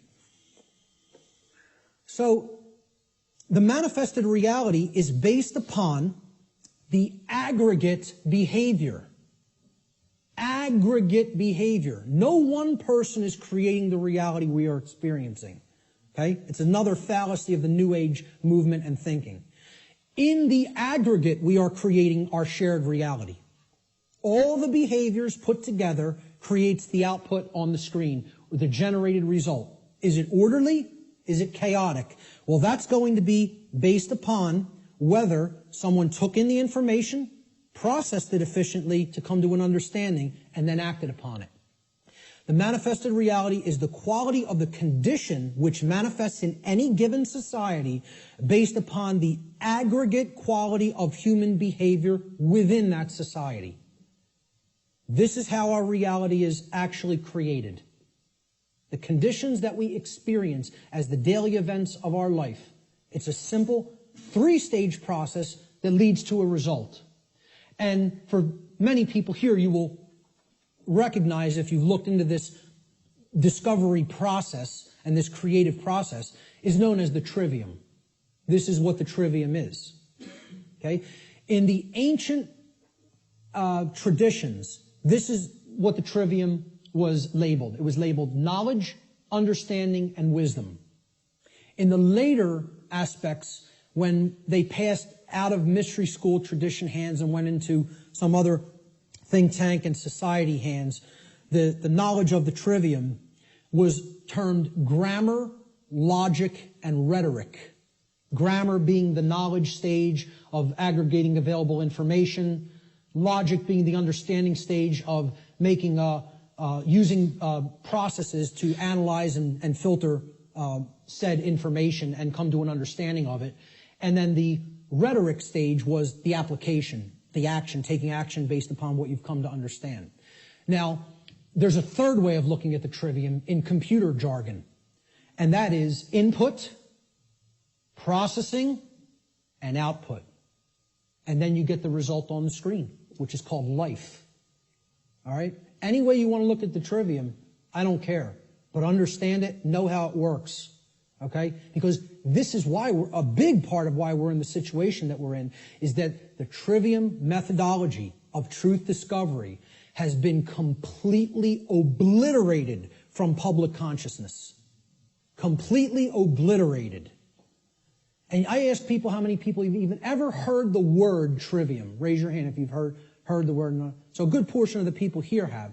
Many people have never heard the word. And if you do a Google search on it, most people are going to get back the band, the metal band, the trivium, which is not a bad band. But, but the whole point here is the results that are going to come back through Google or Bing or Yahoo or whatever are going to give you a metal band. A heavy metal band, instead of the trivium method of learning, the classical liberal arts education methodology. Because they want to try to sanitize that as much from human consumption as possible. They don't even want you to understand how that works at all. And that's why it's been removed from public schooling. And that's why, as long as this society stays the way it is, it'll never be put back into public schooling. I tell people a little anecdote. When I was in high school, and thank God I went to the high school I did because they really hammered Latin and Greek into you. You were going to know your Latin and Greek when you came out of my high school, okay? For whatever other indoctrination they put into you, that's a different story. But I'll tell you what, you came out of there knowing your ancient languages. It was still part of the curriculum when I was in high school. And, again, I think I came out better out of there because of simply the linguistics knowledge that I gained from it.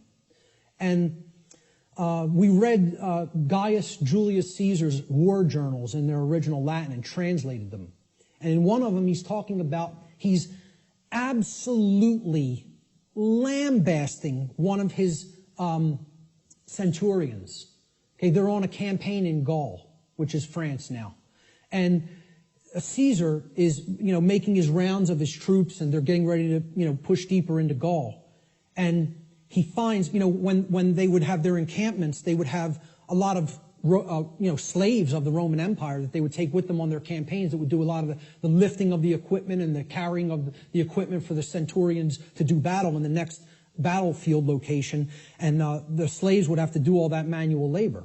And Caesar says to one of his centurions, he's passing by their encampment, and he sees one of the actual centurion leaders teaching one of the slaves the trivium method. And he flips out on him in this journal. He says, I caught one of my centurions, teaching the trivium, and freaks out on him. How dare you teach a slave our method of learning? Soon they won't want to be a slave anymore. There'd be an uprising if they knew what we knew, if they knew our truth discovery methodology. He said, I forget how it really ended, but I think how it ended was he told this centurion, if I ever catch you doing this again, I will personally cast you into the wilderness of Gaul and let the Gaulians deal with you, who knew that the Roman Empire was trying to conquer their people at that point, which is basically saying it would be a death sentence, but I won't even carry it out. I'll let our enemy carry it out on you. That's how much he didn't want their slaves to understand their methodology for learning. And that's the trivium. And that's why most people have never heard the word. So you got to look into it and understand how it works. That's all I can say about it. It is how we build our reality, either efficiently or destructively. So let's look at some of the principles of natural law. Now, in my extended seminar, which goes over a 6-week class of lessons, I get into these principles deeply in an extended form. We're not going to do that today because time doesn't allow. I'm going to briefly touch on each one. Okay? The word principles, let's define it. Principle comes from the Latin noun principia. Principia means first, foremost, leading, chief, or most necessary. It is that which matters most. It is the first things that must be understood before anything else can be understood. Principles have to come first. And this is the problem. Our society does not put principles first. It puts trivialities first, and we're no longer a society that even cares about principles or first things. So first things first. First things or principles have to come first. So let's look at what the principles that underlie natural law. These are the things that are most important. That's what principles should mean to people. If we ask people to define what a principle is, first thing they should say, that's the most important thing. The most important thing in my life. Now, when in the natural law seminar, we did a homework assignment. We asked people what the most important thing was to them. Very few responded with principles. Most people responded with saying that people or the family was the number one response. The familial connection was more important to them than principles. Now, when people hear me say that that's backwards, they'll say, how cold are you? That's so cold, okay? What I'm telling you is that the familial connection, no matter what it is, between a mother and a son, a mother and a daughter, a father and a son, father and a daughter, husband and wife, doesn't matter as much as principles. I'm not telling you they don't matter at all. I'm telling you you have to put principles first. Otherwise, those relationships are just meaningless. They don't really have any real value unless they're based upon principles first, which is why so many relationships are dysfunctional. Principles have to come first before you can even build a solid relationship with another human being. So, let's look at what some of the principles of how natural laws work first before we can actually find out what the expressions of these laws are in our lives, which will be the next section. These are what I call the general principles of natural law. Natural law is expressed through 7 basic underlying principles, plus what I have referred to as an 8th or hidden principle, which you hear very few other researchers, even people who are studying this from the occult perspective, who are studying this from the consequentialism perspective, you very hear them incorporate the 8th and all-encompassing principle, which I'll get to last here. This 8th principle, which I call the lost principle, binds all the other 7 principles together. All right? These principles together constitute a master key through which universal wisdom, including the knowledge of the requirements to obtaining what we desire, is then unveiled or de-occulted. When people ask me, well, what do you consider yourself in your performance of presenting what you present? I tell them, I consider myself a de-occultist. I'm no longer an occultist. I'm a de-occultist. I'm attempting to take this information out of hiding. It's been hidden. The hiding of it is destroying the fabric of our society and putting us into bondage. It needs to come out and be non-hidden. It needs to be unveiled and shared widely and freely with anybody who's capable of accepting it and comprehending it now. Because we're not in a position where we could wait longer. We're at the precipice. Okay? There is a moral obligation to bring this information to the public now. Okay? So, I consider myself a de-occultist. One who takes things out of hiding and presents them openly. These are the 7 general principles of natural law. Many people who have studied some variants of occultism may recognize these as what are known as the Hermetic principles. Hermetic essentially comes from Hermes. Hermes Trismegistus, the thrice great one, as he was referred to in the ancient Greek mystery traditions. Okay? He was considered a messenger of the gods. He brought the wisdom of the gods down to humanity. Okay? In the ancient Egyptian and Cometian traditions, he was the scribe of the gods known as Thoth. All right? He has other incarnations as well. But the Hermetic tradition is named such because it's hermetically sealed, like natural law is. Natural law is hermetically sealed. It is binding principles that are immutable. They are laws that are in operation that cannot be changed. Hence, they are hermetically sealed. So, these 7 general principles, they are mentalism, correspondence, vibration, polarity, rhythm, cause and effect, which is a huge one, which we'll be getting into, and gender. So I'm going to briefly describe what each of these are and what they are about. The principle of mentalism states that the all, everything in creation, is actually a manifestation of mind. The all is mind. Okay? What this means is everything that happens has to be a result of a mental state which preceded it. Everything. For anything to exist, thoughts had to form first, and then they formed the physical reality after. The universe itself is a mental construct of the Creator. Thoughts lead to the manifestation of things and events. Thoughts create conditions. Thoughts create things and conditions. They cannot just magically manifest themselves. Thought comes first. Thoughts create our state of existence and the quality of our experience here on earth, ultimately. Therefore, be responsible for everything. We should be responsible for everything that we create by being responsible for that which we think. Because the thought processes are what are driving the behaviors. People behave the way they do because they have certain belief systems embedded in the mind and running like a program. Their thoughts and their emotions are driving their actions. So the behavior is not magically suddenly going to just change. The thoughts and emotions have to change because they're the driving force behind the behavior. That's when reality will change. See, people don't want to hear that, once again. They don't want to hear, if you want to change reality, you, yourself, have to change the way you think. Because the way you think is not conducive to the requirements for getting what you say you want. They're doing the exact opposite of that in many cases. So that's the principle of mentalism. The principle of correspondence states that that which is above is similar or like to that which is below.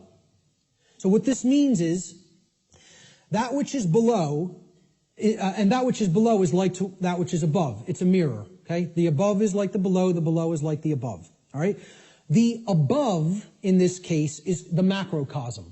Okay, the laws of the very large things, okay, the laws that govern the creation which we consider is seemingly outside of ourselves. We know at the deepest level that it's not, that we're one with it, but, we perceive this as out here, the laws that govern the large aspects of things.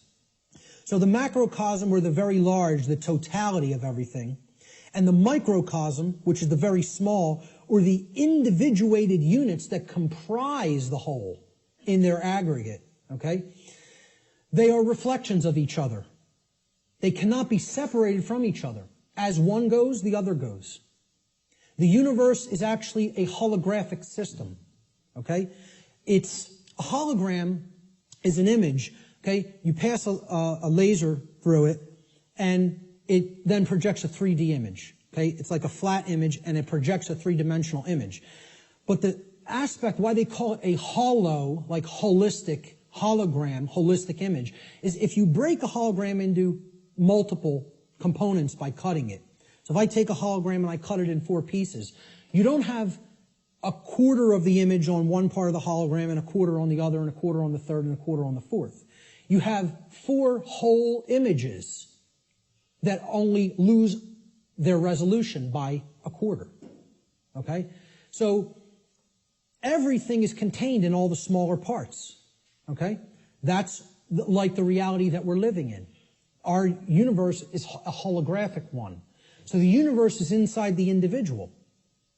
And the entire universe is like an individual. They're reflections of each other. To know the workings of the individual will help lead us to an understanding of the macrocosmic laws. Similarly, to learn the macrocosmic laws will help us to learn the way that consciousness within the individual functions. These two things cannot be separated from each other. And once again, as I said near the beginning, that's what occulted knowledge is. The knowledge of the occult is how the microcosmic world works, which is the individuated consciousness, and how the macrocosmic world works, which is natural law. So the other part of the principle of correspondence is that our reality is also fractal in nature. Now, if you studied fractals, these are self-similar mathematical generated patterns. Okay? We see this through things like Fibonacci sequence in mathematics, and this is repeated endlessly throughout nature. Okay, so you look at the structure of the atom, and it's similar to the structure of the solar system, which is similar to the structure of the galaxy. They work the same way. They look the same. You pull back enough, you'll keep seeing the same pattern repeat. Everybody ever see the movie that was done in, I think, the 1970s or 80s? It's a short, like 10-minute clip. It's called Powers of 10. Has anybody ever seen this? Yes. A couple people. Watch this movie, Powers of 10, and you'll understand what I'm talking about when I say that the universe is fractal in nature. Brilliant movie. It will blow your mind. Real short, 10 minutes long, something like 9 or 10 minutes long. They basically zoom up into the cosmos to show you how everything is self-similar. Then they zoom down into the cells of a human being and in the atoms that comprise the hand and cells of the hand, and show you how everything is similar there. All the way down to the atomic level, okay, and the subatomic level. So, the universe is both holographic, meaning that the whole is contained in the parts, and vice versa, and it is fractal or self-similar across all scales of its existence. That's the principle of correspondence. The principle of vibration simply states that there is no such thing as rest, as dead or non-motion, okay? Death, in that sense, is an illusion, because true death would be the cessation of all motion and energy. There is no such thing. It doesn't exist. You cannot go anywhere in creation where something is at complete rest. Okay? And I joke around about this. Barb tells me funny stories when she comes home from work, and she's trying to, enlighten some of the other RNs that she works with. And she was trying to explain to one of the other nurses, that desk has atoms in it, and they're not at rest. They're like in crazy, chaotic motion, especially the, electron clouds of the atom. And if you look at it at a deep enough level, you would see it's like, chaos going on, and it's all kinds of motion happening, seemingly at random. And the other nurse goes, Barb, you're so crazy. What I say to that is, how could you have made it to nursing school and not ever have even considered the concept of the atom? Right. And it's amazing. She actually thinks perceived stillness is actual stillness, and didn't comprehend. If you zoom into that with a powerful enough microscope, you're going to see all kinds of motion, and nothing's at rest. And she thought Barb was the weird one for trying to explain that to her. Okay, so there is no such thing as true rest. It doesn't exist. If something's in existence, it's in motion. Everything moves, everything vibrates, and at the most fundamental level, the universe and every single thing which comprises it is ultimately pure vibratory energy that is manifesting itself in different ways, different frequencies, different vibratory forms.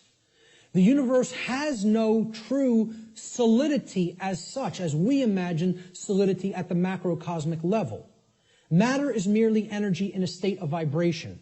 And what this is, if we truly understand this, and many sciences are now finally really understanding this and trying to propagate this knowledge out into the public, we will come to the understanding that this is a spiritual construct for experience to be gained, to have an experience and learn and grow in consciousness. That's what the purpose of this whole thing is for, So nothing is truly solid. It's again, like we say, we are spirit having a human experience. The whole universe is spiritual, having a experience in solidity. All right? That's how you have to look at the principle of vibration. The principle of polarity states that everything has a dual nature to it. There are polarities in everything that exists. Okay? Everything has poles. Everything has its pair of opposites. However, opposites, they are identical in nature, but they're different in degree. So let me give you an example of what that means. Are hot and cold really opposites? Or can we simply look at them as the presence of heat energy or the absence of heat energy? Meaning that they're the same thing, energy. And whether it's concentrated in a specific area, which would make it hot, or whether it's absent from a specific area, which would make it cold. Okay? That's what hot and cold are at the fundamental level. At our level of perception, they're opposites, but at the fundamental level, they're the same thing, energy or lack thereof. Just like those 3 stages of the trivium. Are knowledge and ignorance the same thing? Yeah, actually they are. Because truth is always present. It's a matter of whether it's taken in and processed, or whether it's refused to be taken in and it's not processed. Okay? So it's just like that. They're identical in their natures, but they're different in their degree. Okay?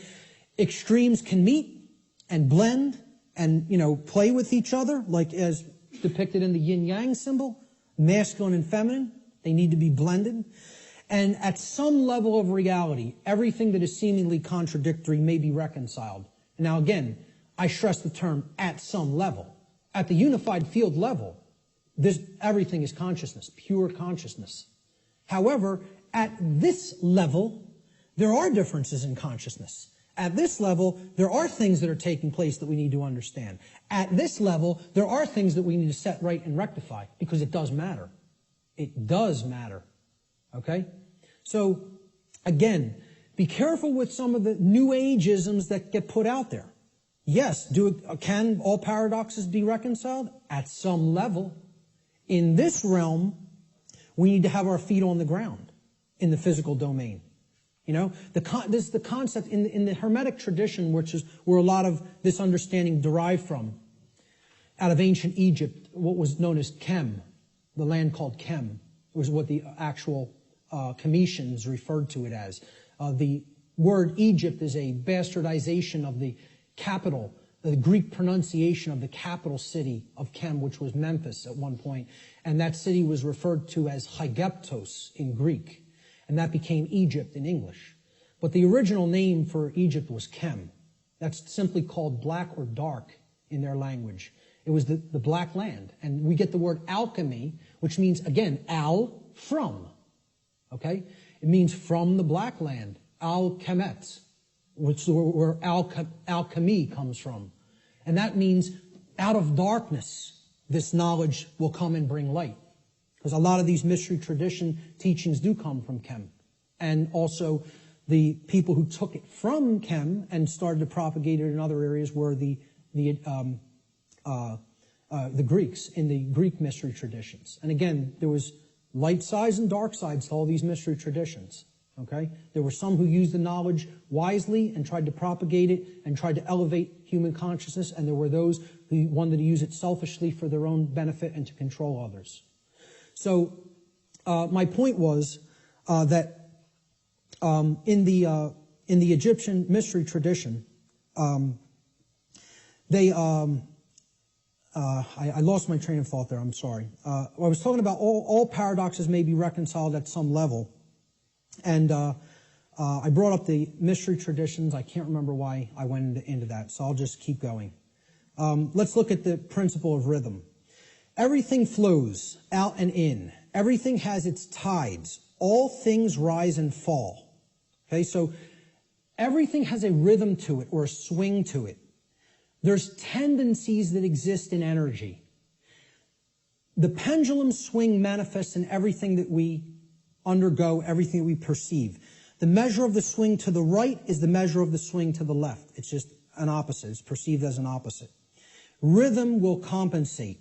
Now, how this should be understood when we are talking about natural law is many people will say, well, that's just the way the tendency is moving us. It's just the way the tide is taking us, right? But that's not really accurate. Okay? We can't look at these things as that the rhythms are set in stone and it has to be this way now, right? One of the things that a lot of the Hermetic tradition taught regarding these laws, these principles, were they can be overcome by higher levels of consciousness. Okay? This one was one of them. Rhythm is a principle that is a tendency for something to swing a certain way. Let's liken it to genetics. If you look at some newer biology, a lot of modern biologists are suggesting consciousness plays into whether a gene activates or not and expresses a certain condition. Well, this is the same way. There's something that can be done about the swing or the tide. Okay? Let's look at it as you have a boat. You want to row the boat out to sea, right? You have to get past the tide. You have to get past the breakers and the waves. And if that tide's really strong at high tide, it's going to be very much more difficult. You're going to have to expend more energy to get it out to sea. If, however, you were taking it when the current's moving out to sea, okay, there's a flow that's moving outward deeper into the ocean, and you start rowing that boat then, you're going to be able to do it much more easily. Okay, so if there's winds pushing along a plane, it's going to have to expend less energy. It's going to get there more quickly, okay, because it's adding to the energy. If, however, you're flying against the wind, you got to expend a lot more energy. It's just a tendency. You can still get to where you want to go. You may just have to exert more effort. Right now, we're in a tendency of things are not flowing, okay? It's an ebb, all right? And it's something that needs to really have more energy put into it if we're going to resist the tendency. It doesn't mean nothing can be done about it. It doesn't mean it can't be overcome. It means at the time we're living in, okay, we want to make this motion go in this direction, but its tendency is to move in this direction. So more will is required at this time to move the consciousness. At other times, the consciousness may be flowing in a positive direction, and it may take much less energy in order to move that consciousness forward. However, we're not living in that time. We are living at what many researchers have called the Kali Yuga, or the age of darkness and destruction. You know, this is the point that resists the flow in consciousness the most. And it's going to take an enormity of effort to break down these pre-existing belief systems that don't serve who we are. So that's the principle of rhythm. This is the principle here in natural law that most fits in with how I'm using the term natural law today, cause and effect. Many people, again in the New Age community, don't want to believe that there's causes and effects, and that effects are driven by causes that, come first and then manifest conditions. So the principle of cause and effect simply states that every cause has its effect and every effect has its cause. Every single thing that occurs happens according to law. All right? Chance is a name for law, a law not recognized. There are many planes of causation, but nothing escapes the law. So again, is there free will? Yes, there is free will. But is there free will to ignore law without consequence? No, there is not. That's the limit of free will. Free will is operating within boundary conditions that I'm referring to as natural law. It's a series of laws, actually. Okay? Free will operates within these parameters or boundary conditions that cannot be exceeded or gone beyond without consequence. Oh yeah, you can break natural law. Yes, you can break it. But you cannot break it without consequence. You cannot break it without consequence. Negative consequence. And that's why this body of knowledge has in the past been referred to as consequentialism. It is the knowledge of how consequences are generated by our free will decision-making processes within the boundaries of natural law. So this is the law of cause and effect, the principle of cause and effect. And I think this image, I was searching for images that encapsulate cause and effect, and I found this cartoon, and I think it does it brilliantly. Most of all, because will the effect happen immediately? No, it will not happen immediately. There is a time lag. You set the cause into motion. The universe is going to intelligently bring to you, through a rearrangement of all the dynamics that it needs to rearrange, the effect of what you've generated by setting that cause into motion. And there is a time gap between the cause going into place and the effect coming around and hitting you. This is why the pattern recognition of cause and effect is more difficult, because it is separated by a time lag, by what we perceive as linear time. Now, if you did a wrong to somebody and immediately you were stung by a wasp, every single time you did a wrong to somebody, It showed up and bit you immediately within 2 seconds of you hurting somebody, stealing from somebody, lying to somebody, etc. Would you start to connect the stinging to the wrong that you did? I think most people would see the pattern. They would recognize the pattern. But since that doesn't happen, and there's a time lag to experiencing something harmful to ourselves once we do something harmful to other people, it's very difficult for people to see the connection through the time lag. And moreover, it doesn't exactly happen in a 1-to-1 ratio like this, okay? Karmic consequence is more complicated than all of that, all right? What's happening is that all of us are experiencing in the aggregate the wrongs that the human species is conducting on a daily basis, which we do not attempt to rectify and stop through our inaction. Karma is being accrued. People think that karma can only be accrued from action. No, it cannot. It can be accrued from inaction as well. And that's where many people in our society is. They're not taking any action, and they're willing to let evil run unchecked. So this is ultimately going to come back and bite us, and what we set into motion is going to actually topple over onto us if we don't change our thoughts, emotions, and behaviors. Nothing escapes law. We are bound by it eternally. Let me just go back. I'll leave it on this slide for a moment. For some people familiar with my work, you've seen me break down the Matrix trilogy. And the law of cause and effect is brought forward extensively in the second Matrix movie, The Matrix Reloaded. And the scene that encapsulates this the most is the character of the Merovingian, who tells to the heroes who want to be free from the Matrix and its control, okay? You are coming to me without an understanding of why you are in this position.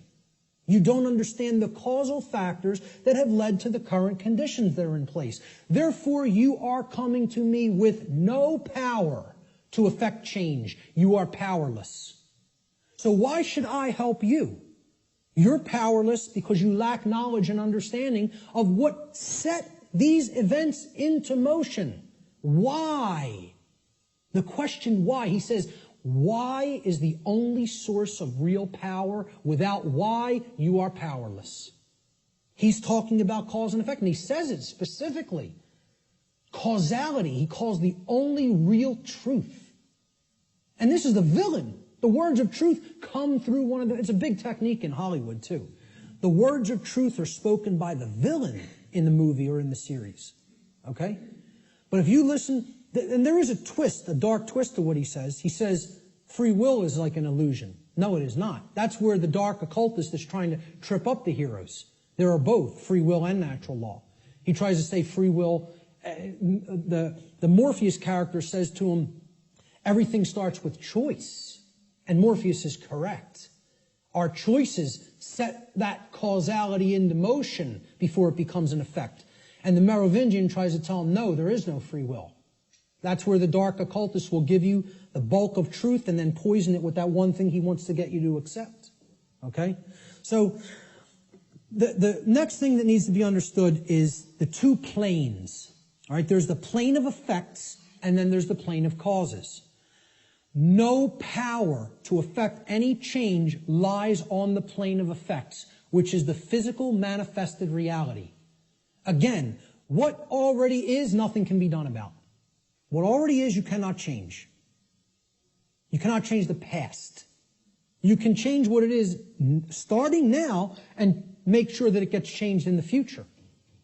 But right now, what is the truth, and all you can do is accept that or reject it. You can't change the past. So the physical world that is manifested up to this point happened because of things that occurred in the past. The causes happened in the past. Nothing you can do about that right now. Okay?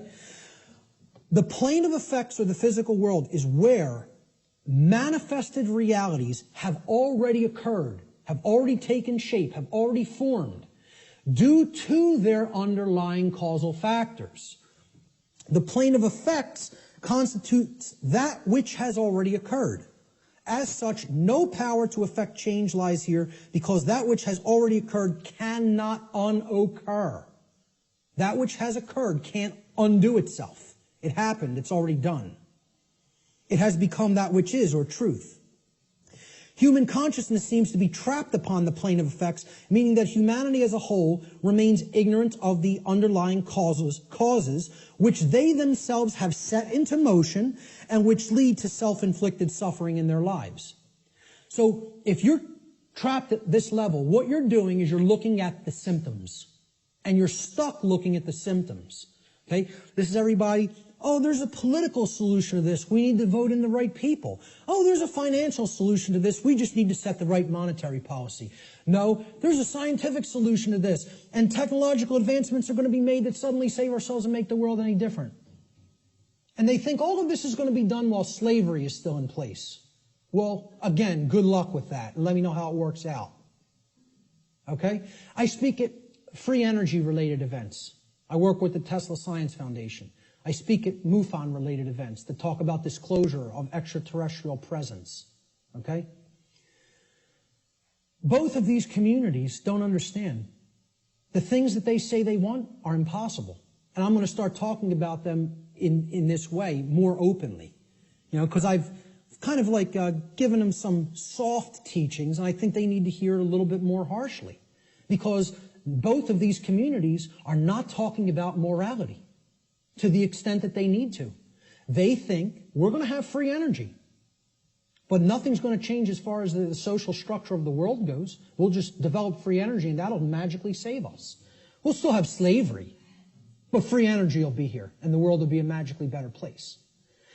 The UFO community, they often think, oh, we're going to get disclosure. They're going to come out and tell us everything they know about other intelligences that are out there in the galaxy and in the universe with us. Okay? And they think they're going to get that in a climate of slavery. Well, good luck with all those things. You got to take down the existing structure first. Okay? People think, oh, we got to build the new world while the old one decays. You have to destroy the existing power structure with the power of truth before anything new is going to grow here. Because this place is a garden full of weeds, of poisoned ideologies and completely erroneous belief systems that have no bearing on truth whatsoever and cannot get us what we say we want. Until that those thoughts are changed, don't expect the results you want. So to the free energy movement, I say you're never going to get free energy in a climate of slavery. To the UFO community, I say you will never get disclosure in a climate of slavery. Slavery has to end first. Then you could get what you say you want. So, again, no power to effect any change lies in the world of effects. Cannot be done. You are rearranging the deck chairs on the Titanic while it sinks. You're not creating any change doing those things because the underlying causes aren't changing. And the underlying causes are how we think, how we feel, and how we behave. And no one wants to look at that. They want to think all those things can stay in place and I can magically get what I want. I want to keep my hand over the fire, but I don't want it to burn and blister. Well, enjoy. See, find out what you get when you do that. Because that's what we're doing when it comes to natural law. So let's look at the plane of causality. This is the other plane. This is the mental realm, the mental world. Again, according to the law of mentalism, the first principle of natural law, everything that manifests must first manifest in mind before it can manifest physically. So again, if the plane of causality is the mental world that's generating the causes in mind, okay, everything is happening there first, and then it is trickling down to the physical domain. It is manifesting in the physical domain only after it has manifested in the mental world. The plane of causality is where causes are set into motion prior to those causes manifesting as formed realities in the plane of effects. This plane of causality constitutes the causal factors, the why, which underlies and precedes all manifested things and events. All power to effect change lies on this plane of reality. Human consciousness must move away from the plane of effects and to the plane of causality in order for human beings to understand the causal factors of the conditions which they are collectively manifesting in their lives. Only then will humanity be able to co-create their shared reality on a conscious level, meaning with an understanding of how natural law operates, rather than on an unconscious level, meaning that we don't understand how natural law operates. And I just look at it in a simple graphic, in a simple, chart or graph. This is the higher realm. This is the world of causality, the mental world, the why, the underlying causal factors, okay, that precede conditions which are manifested. This is where our consciousness has to go, because this is where all power to affect change is at, in the understanding of why that manifested to begin with. So these are the symptoms. This line could be looked at as the diagnosis. You have to make that diagnosis and get to the underlying causal factors that lead to the symptoms. Okay? The plane of effects, on the other hand, meaning the physical world, is the manifested realm. That which has already occurred, that cannot be undone. At least in the present moment. You could start in the present to undo it in the future. But as far as the present moment and all moments in the past go, you're not changing that. That's truth. That's what is. Okay? That's already manifested. You can't change it. No power to affect change lies in continuously analyzing the symptoms. You got to do that long enough that you know where the problem's at. You've made the diagnosis. Now you can get to the causal factors and start going to work changing those causes. Okay? Unfortunately, this plane, the plane of effects, seems to be where human consciousness in the aggregate is trapped. It can't seem to get past there. Even if it recognizes the problem, it wants to keep describing the problem. It wants to keep describing the prison. It doesn't want to look at the causal factors because it's afraid of what the causal factors are.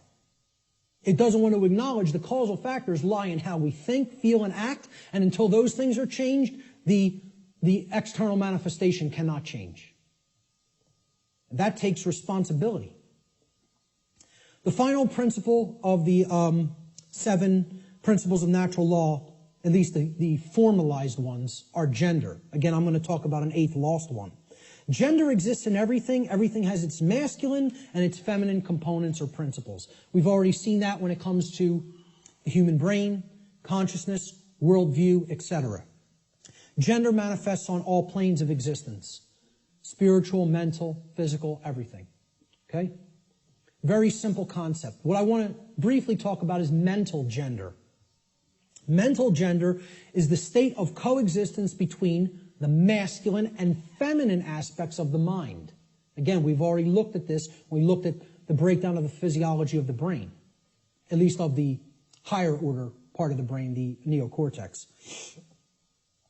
Our left brain hemisphere largely facilitates the masculine aspects of the mind, or the intellect, logic, analytical thought, linear thought processes, while the right brain hemisphere largely facilitates the feminine aspect, or intuition, meaning creativity, compassion, and holistic thought processes.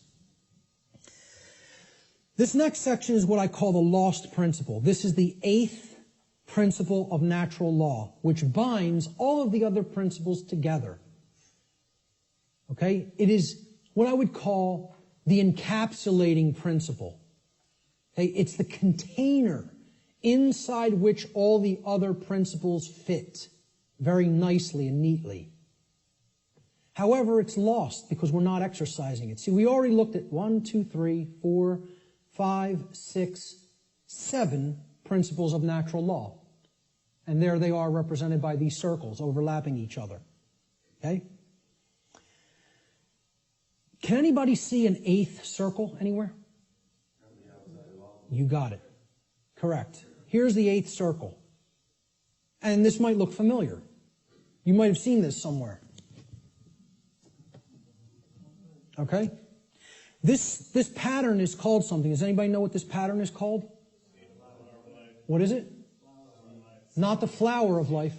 The seed of life. The seed of life. Okay? Now, what happens from a seed? It grows. It generates something. It creates something. A seed has an outer casing, an outer shell. Okay? That if you're going to get to the inner core of it that contains all of the creative, generative material, okay, that shell has to be there and intact. You break the shell of the seed, the creative essence of the seed is going to be gone. Okay? Now, what is that principle? Here's what that principle is. It's the eighth, or what I call the lost principle. And it's the thing that has to be present in order for any change to manifest itself. And it is not what most people think of it as. Even when I tell you what this is, I guarantee you there will be an inaccurate connotative meaning for what people think this means. Okay? Here's what the eighth principle is. It is known as the generative principle, or the principle which governs creation, which actually is the causal factor that goes into effect and generates the result that we say that we want. But what's the real term for it? Who can guess what the actual term, what the generative principle of creation actually is? No, it is not action. Okay? Now, most people will say it's love. I want to distinguish it from the concept of love, even as I'm going to describe love in this presentation a little bit later on. Okay? What is it? Procreation. No? What? Somebody said it. But somebody said something else. No? Who? Care. There it is. Okay? The generative principle is care. Now, this is different than compassion. People say, why don't you use the word compassion? Because that's not what I'm talking about. It is a different concept than compassion, or even what I would describe as love. Care, and I mean care with a capital C, and here I didn't even put it with a capital C. I'm just putting it in all uppercase. All uppercase care. Distinguish this from care with a lowercase c. Okay? This means, what are you giving attention and helping to grow? What are you focusing upon? Because what focus you're focusing upon, that's what's ultimately getting generated, getting created, and growing. And this doesn't mean be ignorant of what's going on in the world and don't look at anything that's negative because you're going to feed that and give power to it. That's not what it means. Okay? That means, you know what you're feeding? In that instance, if you want to do that, you're feeding ignorance. And that's what's going to grow. It's the exact opposite that the New Agers want you to believe that it is. By ignoring the negative, you are ensuring that more of it occurs. You are fueling it by ignorance, ensuring that it grows and takes over. Okay? What care has to be looked at here as is, this is what you're giving your energy to. This is what you're focused upon.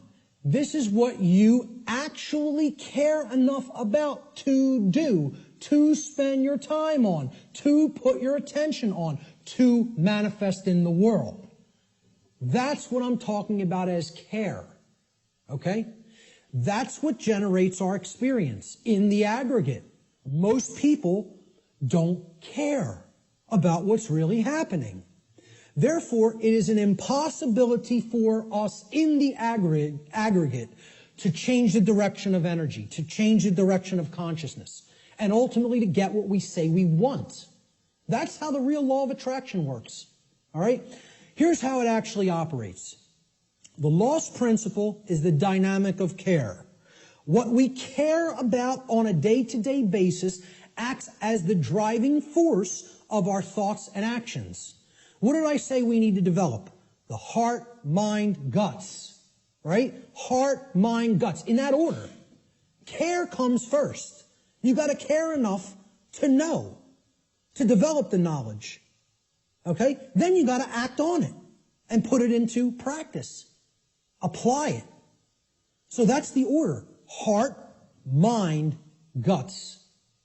Care, knowledge, action. Those are the steps. Okay? And all three of those have to be in place. All three. That's what unity consciousness is. It's unifying thoughts, emotions, and actions. The three aspects of consciousness, such that there is no contradiction between them.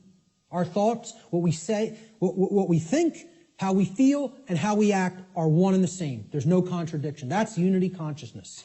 Okay? Therefore, since care is the driver of our thoughts and actions, it ultimately can be seen as the generator of the quality of our shared experience here on the earth. Care is what generates the whole thing. Hence, it has been called the generative principle. Liken the heart to a pump in the body. Well, what does a pump do? It's a generator. It provides energy. It moves the life force through the blood in the body. In every ancient tradition, they talked about the life force being in the blood. The heart is what pumps that through the whole physiology and enables us to continue to sustain life.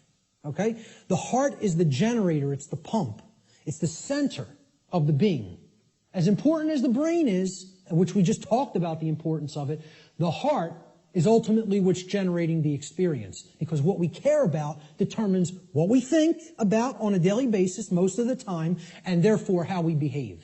All right? So, this principle has often been referred to as the generative principle. Is anybody familiar with the compasses and square symbol of Freemasonry? With the G in the middle? Well, that's what the G stands for at the highest level. They'll talk about many porch masons. These are the exoteric masons that are given the teachings of the profane and they think they're in the know. Okay? They're given the information, well, this only means geometry, it only means God, etc. Okay? One of the things they'll tell you it means at a slightly higher level is that it means gnosis, knowledge, okay, which we saw the meaning of in Greek earlier. At a higher level, at illuminated levels of Freemasonry, which are above 32nd degree, they will give you what the real meaning of the G inside the compasses and square is. And it is the generative principle. It means genesis, creation, okay? And yeah, you can tie that right back to God. I'm not saying those things are different. And the forms that get created in the physical manifested world are geometric forms. So it is geometry as well. It's all these things.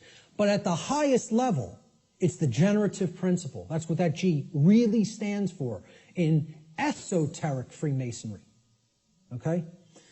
It's called the generative principle because that means to create. It comes from, the word generative comes from Latin. The verb generare, as we've already talked about, means to create.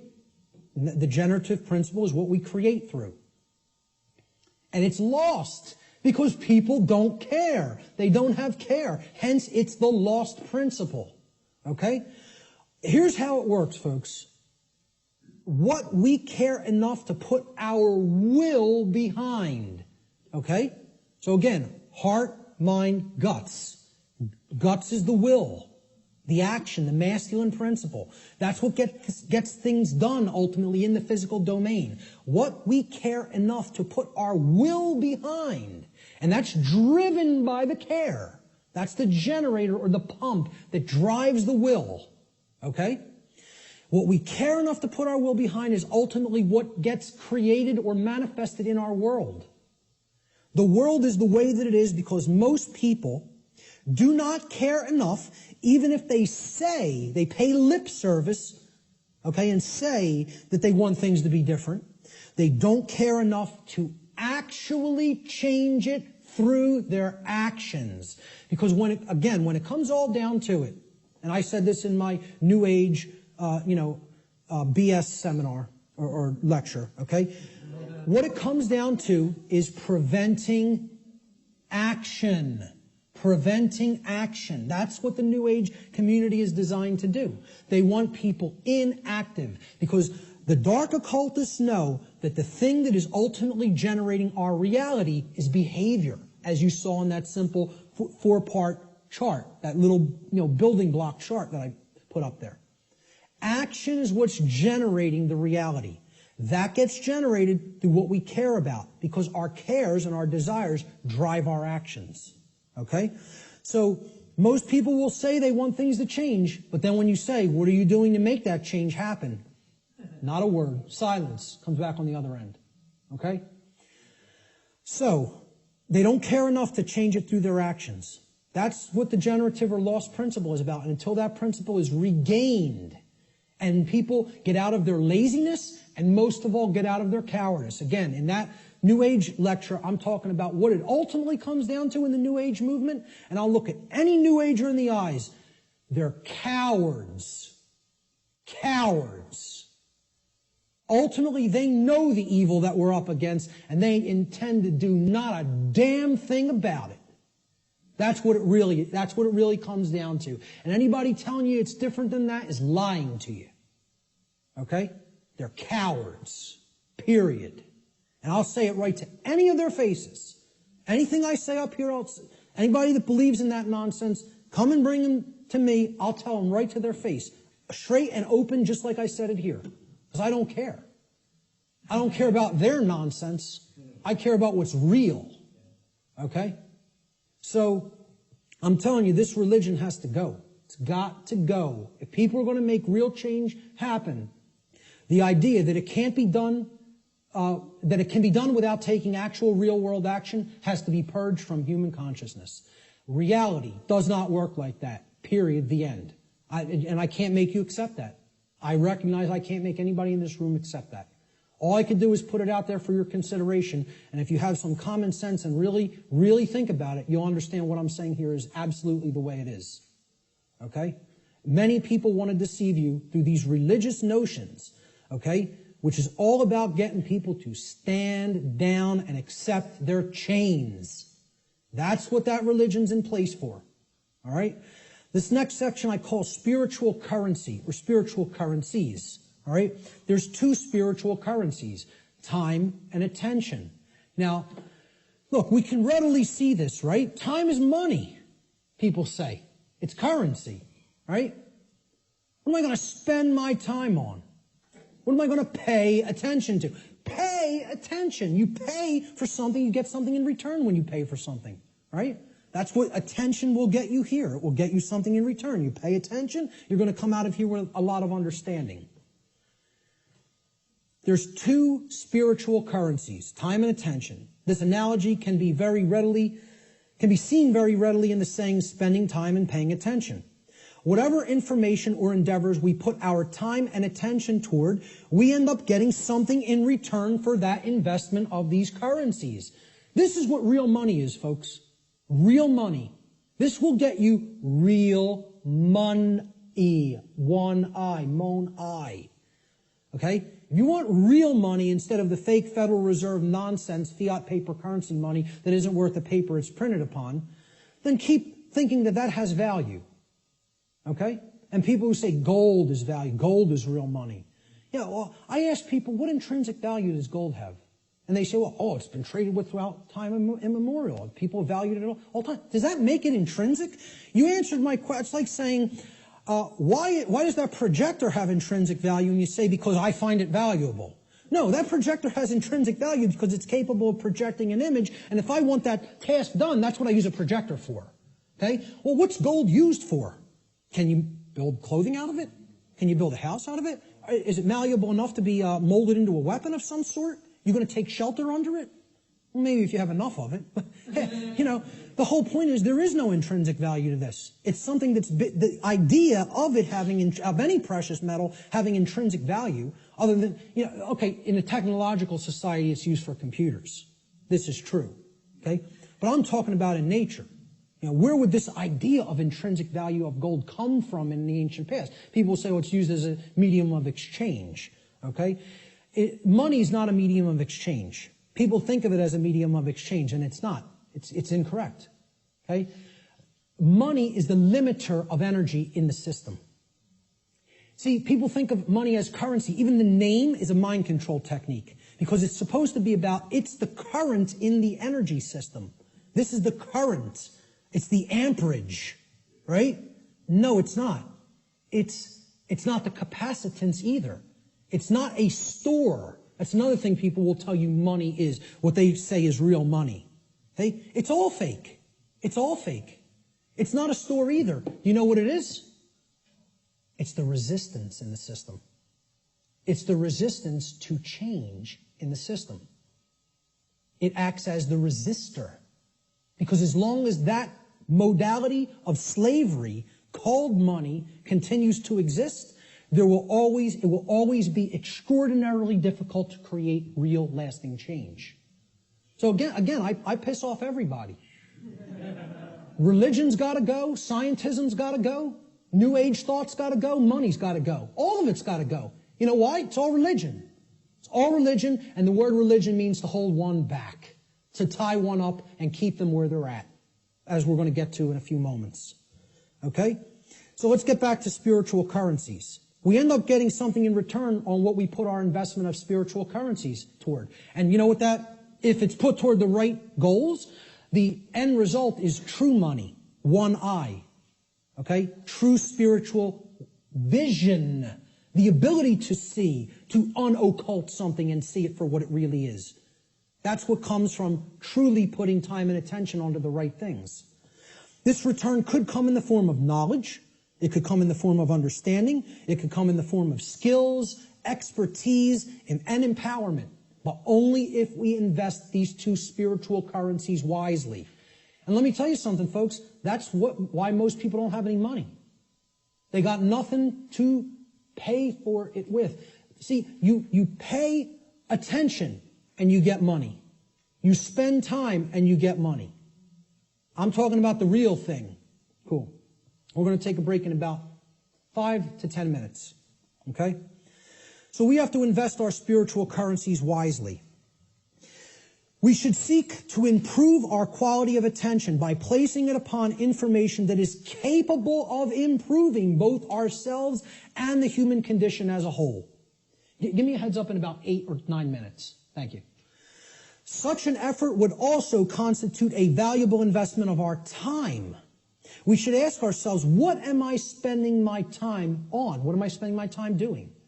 And what am I paying attention to? That's where you will find whether you're investing in real value, something that is truly valuable. If most of the time we're spending our time on nonsense and trivialities and, divisive things and TV and sports and all other kinds of entertainment and distraction, well, you're going to have a return on that investment, and that return is going to be low. It's not going to result in much money, real money. Okay?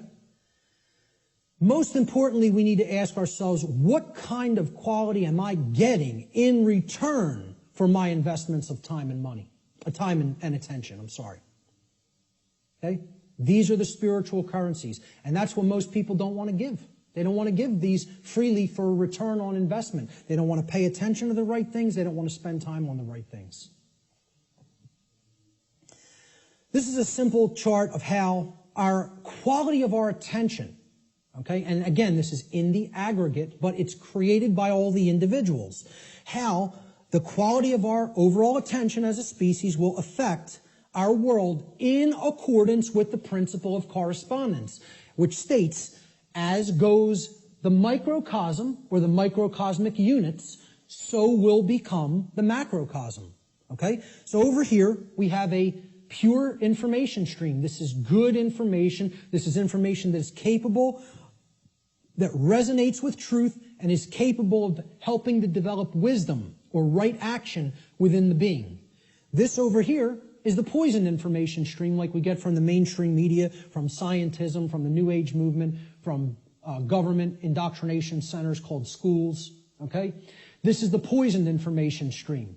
Now, everybody's going to take in some form of a mixture of both of these streams. What the goal needs to be is to purify. Just like, hey, you take in bad food, you're going to have bad health. You take in bad information, the output through behavior is going to be bad. So you got to purify.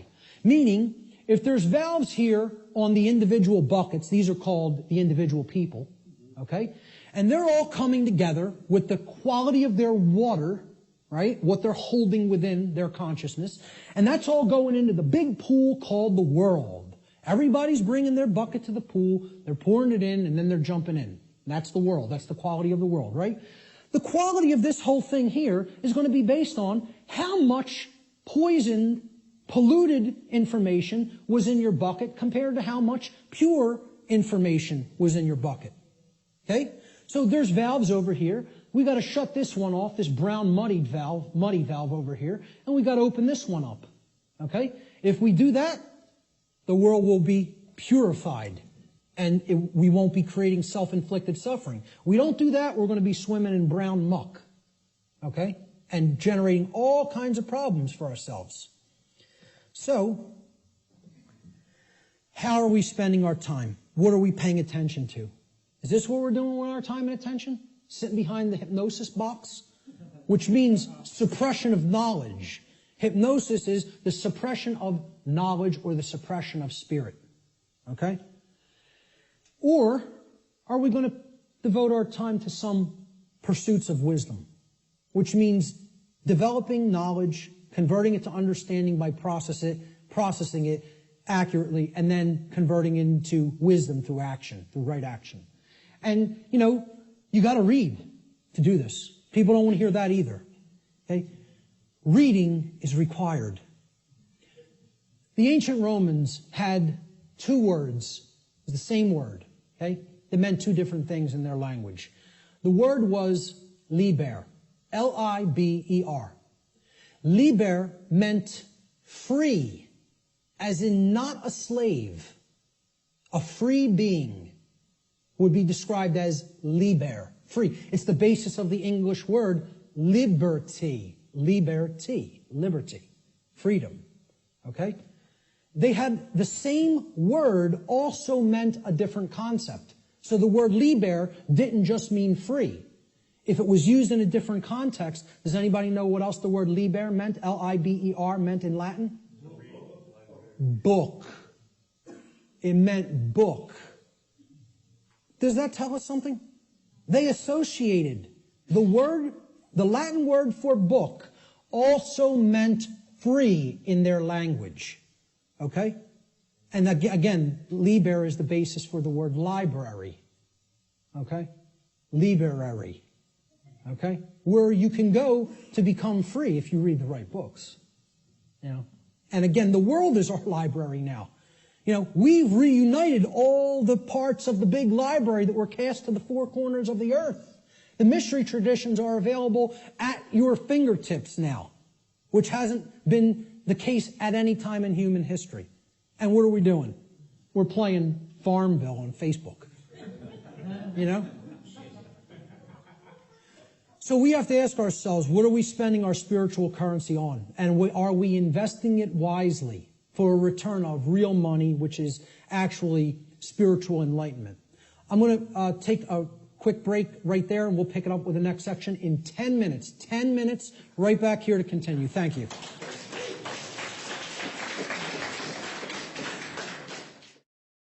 So natural law has been called many different things in different traditions throughout the world at different times in history. Let's look at what some people have called it. It's been called the law of cause and effect, or the laws of cause and effect. And there's a scientific connotation to this concept of cause and effect too. Even scientists will say an effect invariably follows a cause. And they'll also say things like, for every action, there exists an equal and opposing reaction. So there's a consequence when an action is taken. In the more New Age circles, you've heard it referred to as the law or laws of attraction. Okay? I call this presentation the real law of attraction. So, however, there are some good things that the New Age community, and I don't tell you it's all bad, I don't make that blanket statement, okay? It is a religion in many respects, but however, there are some truths embedded in it that can be taken on their own and, value can be gleaned from. So one of those sayings is, the energy that we emit is the energy that we attract. This is true. What we're putting out into the universe is what we're getting in return from the universe and what we're creating in our reality. Energy flows where attention goes. I just talked about this in the last section. What we put our attention on is what ultimately gets manifested in the world. As you think, feel, and act, so you shall be. Some of the teachers of different variants of law of attraction teachings have only put the first part in that. As you think, so you will be. No. As you think, feel, and act, so you will be. And most of all, as you act, so you will be. Most of all. Okay? So, It's been called karma. It's been called moral law, as I talked about before. And this is, captured beautifully by the phrase, what we sow, we reap. The seeds that you scatter, that's what's going to grow, and that's the fruit that you're going to harvest. So, a very accurate way of looking at it. Again, it's been called consequentialism. That's another thing I could put into this chart. In other words, that there is free will, but there is no free will without consequence.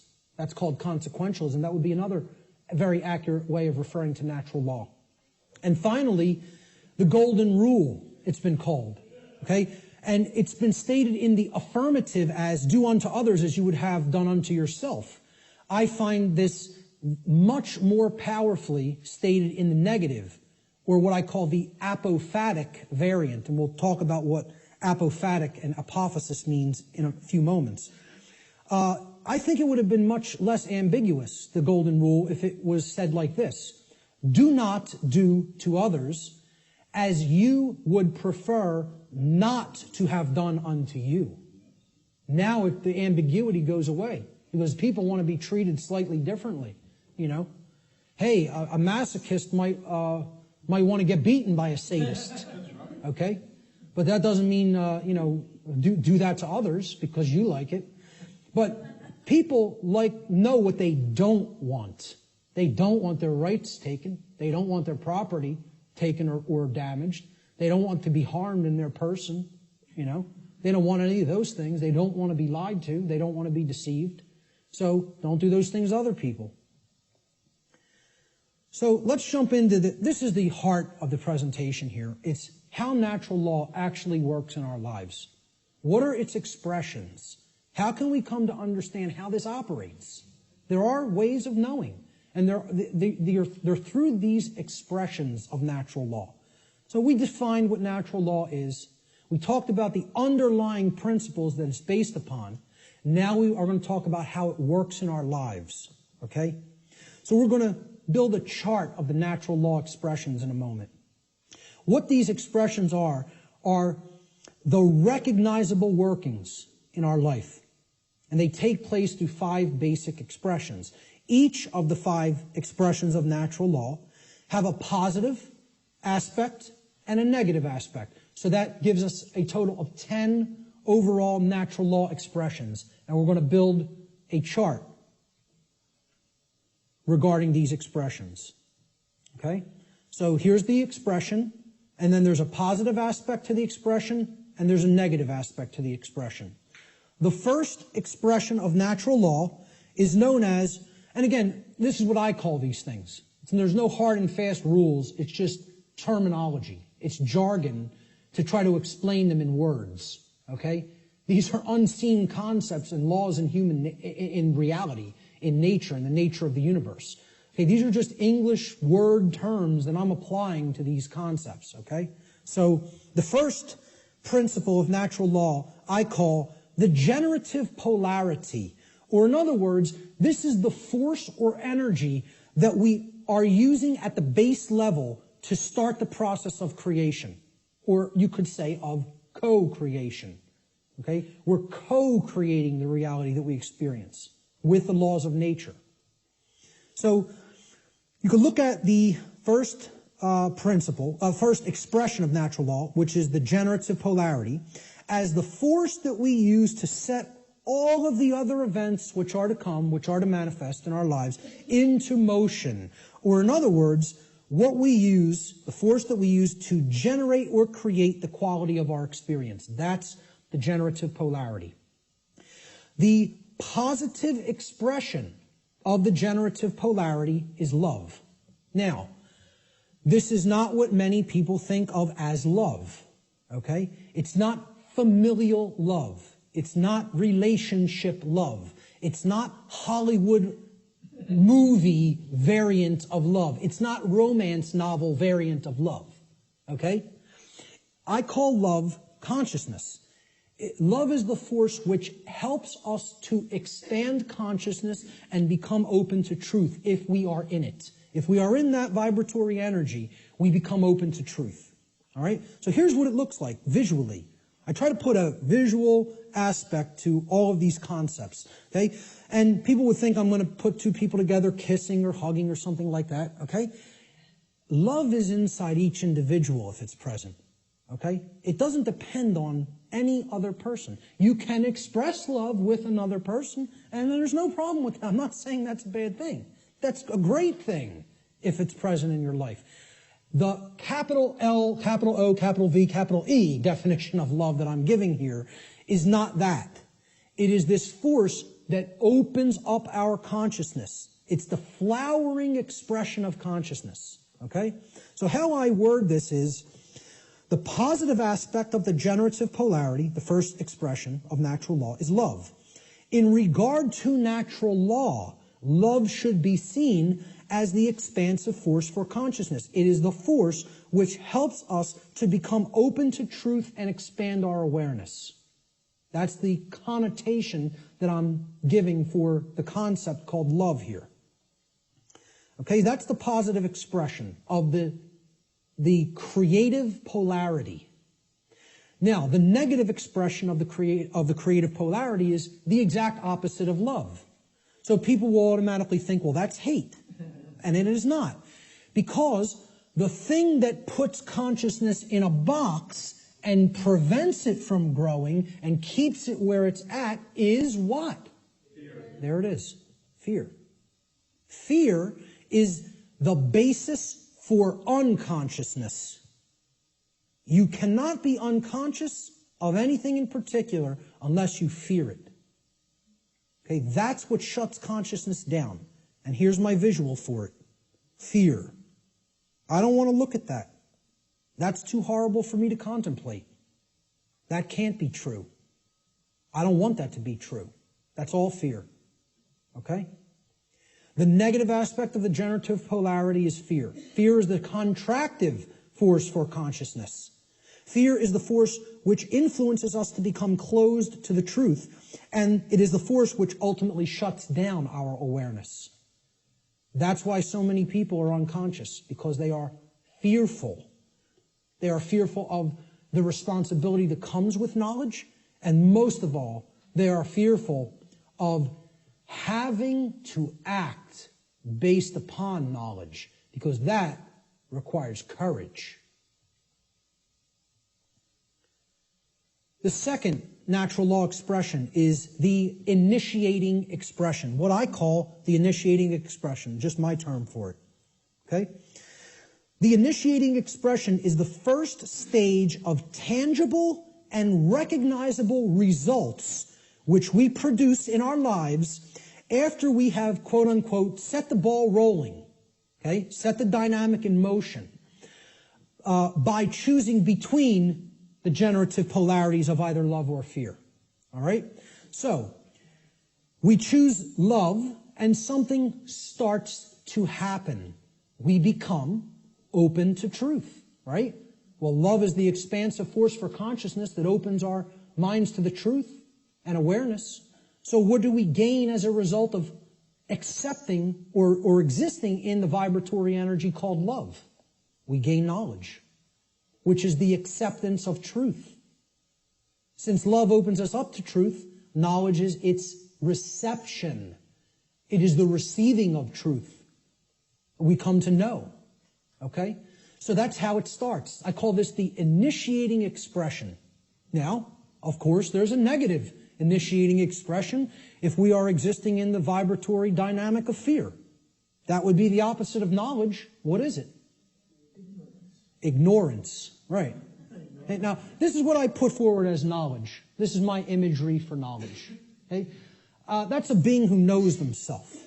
You know, and as the mystery traditions of Greece put forward at the Delphic oracle, know the self and you will know the universe. In other words, know the microcosm and you will know the macrocosm. Know thyself. The positive aspect of this initiating expression is knowledge or the acceptance of truth. Knowledge positively influences the quality of our lives because it positively influences our decision-making processes that lead to understanding in every area of our lives. You want to know how something works and ultimately create something good, you have to have knowledge. You want to know how a car works? Keep it running in good order, you have to have knowledge. You want to know how a computer works? Keep it running in good order, you have to have knowledge. You want to know how the human psyche works and keep it running in good order so the conditions on earth manifest the way you want them to manifest? You got to have knowledge. Not getting out of this condition without learning. Learning is the key. It's the answer. Knowledge is the answer. And people don't want to hear that. They don't want to hear it. They want to think we're magically going to manifest the desired conditions that we say we want without learning a thing. It doesn't work that way. So again, the negative initiating expression is ignorance. Ignorance is the refusal of truth. It is the refusal to gain knowledge. Okay? Because we are in fear. So here's what I put as the image for ignorance. You know, the population that is hypnotized, that wants to keep paying attention to nonsense and trivialities, feed themselves tons of GMO food that is crap for the physiology, you know. Pay attention to distraction, entertainment, mainstream news and media, you know. It's all there to just shut the consciousness down and keep people in a depressed psychological state and keep them in a state of psychological infancy. The negative aspect of the initiating expression of natural law is ignorance, or the refusal of truth. Ignorance negatively influences the quality of our lives because it negatively influences these decision-making processes that lead to understanding in every area of our lives. If you're ignorant about how anything works, you can't create the desired condition. It's just not possible. It's important to remember, again, that ignorance should be distinguished from nescience, which means not knowing because necessary information is not present or was unattainable. Ignorance, on the other hand, means not knowing even though necessary information is present because that information has been willfully refused or disregarded. And again, to keep us in ignorance, they don't need to hide the information anymore because it's not hidden anymore. It's out. And then once again, it's available at your fingertips for free if you have the desire to take it in. But now, the manipulation mechanism that is used is dissuade people from looking at it. Provide endless entertainment, provide endless amusement, provide endless distraction, and say there's nothing to any of that stuff. That's just some old crazy religion that you don't need to understand. It's no different than any other religion, believing that natural law exists. Okay? That's what people will insist on telling you. So people will be dissuaded from ever looking into it, and they'll disregard it of their own choice. Thomas Jefferson said that if a nation expects to be ignorant and free in a state of civilization, it expects what never was and never will be. Freedom and ignorance are antitheses of each other that can never coexist simultaneously. That is an impossibility in natural law. I'm going to put up a couple other quotes on ignorance. Samuel Adams said, "No people will tamely surrender their liberties, nor can any be easily subdued. When knowledge is diffused," that means it's everywhere present, "and virtue is preserved," meaning morality.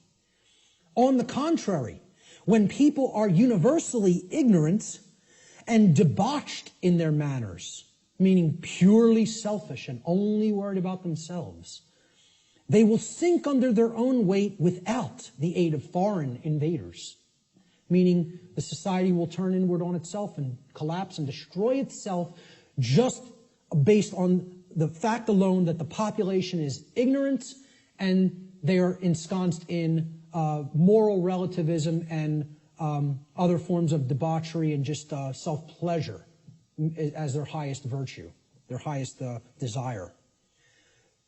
Socrates said that the only good is knowledge and the only evil is ignorance. And this is a quote I'd like to be remembered for. "Willful ignorance in the presence of knowledge is the measure of a bad person." And people will say that's extremely harsh. That's true. That doesn't make the statement untrue. The statement is true as well. It is a harsh statement. See, people in my family will ask me, why don't you have anything to do with me anymore? I've deliberately cut off many members of my own family. Okay? Because many members of my own family say, I know what's going on and I don't care. I don't intend to do a damn thing about it. I'm worried about me, myself, and mine, and I don't care what's happening in the world. Well, you know what that's called, folks? That's called a bad person. Let's not mince words. Let's not euphemize. Let's call it what it is. That's called a bad person. And I don't want anything to do with bad people in my personal life. I don't hang out with bad people. I try to surround myself with good people who care. Because they're co-creating wisely. Okay? I tell family members who I've cut off association with, because you do not care is what makes you a bad person. I don't want anything to do with you until you start caring about what's going on in the world. Then we could talk again. And I'll welcome you back with open arms and forgive you. But not until. You want to stay in that level of consciousness? I want nothing to do with you. I don't want to be around people like that. They're bad influences, and they do bring other people down. So I'll still put out the information. It's there any time for free that they want to go and engage it. And I tell them all, anytime you want to ask me and come over and engage directly with me, I'll make the time for you. But until you want to do that, until you develop that desire, I don't want to be in your presence. Okay? So maybe, I don't know if that's going to be effective. I don't know. And guess what? I don't care whether it's going to be effective. Because I'm not going to surround myself with bad people until they decide I want to make myself a better person. Then I'll engage them and speak the truth to them. But until then, I'll put this out there for free. And they can engage it any time they want. But in my personal life, I can't make time for that. I don't have energy for that. I barely have energy for this. An anonymous quote, I believe this was from some internet forum. I don't know what the gentleman's name was, but it was a great quote. Ignorance is the root cause of all evil. And since only knowledge eradicates ignorance, it is our duty and moral obligation, there's that term, to educate ourselves as well as the masses around us. That's a moral obligation if you're in a position of knowledge. And once again, that's why I do what I do. I don't do it because I like people. Believe me, Barb will tell you how much I like people. I don't do it to make friends. I don't do it to make money. I do it because it's a moral obligation and for no other reason. I don't serve people. I serve truth. Truth is the force which I serve. And I bend the knee to no other. That's it. That's it. So great quote on ignorance there. Great few quotes on ignorance. Let's look at the next expression. The internal expression is what happens inside of us, very simply. So now, we've started creating with a polarity. Something has happened in the world, either acceptance of truth or refusal of truth. Now something's going to take place inside of us, right? So look, this level is that knowledge level, right? This is the base consciousness level.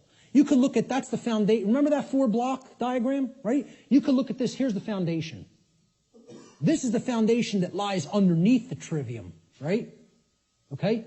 That's as deep as it gets. Consciousness or unconsciousness, love or fear. That's what everything is a choice about, between, right? Now here's that first block. Knowledge or lack thereof. Knowledge or ignorance, right? And you can see these polarities are like that concept of the polarity aspect of the natural law principles, okay? There's one thing that's real, and then this is the illusion, okay? These are two aspects of the same thing.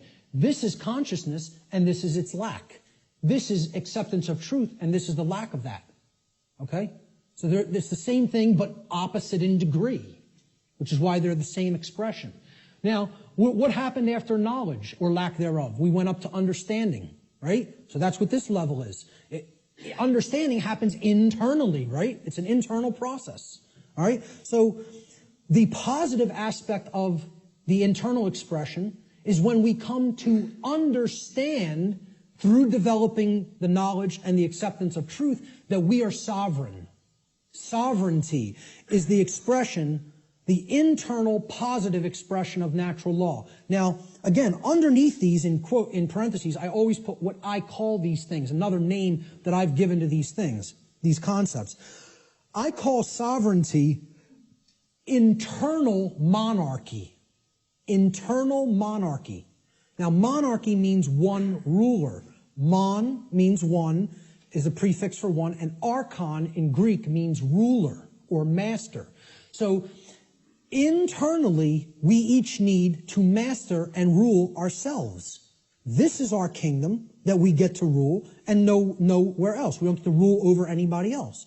Many people think they're the rulers of other people, but they're wrong. Each of us is a sovereign being. Sovereignty, as we're going to see, means that you're not owned by anyone else. No one else owns you if you're sovereign. Okay? So here's my expression, my visualization for sovereignty. Okay? Somebody who truly has the light. They have the light at their disposal. They're bathed in it. It's flowing within them. Okay? And light has always been associated in different mystery traditions as knowledge. It's been a symbol that has represented knowledge. This is the person who has the knowledge and has gone through the decision making and filtering processes with that knowledge to come to an internal understanding that they are a sovereign being.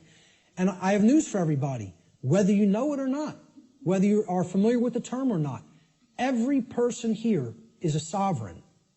And you can never not be. It is an impossibility for you ever to be non-sovereign. It cannot be done. Cannot be done in nature. Okay? Every single human being on this planet is a sovereign being.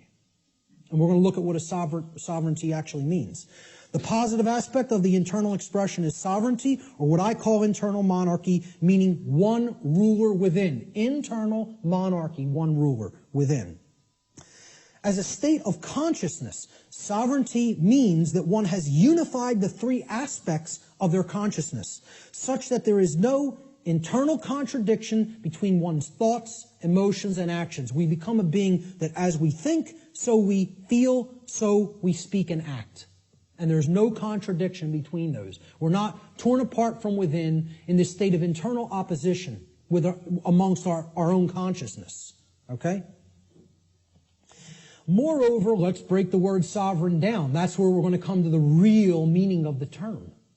Sovereign is derived from the Latin adverb super. Super means above. See, in classical Latin, there's no V in classical Latin, right? There's no V character. Actually, if you wrote a V like that, it was a U, okay? And why a double U looks the way that it is. It's two V's, actually. But that sound was U in Latin, if you see a V. There's no V sound in classical Latin. It doesn't exist phonetically. All right? So this phonetic variation that we express as V or V in English, in Latin was P or B. It was represented by a P or a B. So what we're really seeing here is suver. Suver. Okay? But it was pronounced in Latin super, like super. Well, what does super mean? Super, you're beyond, you're above and beyond. Okay? It means above or beyond. That's what it means. A superman is one who's beyond an ordinary man, right? The Latin noun regnum comprises the second part of the etymological root of this word. Regnum, it comes from rex. Rex regis in Latin, or regis. It means king. So regnum was the king's rulership. Regnum means his reign.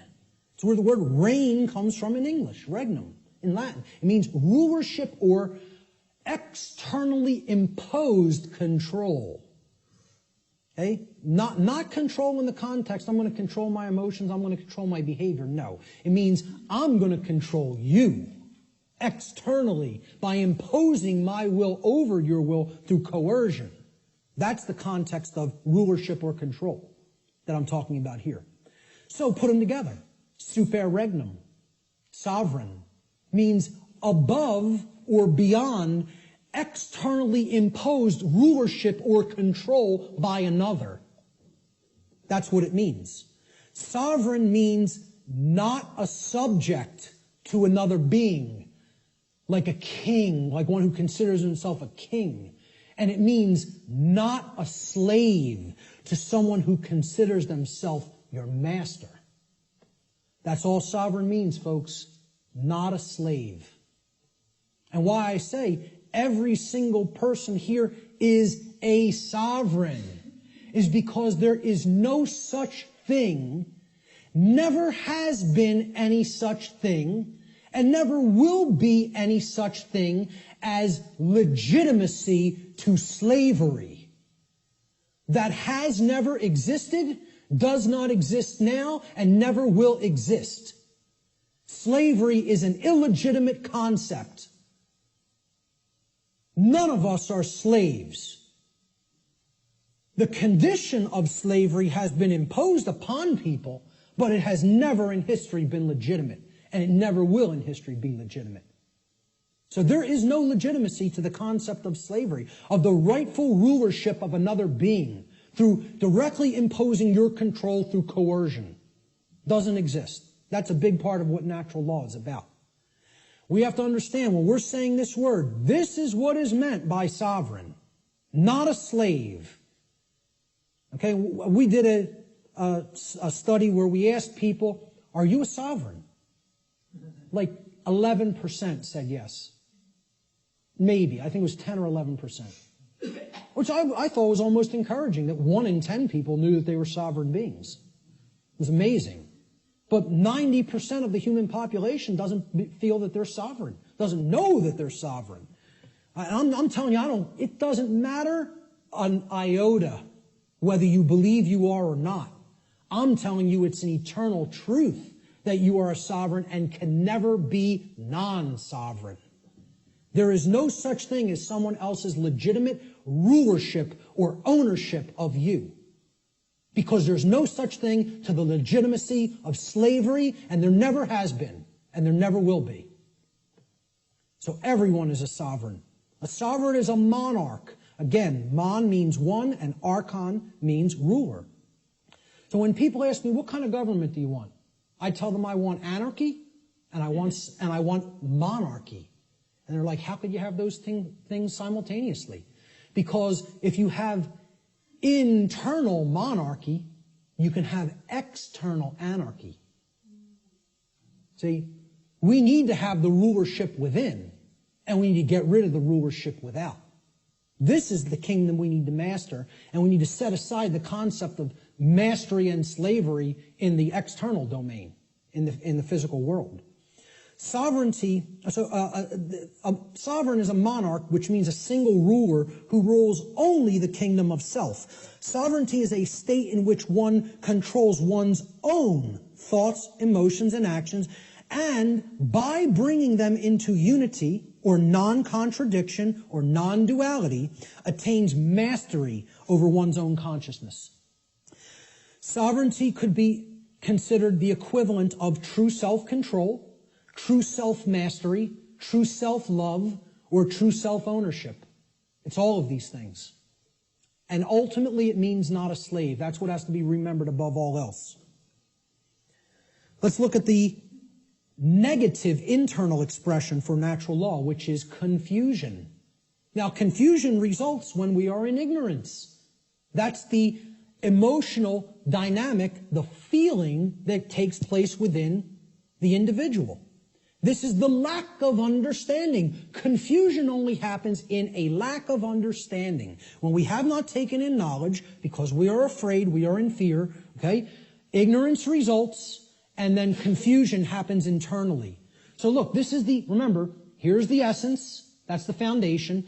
This is that first stage, that first building block that we called knowledge or lack thereof. Okay? This is the second building block that we call understanding or lack thereof. This is true understanding when truth has been taken in and accepted. And this is the lack of understanding. Now, in that state of lack of understanding, we're confused. So there's no rulership within. Inside of us, there's anarchy, which means the absence of a ruler, not the absence of rules, which I'm going to get into later. Anarchy means there's no ruler, no master. So if there's no master inwardly, we have a big problem, because that means there's no self-mastery, there's no self-control, there's no self-discipline, and ultimately there's no self-love. And that results in an understanding that we don't truly own ourselves. It would result in the absence of self-ownership, which is what we're experiencing as a species. That other people believe they own other people. This is what I found as a picture representing confusion. Someone who doesn't know themselves. Doesn't know themselves, completely attached to a ego identity. Their whole mind is all wrapped up. I believe I'm this businessman. I believe I'm this banker. I believe I'm this lawyer. I believe I'm this doctor. And that's my identity, and if something goes wrong with that, there goes my identity. There's who I am down the drain. You know? So, this negative aspect of the internal expression of natural law is confusion, or what I call internal anarchy, meaning no ruler within. Confusion is the state of mind in which the being is ruled by fear and ignorance. Confusion could be seen as internal opposition within one's own consciousness. In other words, being torn apart from within in such a way that one's own thoughts, emotions, and actions are in perpetual contradiction with each other. A thought, emotion, and action are not in alignment. As we think is not how we truly feel and is not how we act. There's total contradiction and separation. No unity amongst those three aspects of consciousness. That's confusion. The fourth expression of natural law is what happens externally in the macrocosm in society. When you have a bunch of people who are in either this dynamic within their own consciousness, or a bunch of people who are in this dynamic in their own consciousness, a state results in the society at large, because the society at large is comprised of the aggregate quality of the individuals that comprise that society. All right? So, if there's love present and knowledge has been taken in and it's been understood and we understand that we're sovereign and we're expressing self-ownership and self-mastery, what state manifests in society? Freedom. There it is. Freedom can only manifest when those preceding conditions are in place. It cannot magically manifest by any other means. If we say we want to be free, this is the path we have to take. Consciousness, acceptance of truth, and an understanding of our own sovereignty through self-mastery. It can't happen any other way. It's not possible. Okay? So, this is what the picture I chose for freedom. This is actually from the cover of probably one of the greatest books I think that's ever been penned by human hands. And I've read a whole lot of books in my life. And for me to say that, it's a high compliment. Okay? I think I'm a pretty good judge of books that can impart some wisdom to people. And I'm telling you, you need to read the book, The End of All Evil by Jeremy Locke, if you haven't already read it. This is one of the cover image from that book. Very rare book. To find it physically online, if you find it at a decent price, snatch it up and give it to other people or sell it to other people. Okay? I had a physical copy of this book. I lent it out, took off. Forgot who I lent it to. It happens, right? But this was a rare book. I think it was only pressed a couple thousand, and it was never repressed. So it's a single printing or something like that. Never repressed it. Now, you'll find that book for $150, $200 in some places, right? I finally found it at some foreign source online for like $20, $25 and jumped all over it, and I finally have a new physical copy of it. One of the books, along with Larkin Rose's book, The Most Dangerous Superstition, that if I had to tell you, destroy every other book on earth, it would be down to these two. You know what I mean? It's that much. They're that important. This is the cover image from that book, with chains being broken that were formerly holding the earth in captivity. I think it's a great image that represents what freedom is about. It's not about my freedom. It's about our freedom. It's about freedoms for all beings. And guess what? When I say that in relationship to the earth, doesn't just mean human beings. It means all beings, including the animal kingdom. So the positive aspect of the external expression is freedom, or what I call external anarchy, meaning externally there are no rulers. There is no condition of masters and slaves. Okay? So that's what anarchy actually means, the absence of slavery. That's what it really means. True freedom for all should be seen as the goal of spiritual development. Such a state can only manifest as a result of human society's adherence to natural law. Can only manifest. Not just will manifest. The only way it is possible for it to manifest is if we understand and adhere to natural law. Okay, so that's the positive external expression, what happens in society. Now, there's a negative external expression, and you can call it multiple things. You can call it totalitarianism. You could call it slavery. I term it simply control, externally imposed control. Okay, it doesn't mean, self-control. It means literally someone outside of your own being is trying to control you and own you. So yeah, a good way of looking at it would be slavery as well, because control leads to slavery. Control is what I call external monarchy, meaning there's a ruler from without that believes they do own you and wants to continue to own you as their subject or slave. And this manifests in things like the oncoming police state, which I wouldn't even say is oncoming, I would say it's here. Say we're already living in it. It's not something that's going to happen in the future, it's something that's happening in the present. People talk about it as something they're trying to avoid from happening. What makes people think it's not already happening? The negative aspect of the external expression of natural law is control, what I call external monarchy, one external ruler. The concentration of illusory power, in the hands of institutions like government. Control is the pathway to all forms of evil and destruction. It results when a society lives in direct opposition to natural law.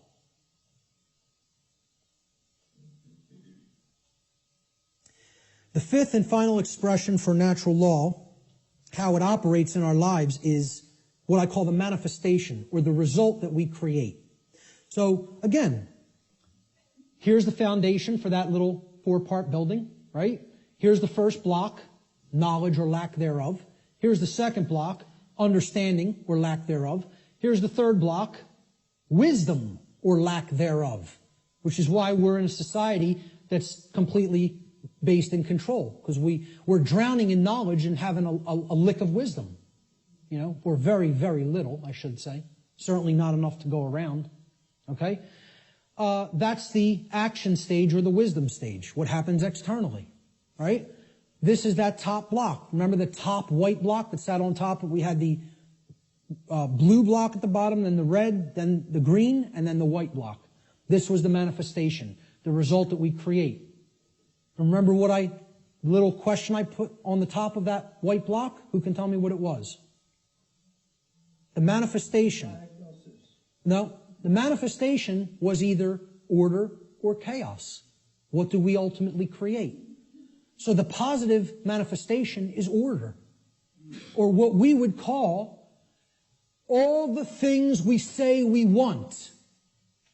Manifested goodness. Everything being okay, not creating self-inflicted chaos or suffering. This would be, we get what we say we want to get.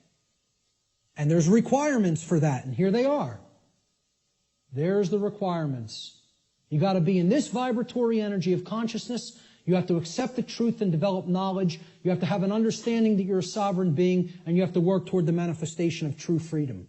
Then you'll have all the things you say you want. Manifested goodness and order in your life. And that's the only path to it. I'm telling you, that's the only path to it. Blanket statement.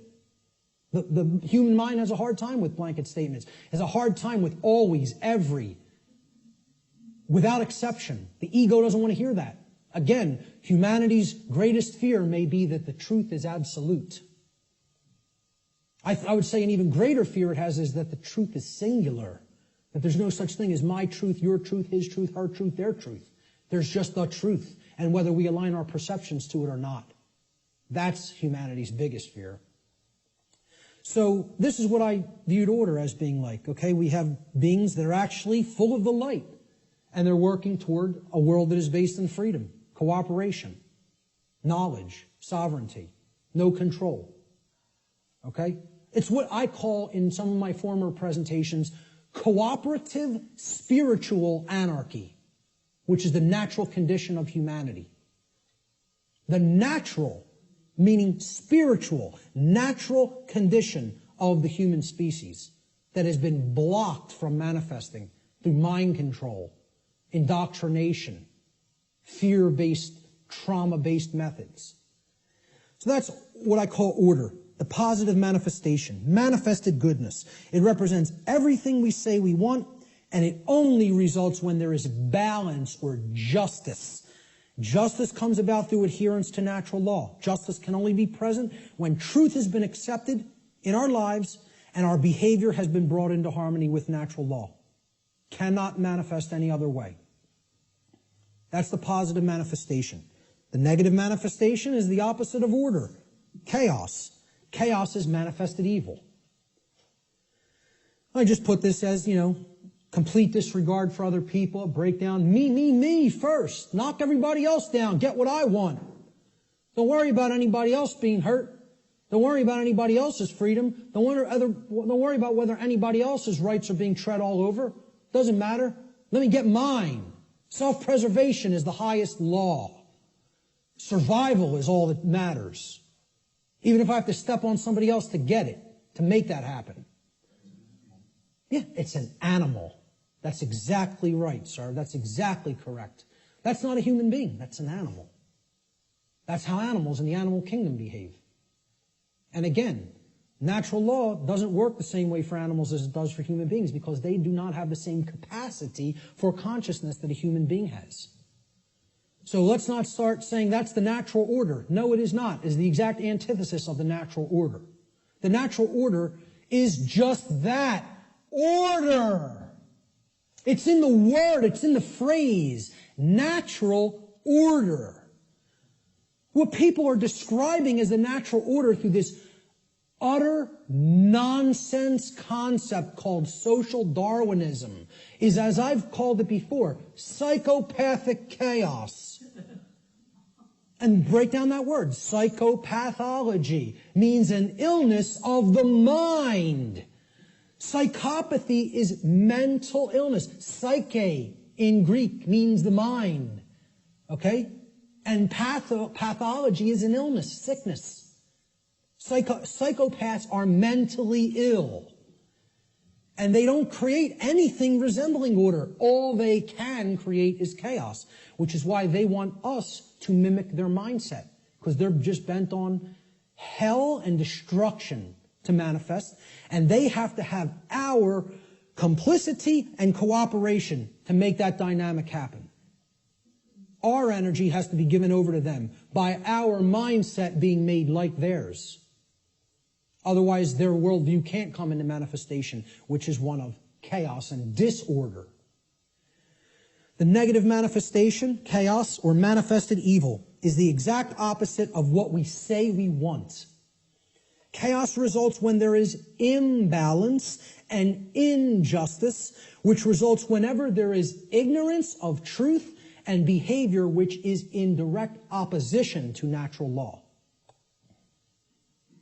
So that's our chart, and one last thing I want to say about it is that the manifestations or the expressions of natural law are what I would call, they're unilateral.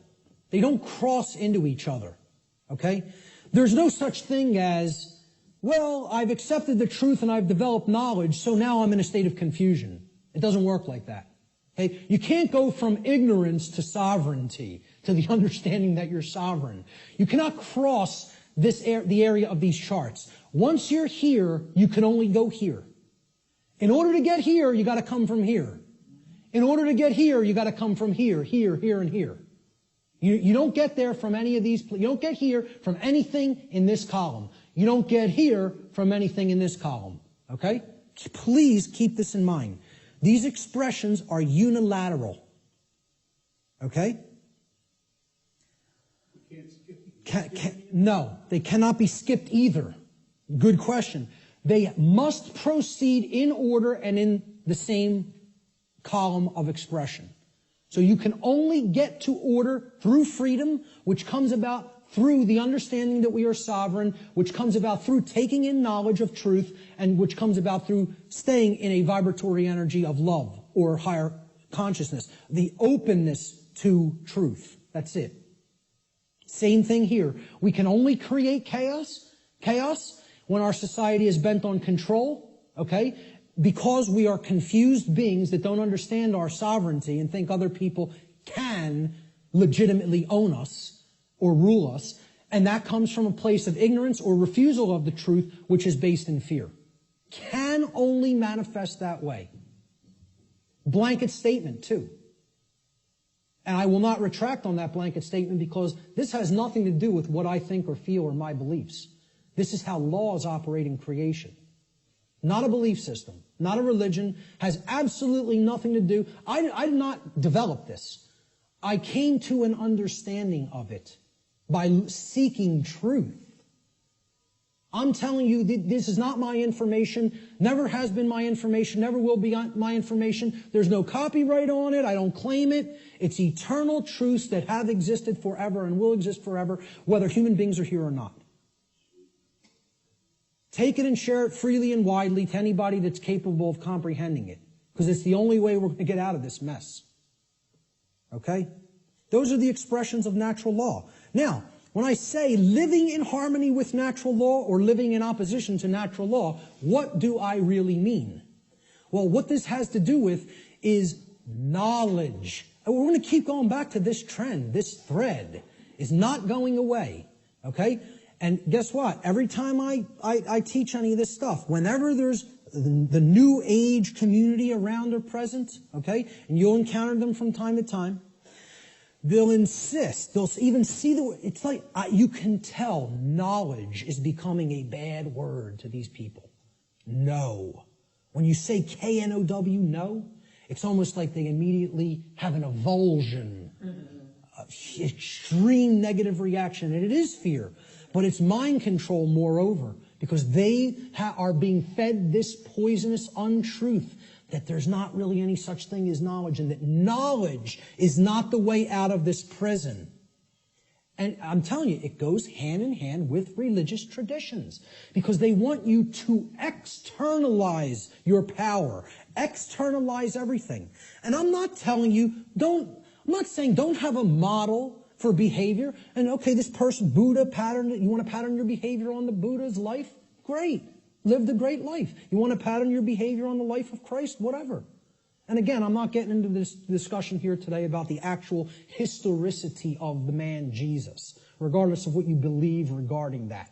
I understand I could write books on astrotheology. Okay? I understand that being may never have existed in the way a lot of people believe he did. So what? Whether Siddhartha Gautama existed in the form of a man or not, or whether that's an allegory, who cares? Understand the spiritual teachings they were trying to convey to humanity and then apply them in your life. Live by that ethic, that code, and great. Okay? And have whatever religious notion you want. Okay? What I'm saying is, what this religion called the New Age movement and what many official, organized, regional religions, okay, do is they try to take the emphasis off knowledge. Because again, if you're not seeking truth and trying to develop knowledge, that's how this information remains occult. And that's how the control system stays in place. They want you to externalize your power to a deity or a guru. Once you do that, you're accepting your chains. You're saying, I have no power. Let me tell you something, folks. I'm not powerless. I am full of power. Why? Because I have knowledge of how things actually work. Nobody can tell me that I'm owned by somebody else and can get me to believe it because I have understanding of my sovereignty. If they can take that away from you by getting you to de-emphasize the importance of knowledge, of self-knowledge, they own you. That's when you're owned at that point. Okay? Knowledge is the way out of this. Knowledge, understanding, and then converting that to true wisdom through actions. Not believing in something, not accepting everything, not waiting on somebody to come down and save you, whether it be Zoroaster or the aliens from Zeta Reticuli or Ashtar Command or Jesus Christ. Okay? You keep waiting on an external Savior, you're going to be waiting in your chains forever. The knowledge of truth is what the Christ figure himself proclaimed would be the pathway to true freedom. Now, whether you put any emphasis on even exoteric Christianity, I'm telling you, that's the core of all the mystery traditions, is that until you take in the light, you'll never dispel the darkness. And the light is knowledge of truth. That's what it has always been symbolized as and represented as. Okay? Knowledge is the answer. And here's what the biggest piece of knowledge that comprises natural law needs to be understood. There is a difference. It is a 100% completely polarized antithesis. These are diametric opposites that exist in nature. These concepts, right and wrong, do not exist as constructs within the human mind. Anybody who believes that is thrown completely off the path. They are engaged in Satanism. Let me just say it just openly, right out, in a way that is completely unambiguous. If you believe there's no real difference between these things and that they do not exist in nature, you are accepting Satanism. It's a satanic belief system that comes directly from dark occultism. And once again, you could say whatever you want about believing that or not. I was a priest within this religion. So if you go up to a Jewish rabbi, and you would expect he would have some knowledge of the Judaic tradition, would you not? If you went up to a Catholic priest, you would say, well, he has some knowledge of Catholicism and how it expresses the Christian tradition, would you not? If you go up to a Islamic, what do they call them? Right. Would you expect that this practitioner of his religion, who's in the priest class of his religion, would have some knowledge of Islam? Well, I'm telling you, I was a priest in Satanism. And I'm telling you, the concept of moral relativism is satanic belief. It is satanic ideology. It's it's their second tenet. They have 4 pillars. The 4 pillars of Satanism are self-preservation is the highest aspiration, and nothing comes above it. The second tenet is there is no such thing as the objective difference between right and wrong. Right is what's good for me, wrong is what's bad for me, personally. And that's it. And I get to make that up based on my likes, preferences, and whims. Okay? The third tenet is social Darwinism, which is an extension of macrobiological Darwinian theory. Okay? Social Darwinism, an oligarchy or a ruling class gets to direct the herd because we know better. And it's just our right to do so because our intellect makes us superior. And the fourth pillar is eugenics. Since we are ultimately God, since we decide what's real and what's not real, and we give that perception to the rest of the herd, and we get to decide what's right and wrong, well, we're God here. And therefore, we get to decide who lives and who dies. That's the 4 pillars of Satanism. And you know how many people believe that nonsense? A whole lot. Way more than people in the priest class of this religion, because they are propagating these tenets everywhere in human society. So many people are Satanists and do not even know that they are Satanists. It is a secret, infectious ideology. And I'll tell you a personal anecdote real quick. And I'll tell you who it is now, because I don't care anymore. My own grandmother. All right? Let's make it personal. All right? Okay? And I hope she sees it. My own grandmother, I believe was in her late 70s or maybe early 80s at the time. Okay? I think she's in her mid 80s now. And I don't speak to her anymore. I took a printed sheet of paper that I printed out of my printer, printed it out of a laser printer, and I put a little piece of white tape. I taped a piece of white paper over the heading, the title of the document. And I asked her to read this. It had 4 paragraphs, right? And the paragraphs described each of the tenets of Satanism, very briefly. Self-preservation is the highest law, etc., etc. Moral relativism is what we believe in. Social Darwinism is what we believe in. And we believe in eugenics. Okay? She said to me, well, I pretty much agree with everything that's written there. And I said, you do? And she said, yeah, that's how I think. I don't see anything really wrong with it or bad with it. I said, okay.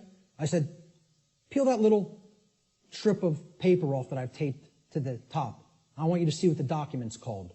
And on top it said, the tenets of modern Satanism. And you know what her response was? Well, then I guess that makes me a Satanist, doesn't it? Not horrified. Not, oh my God, what is my belief system? What do I believe in? No. Well, guess that makes me a Satanist, doesn't it? As if it was just no big thing. And you know what? You know how many people are in that mindset? Hundreds of millions, if not billions, and don't even understand what it is. Because they think Satanism is something that it is not. They don't understand what the ideology of Satanism is. They think you have to be associated with the trappings of Satanism. Okay? That you have to dress like, as if there's such a thing as dressing like a Satanist. Or you have to have certain things on your walls in your house or in your garage if you're a Satanist. Well, let me tell you something. Satanists are the owners of banks. They own hospitals. They own schools. Okay? Yeah. Certainly that university right across the road. And many people ascribe to this religion in their thoughts, emotions, and actions, and do not even understand it because they don't even understand what that belief system is about. They don't understand what that ideology is. They don't know its tenets. So, again, going back to this, if you don't know that there is an objective, meaning in nature difference, okay, between right and wrong, that is a satanic belief system. Morality, it's not right versus left. It's about right versus wrong. This whole left-right paradigm that people are, you fall in with the left, with the Democrats, or the right, the Republicans, has nothing to do with any of that. It's a false paradigm. The thing that all of that's a distraction for not getting you to pay attention to and understand is the difference, the real, true, and objective difference between right and wrong. And we're going to explore what that is, because it can be known.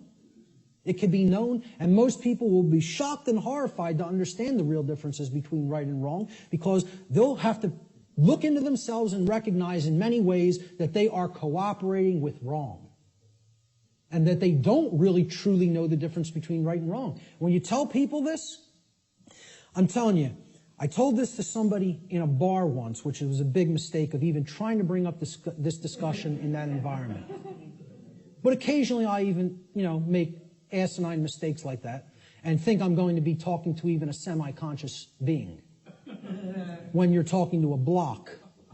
Okay? So I said, you understand what actual morality is true common sense. We're going to look at that term, common sense, and explore what it really means. And she said, so what you're saying is if I think that there's no really objective right and wrong, that I don't have common sense. And I said, yes, that's what it... No, I said, that's not what I think. I'm trying to explain to you that's what it means by definition, not by what I think. The definition of common sense is to truly know the difference between right and wrong. And I said, because I say that you are not fully in that state of awareness, don't even take it personally, because billions of people on the earth are in that same state of awareness. You're not special, and it's not a personal attack against you. And I thought this person was going to throw a glass at me. Literally got so enraged because she's associating the concept of common sense with that you are functional and can adequately perform the daily activities of living. And that's not what I'm talking about as common sense, okay? Having common sense about, I can prepare my meals and eat for myself and wash my own clothes and, go to work. That's not what I'm talking about as common sense. That's your everyman's definition or connotation of common sense. We're going to talk about what common sense really is. Okay? A deep understanding of morality, which are the principles concerning the distinction between right and wrong behavior, lies at the very heart of natural law. This is the essence of it, folks, right here. And here's the difference between right and wrong in a nutshell, about as simply as I am capable of describing it. All right? Now, we use the words correct or right to mean correct and moral. When you say, okay, what's 5 plus 5? It's 10. You're right. Meaning you are correct. That is true. That is the correct answer. That is right. Okay? And then we say, was stealing that money from Jim, was that right? To mean, was it a moral behavior? So now, why would we use the same word, again, like the ancient Romans used the same word, book and free? Okay, those two different concepts were represented by the same word, liber. All right, and there's a reason, because reading will put you on the path to true freedom if you read the right books. Okay? Why would in the English language, we have other words to mean the same concepts, but the word right means two things simultaneously. It means both correct and it means moral. There's a reason, because they mean the same thing. Correct is moral. Correct meaning that it is in alignment with that which is true, means literally by definition, if it is true, then it is moral. The more you are following something that is false, that is not based in truth, the more you are going down the path of immorality, of wrongdoing. So we have to come to know what is true regarding right and wrong if we are going to be able to correctly, with wisdom, choose between these two modalities of behavior. So, right, again, it means both correct, which is based in truth, and moral, which means that the action, if taken, if acted upon, is in harmony with natural law. Actions based in it do not result in harm to other sentient beings. That's the definition of right. Now look at how simple that definition is. And think about it for a moment. We're talking about what is a right. Meaning, what do you have a right to do? And what you have a right to do is no different than what I have a right to do. What I'm telling you here is every single human being on this planet has the exact same rights. Not one person has one more right than another being. Not one person has one less right than another being. To think that anybody has more or less rights anywhere on the earth at any time in history is a fallacy. It is a lie. It is a deception. It is wrong. It is not correct. It is not based in truth. Rights are universal and the exact same for every human being. Blanket statement, absolute truth. Let the ego chew on it and deal with it. Okay? And again, the ego will have a hard time with this in many cases, with many people. They'll hear that and they'll want to throw a glass at me. So, look at the definition again. A right. So when you make a definition, right, this is a noun. All right? Noun's a person, place, or thing in the English language. We're talking about a noun here. You look up the word right, it's a noun, meaning a right. A right that we have to enact, to take, is an action. You have to start a definition with the same type of word. You're defining a noun, you got to give it a noun to start the definition. A right is an action. Most people will never even be able to tell you that. Just say, could you define what a right is to me? They will not give you this noun. A right is an action. So is a wrong an action. A right is an action that if you take it, it does not cause harm to other sentient beings. That's the simple and easiest definition that anybody can give for what a right is. And I guarantee you, you go and engage as many people as you want on the street. I have not asked this question and had anybody ever raise their hand or even contact me later and say, you go up to somebody on the street and ask them if they can define what a right is. Nobody can give you the correct definition for what a right is. Now, if you don't know what the definition of a right is, you certainly don't know whether you're choosing accurately between a right and a wrong, between right and wrong behavior. You can't. It's not possible. So many people believe that they're allowed and they can do actions with no consequence that actually aren't in alignment with natural law because the taking of those actions do result in harm. And they don't really even understand that. So let's look at what a wrong is. We're going to deeply look into what a wrong is. We're going to focus on what wrongs are. Because in reality, to even start this, right, what have we based this definition on? Actions based in it do not result in harm, right? That's the negative of another definition. Well, it's the negative of this definition. So you can only actually define a right by knowing what a wrong is. A right technically cannot be defined outside of the negative. A right can only be defined apophatically, meaning understanding what a wrong is and then stating that it is anything that falls outside of the parameters of wrongdoing. Okay, and we're going to get to what those parameters are. All right? So, I'm sorry, I want to focus on wrong for a moment. Okay?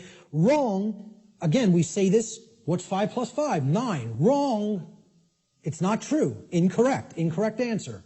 It's not based in truth. We use the term wrong to mean both incorrect and immoral. Well, that was wrong what you did to that person by hitting him for no reason. You didn't have the right to do that. Immoral means in opposition to natural law. Because actions that are based in it result in harm to other sentient beings. That's the simple definition of a wrong. Now we can go deeper into the definition of what a wrong is and look at different types of wrongs, which is what I'm going to do in a moment. So this is the concept that is referred to as apophatic inquiry. Very, very critical to understand concept. And you have to apply this concept. What this essentially is it's a filtration process. This is the process of the middle process in the trivium. Okay? It's weeding through the inconsistencies and saying, well, is this inconsistent? Is this inconsistent? Is that not true? And you're setting those behaviors aside and you're saying, here's the behaviors that are wrong. Don't engage in those behaviors. It's negative. It's a negative process. It's a destructive process. You're taking away from the body of everything that can be done, and you're saying, I'm pulling all of these out through a weeding down process and saying, these are all inconsistent with truth. It's called apophasis, apophatic inquiry. And that is to be delineated from what's known as cataphatic inquiry. Cataphatic inquiry means you're reasoning in the affirmative, and you're not trying to weed down through a process of elimination to get to the truth. Okay? So cataphasis or cataphatic inquiry would be equivalent to inductive reasoning, whereas apophatic inquiry or apophasis would be akin to deductive reasoning. All right? Rights are most easily understood when they are considered through apophatic inquiry, or what is known as the process of apophasis. This process helps us to understand what a right actually is by understanding which actions are not rights because they cause harm to others. They're the cause of harm. Here's what apophasis is. It's been called apophatic inquiry. Okay? Really, look this up. Understand what apophasis is because it's part of the trivium process. All right? It comes from the Greek noun apophasis, written there in Greek script, which comes from the Greek verb apophanai. Okay, so apo in Greek means away from or the negation of, and phanai in Greek means to say or to speak. So when we put them together, it means to say no or not to say, or to say what something is not, in other words. That's what apophasis is. You're saying this is not this. It's the opposite of that. Okay? So it is a method of logical reasoning or deductive reasoning that is employed when you are given a limited set of possibilities in order to arrive at knowledge by way of the exclusion of known negatives. You're setting the logical inconsistencies to the side and saying, this is not what this thing is. That's called apophasis. Okay? You are describing what something is by explaining what it is not. This is called affirmation through negation, is another term that this truth discovery process is known as. Okay? So, what we're going to do is apophasis. We're going to do apophatic inquiry regarding right and wrong. So, what is not a right? What are ways that people can cause harm to other people or animals? Ways that we can cause harm to other sentient beings. One of the first thing, so what we're doing here is we're going to list the boundary conditions for natural law here, for breaking natural law. If we take these actions, we are breaking natural law because the action is a cause which results in the effect of harm to another being. All right? So these are what are simply, I call them the natural law transgressions, which means sins or wrongdoings. They're simply harmful actions that a person is capable of taking to another being, against another being. That's all. So, of course, many people will get the first one. What's one of the main horrible wrong things that somebody can do to another person? Kill them. Murder them. Take their life. Okay? Murder. And I would distinguish murder from killing as well. Because occasionally, to defend oneself, killing may be necessary. But murder is always immoral and wrong. Okay? See, the fifth commandment in Hebrew, do you know what it says in Hebrew? It does not say thou shalt not kill. The term for murder in Hebrew is tirzach. The fifth commandment in Hebrew is lo tirzach, which means do not murder. Murder as a verb in Hebrew is a completely different word and a totally different connotation than the verb to kill. Because what they're saying is don't take life without any right to take it. Meaning that you initiated the violence. And that's what murder is. It's the initiation of the taking of somebody else's life when you had absolutely no right to take that life. Now, if someone is coming after you, your rights, there may be times when you do have to take defensive action and forceful action, up to and including deadly force. We're going to talk about that later. But murder is the first natural law transgression. And if you want to go down to a subsection of this transgression, you could list it as a totally separate wrongdoing. I'm keeping it in the same basic category.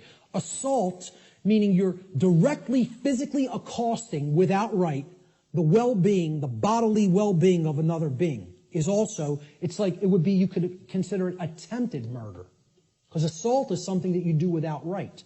If someone assaults somebody, they have no right to commit assault. Never exists. The right to commit assault does not exist. The right to commit murder does not exist in any circumstance, ever. Blanket statement. The right to defend oneself through physical force exists. and possibly in certain circumstances, the right to kill exists.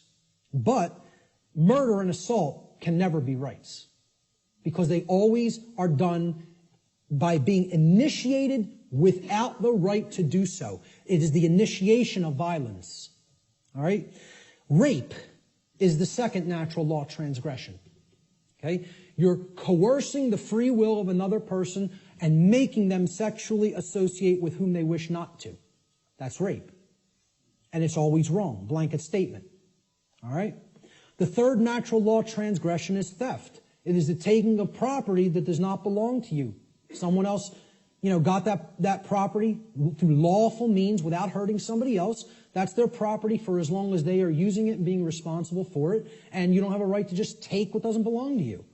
Nobody has a right to take my projector or my remote control or my computer any more than I would have the right to take Richard's cameras.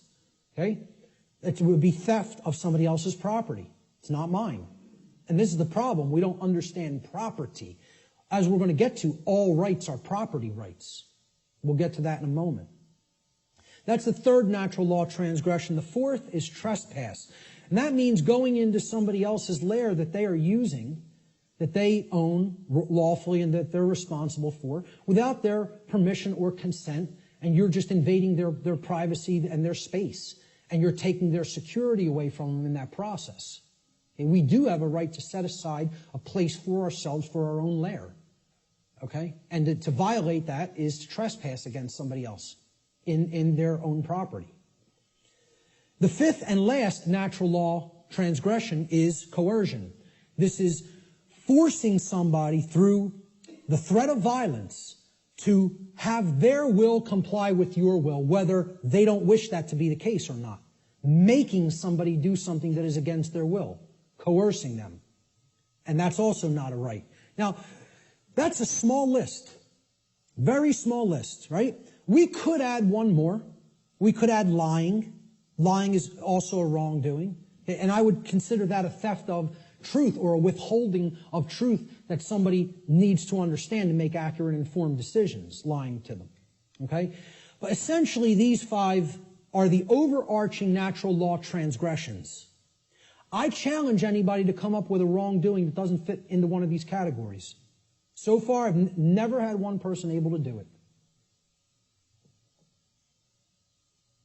Any wrongdoing, any action that you could think of that doesn't fall into one of these wrongdoings. Yep. I would probably categorize it as pure ignorance, but, I would say, hey, maybe you could look at it like that because that's propagating the slavery system indirectly. So, you're actually, you're not doing anything to help anybody else's freedom, certainly. I don't know if I would categorize that as a natural law transgression because, it's giving consent and propping up that system. It's not technically what I would call an action, but it's more of like giving consent. Hey, you could say that is a wrongdoing, I guess, because giving your consent is tacitly saying yes to control, and that's ultimately affecting everybody else's freedom negatively. So, possibly. But in general, what I would say is if you could think of an actual physical action that doesn't fall into one of those categories, let me know. Because that's a pretty comprehensive list, and it's only like, 6 words. So, now, what if I told you I could narrow it down? What if I told you I can get rid of 5 of those words and take it down to 1? Okay? These are the wrongdoings. Let's try to narrow it down, right? Okay? Every harmful action that a human being is capable of taking is a form of theft. Now, many people will hear that for the first time. I've never heard that said. There is no action that you can take that causes harm to another person that is not a form of theft in some form or fashion. I challenge anybody to come up with an action that isn't a form of theft, that is an action that is a wrongdoing that isn't a form of theft. You won't be able to do it. I put that challenge out on my podcast. Say, email me if you know. No, not one person. The only one person challenged it and tried to say lying. I say, okay, that's really taking the truth from somebody, thieving truth. And whether you want to look at it as you're simply dissuading them from looking at the truth too, deceiving them, or not offering correct information, still you're taking away their ability to make correct judgments based on the availability of information. So it is a form of theft. Some form of property. Now look at that word. Property. Proper, meaning right, is always being stolen when a wrongdoing is committed. All rights are property rights. All wrongs are theft of property. Once again, I challenge anybody. It's an open challenge. If you can find me a right that is not a property right, or a wrong that is not the theft of some form of property, please do it. Please let me know. Okay? Life is a form of property. So taking life you had no right to take, murder, is stealing property that wasn't your own, because that was that person's life, possessive. They own it. And I didn't have a right to just go and take it for no reason. Rights are a form of property, meaning actions that you may do because they are in harmony with natural law and do not cause harm to others. I don't have a right to stop you from taking. If you're not harming somebody else, nobody has a right to stop you from taking a right, taking an action. You may perform any action which does not directly result in harm to somebody else. Okay? Rights are a form of property. Freedom is a form of property. Somebody doesn't have a right to take somebody else's freedom and hold them against their will just because they don't like what they're doing. They have a distaste for what they're doing. Or they want them to comply with their behavior, with their commands. Okay? They want them to make their behavior comply with commands that they're being given. So, if you really break it down, let's look at the wrongdoings once again. Murder. Is that not the taking of somebody else's life? Assault is the taking of their right to remain unharmed in their person. You're taking their health if you assault them, right? Their homeostasis in their body is being put under assault. And that's robbery. That's somebody taking something that isn't theirs to take. Rape. You're taking somebody else's free will to sexually associate with whom they choose to sexually associate. And therefore that's a property theft. Because that's their property, their free will. Theft itself says it right there. You're taking physical possessions that aren't yours to take from somebody else. Stealing. Trespass. You are taking someone's security in their own lair, as we talked about, which you don't have a right to take. That's also their property. Coercion. What are you taking? Somebody else's free will, which isn't yours to take. That's a gift from the Creator, which belongs to each individual. And if somebody's coercing somebody by telling them, you must do this because I said so, and if you don't do this, I will come and do some form of harm to you, that's not a right. That's a wrongdoing. Coercion. And it's a form of theft. Exactly. Sure. You must buy this. Imagine this. Great. We're going to take 5 more minutes and then we're going to take an hour and 15-minute break. So all of these things are forms of wrongdoing, and they're all ultimately one wrongdoing in different forms. They are all theft, every one of them. There is only one wrongdoing. There's only one way anybody can wrong anybody else. Stealing. That's it. Every form of wrongdoing is a form of theft against another being and their property. A living being or their property must have been harmed in order for a violation of natural law or wrongdoing to have taken place. Any action which does not cause such harm is a right. There's the apophatic definition of a right. Through understanding what a wrongdoing is. And I'm telling you, billions of people, not millions, not hundreds of millions, billions of people on this planet do not know this. Could not tell you this. Because this is it. This is it, folks, right here. This is the crux of natural law. What is a right? What is a wrong? And I couldn't sleep last night. After we got home, I never have problems sleeping. Ever. Ever. I'm just going to tell you this before we break. I was laying in bed last night before I went to sleep for the night. Could not sleep because all I was thinking of is how preposterous. I told this to some people at lunch. I'm just sitting there thinking about how preposterous and ridiculous it is for me to even ever have to utter any of this.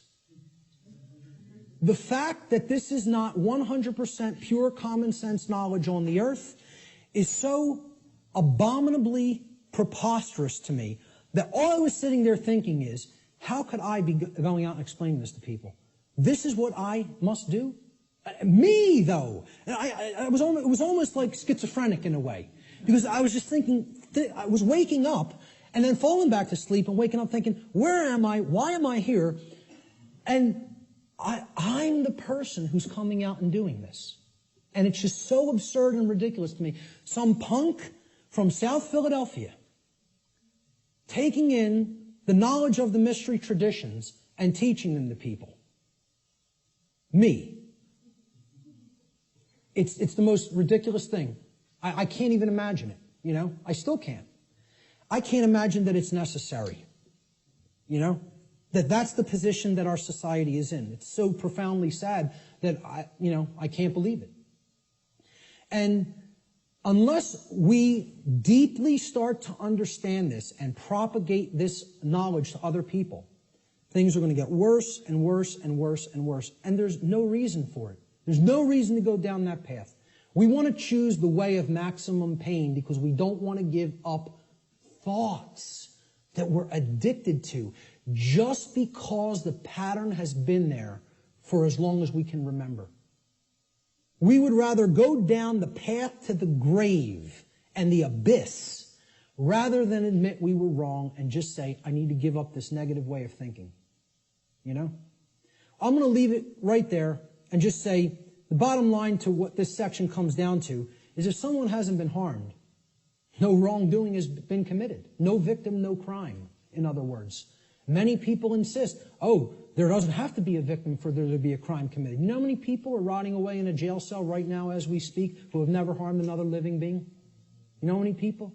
Tens of thousands. Okay? And no one has any right to hold them. Unless you've harmed somebody else, nobody has a right to stop you from continuing to take the action that you are taking. Okay? We're going to talk about some of those things in the last section. So let's take an hour and 15-minute break, and we'll be back here at about 5:20.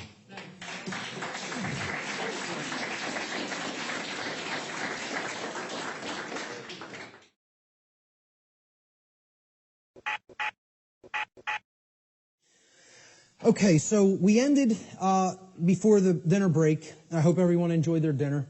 At the concept that if there is no victim, if no actual wrongdoing has taken place resulting in harm to someone else, there is no crime.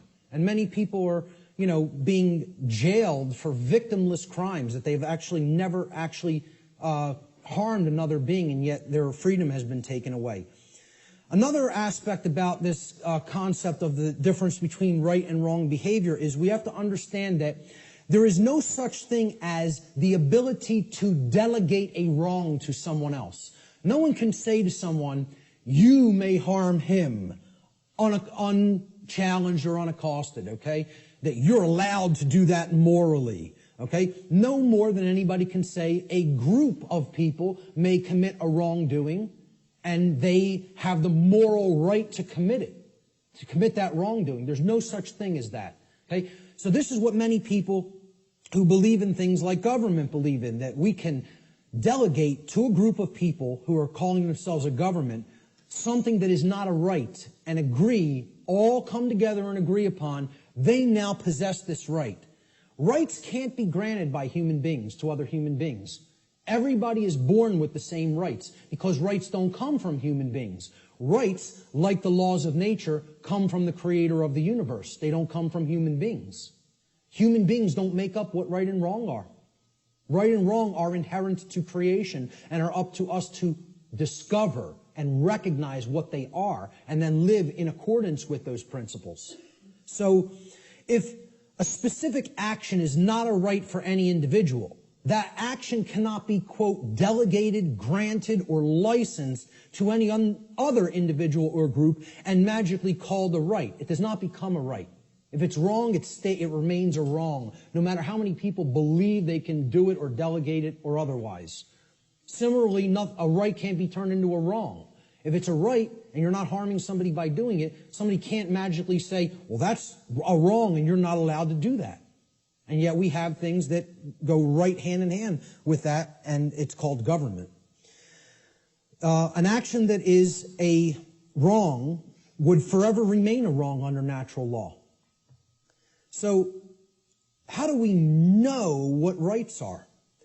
Part of knowing rights is understand that natural law, the difference between right and wrong, always holds true regardless of a population's belief system. Like natural law being in effect, the difference between right and wrong are not dependent on anybody's belief.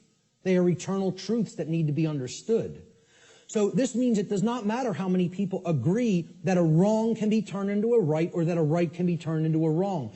Such things can never be done in reality. We can believe we can do that and act like that, but in reality it cannot actually be done. A right forever remains a right, a wrong forever remains a wrong. People can only believe that they can claim such reversals and that this will magically make it so. Unfortunately, most human beings erroneously believe that it is morally possible for them to create and delegate rights, quote unquote, which do not exist, or to take away actual rights from people which do exist. They believe we can do that. So when in doubt as to whether an action is or is not in harmony with natural law, the visualization exercise that I always ask people to do is to imagine a scenario of a planet, a world, where there is only two people, where only two people exist on an entire planet, okay? If the behavior in that circumstance, in that visualized instance, is either a right or a wrong in that instance, it remains a right or a wrong in any size population, regardless of how many people may believe otherwise. Okay? So if a right is a right for one person to do toward another, okay, or if it's a wrong, the action is a wrong for one person to take toward another, population is irrelevant. People will say, well, yeah, if there was a couple of people, that would be okay. But if in a world of 7 billion people, we can't let people do that. Well, this has nothing to do with what right and wrong is.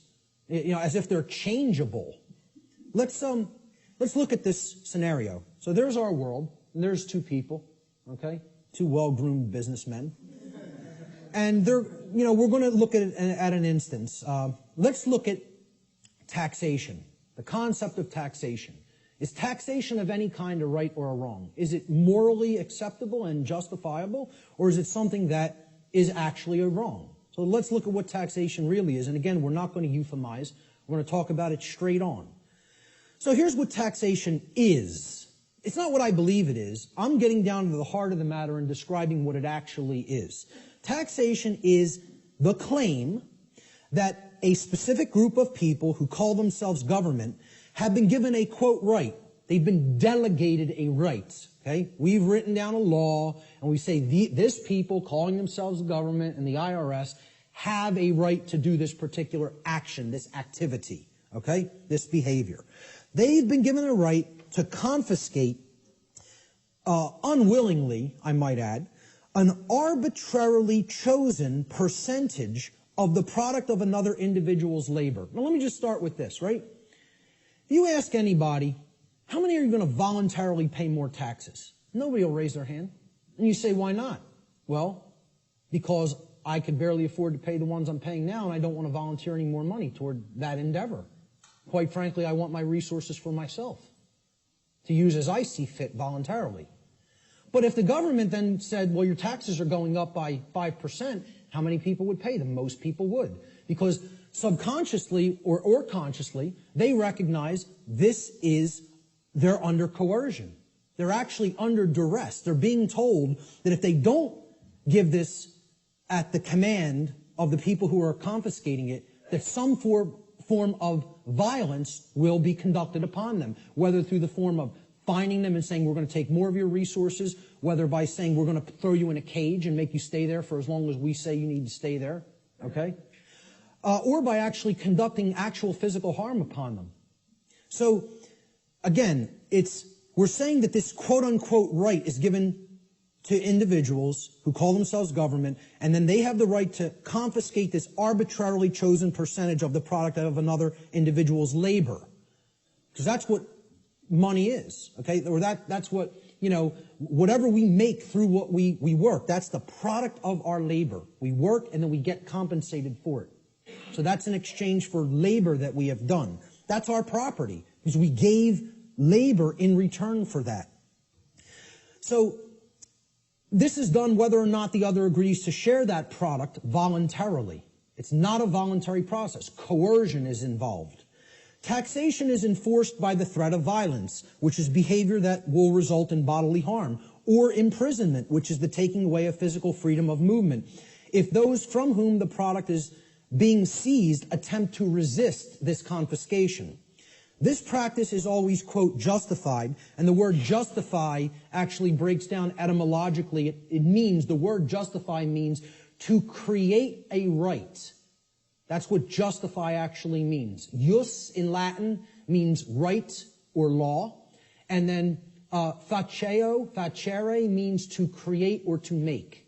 So to justify means to create right, to make a right up and conjure it into existence.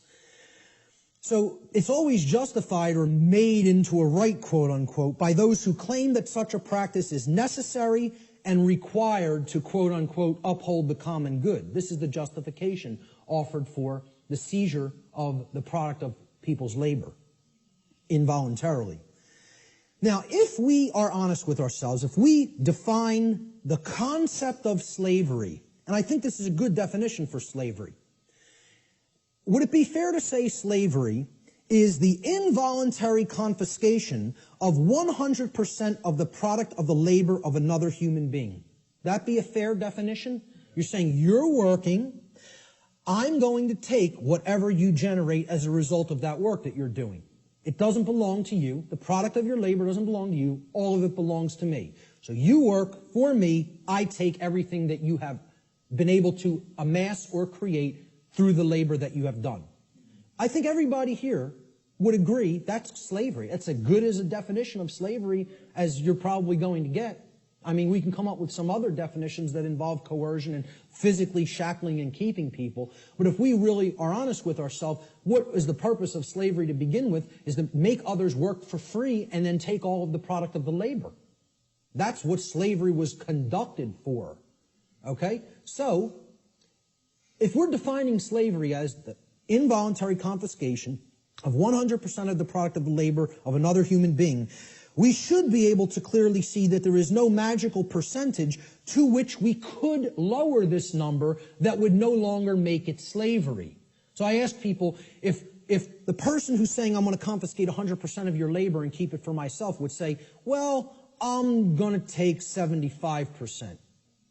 I'll take 3/4. You can keep 1/4 of what you've created. Would that no longer constitute slavery? And I don't care what you say I'm going to use the 75% for. Okay? If you're telling somebody you have no choice, 75% of your labor belongs to me, would that no longer be slavery just because they allow them to keep 25? Okay, let's lower it to 50. Is it still slavery? Okay. Well, what percentage could it possibly be lowered to for it not to be slavery anymore? Only 0. There is no percentage that it could be lowered to for it not to constitute slavery. And again, if we're being honest with ourselves, many people want to justify this in many ways by saying, oh, it's used for services which someone doesn't have a right to refuse. You know, I tell people, hey, if I said to you, I'm a computer technician. You own a computer? Okay, I'm now your computer technician. You're not allowed to refuse my services. Just think about that for a moment. You may not refuse that I am now providing the service for your computer to keep it in good shape. Okay? First of all, what have I just taken from that gentleman? Right to choose. Free will. Right there, that's slavery. I don't even have to keep going and say, hey, if you refuse, or, you know, if you, whether you want or don't want my computer services, I'm now your technician, and I need $200 every year. I'll come over a couple of times. I don't care whether you're happy with my service or not, okay? And if you don't pay me, I'm coming and taking the computer. Now, is that really your property if you're living under that kind of duress? Or am I just a violent criminal who's saying I'm going to steal your stuff if you don't give me what I say? I'm holding you under extortion. That's duress. That's called duress. It means I am threatening violence unto the person unless they conform to my will. And that's what we're all held under.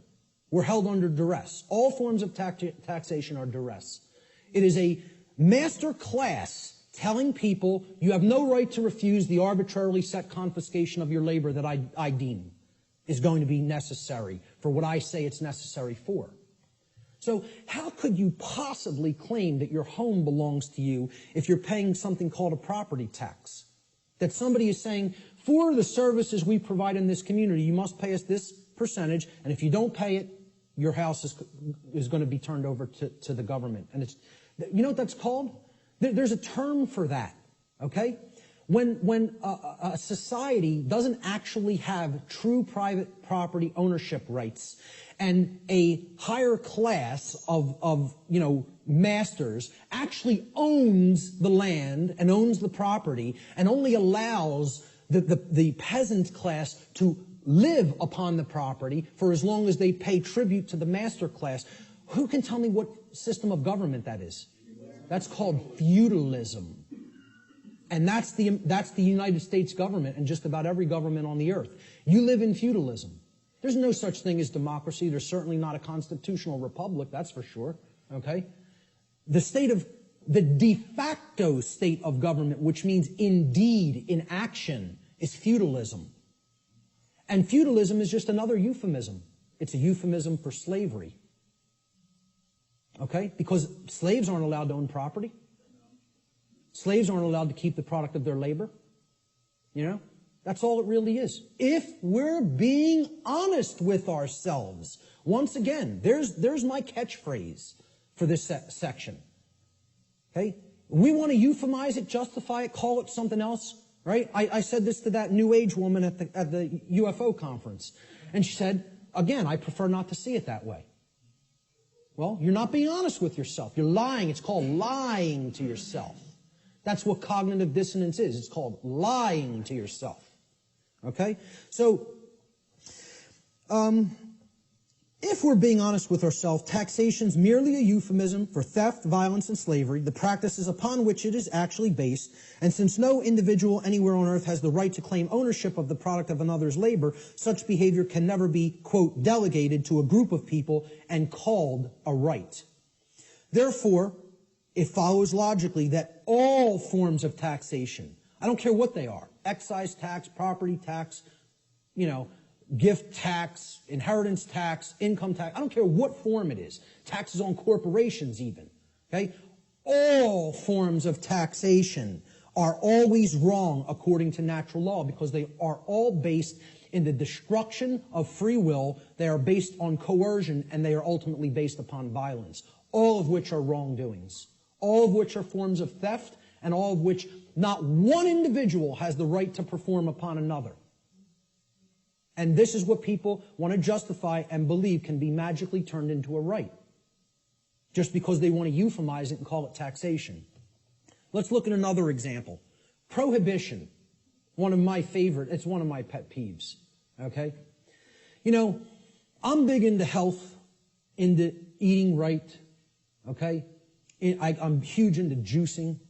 It's one of my favorite things to do. Purification of the body is part of purification of the mind, all right? But I'm going to tell you, I'm 100% for anybody being allowed to put anything into their body because they own their body. If I want to break up this remote control in little pieces and eat it with a sprinkling of pepper, then that's my right to do so, regardless of what the chips may do to my intestinal tract, okay?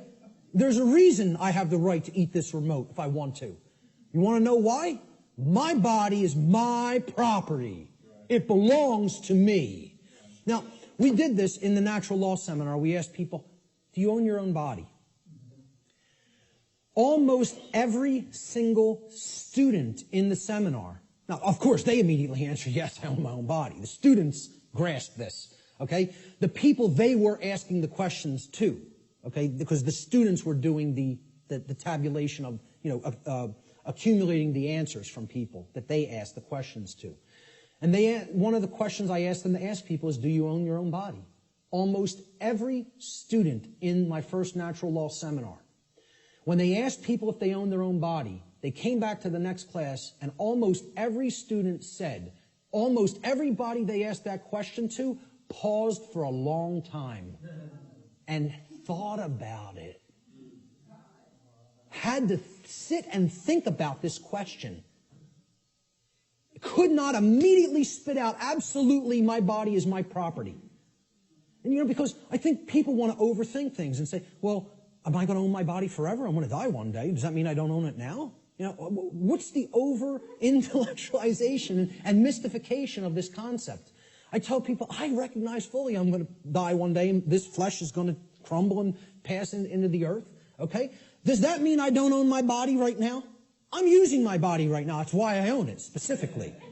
Specifically because my consciousness inhabits this body and I'm using it as the vehicle for the expression of my consciousness is the very reason I own my body.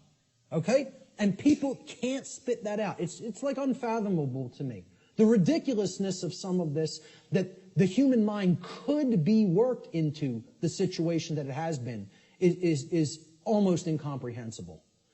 So let's go forward with prohibition. Okay? It's the claim that a group of people who call themselves government have been given the right to prevent others from putting any given substance into their own bodies, and if others refuse to comply with those terms, that they will be fined or imprisoned. And it should be self-evident that if an individual's body is actually their own property, and it is, then that individual always maintains the natural right to decide what will or will not be put into their property, which is their body. Why can you put what you want into your car or your home? Because you own it. It's your property. Okay? Technically, it should be. I mean, technically it isn't really, but my whole point is nobody else can tell, no other individual can tell you what you can and can't put into your home. Okay? Could I tell you, hey, I don't want you putting that jacket in your car. You're not allowed to put it in there. Well, who am I to tell you you're not allowed to put that in there? It's your property. Okay? So why would we accept that? Not accept that, but we would accept I can't put something in my own body that I deem that I want in it. Okay? Because people can't separate the act of imbibing the substance or putting the substance into the body, okay, from the action that people may subsequently take. And they're two different things.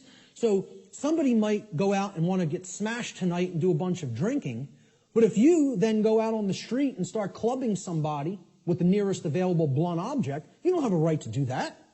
You had a right to go drinking, okay, any more than you would have a right to go snort some cocaine or bang some heroin into your arm, okay?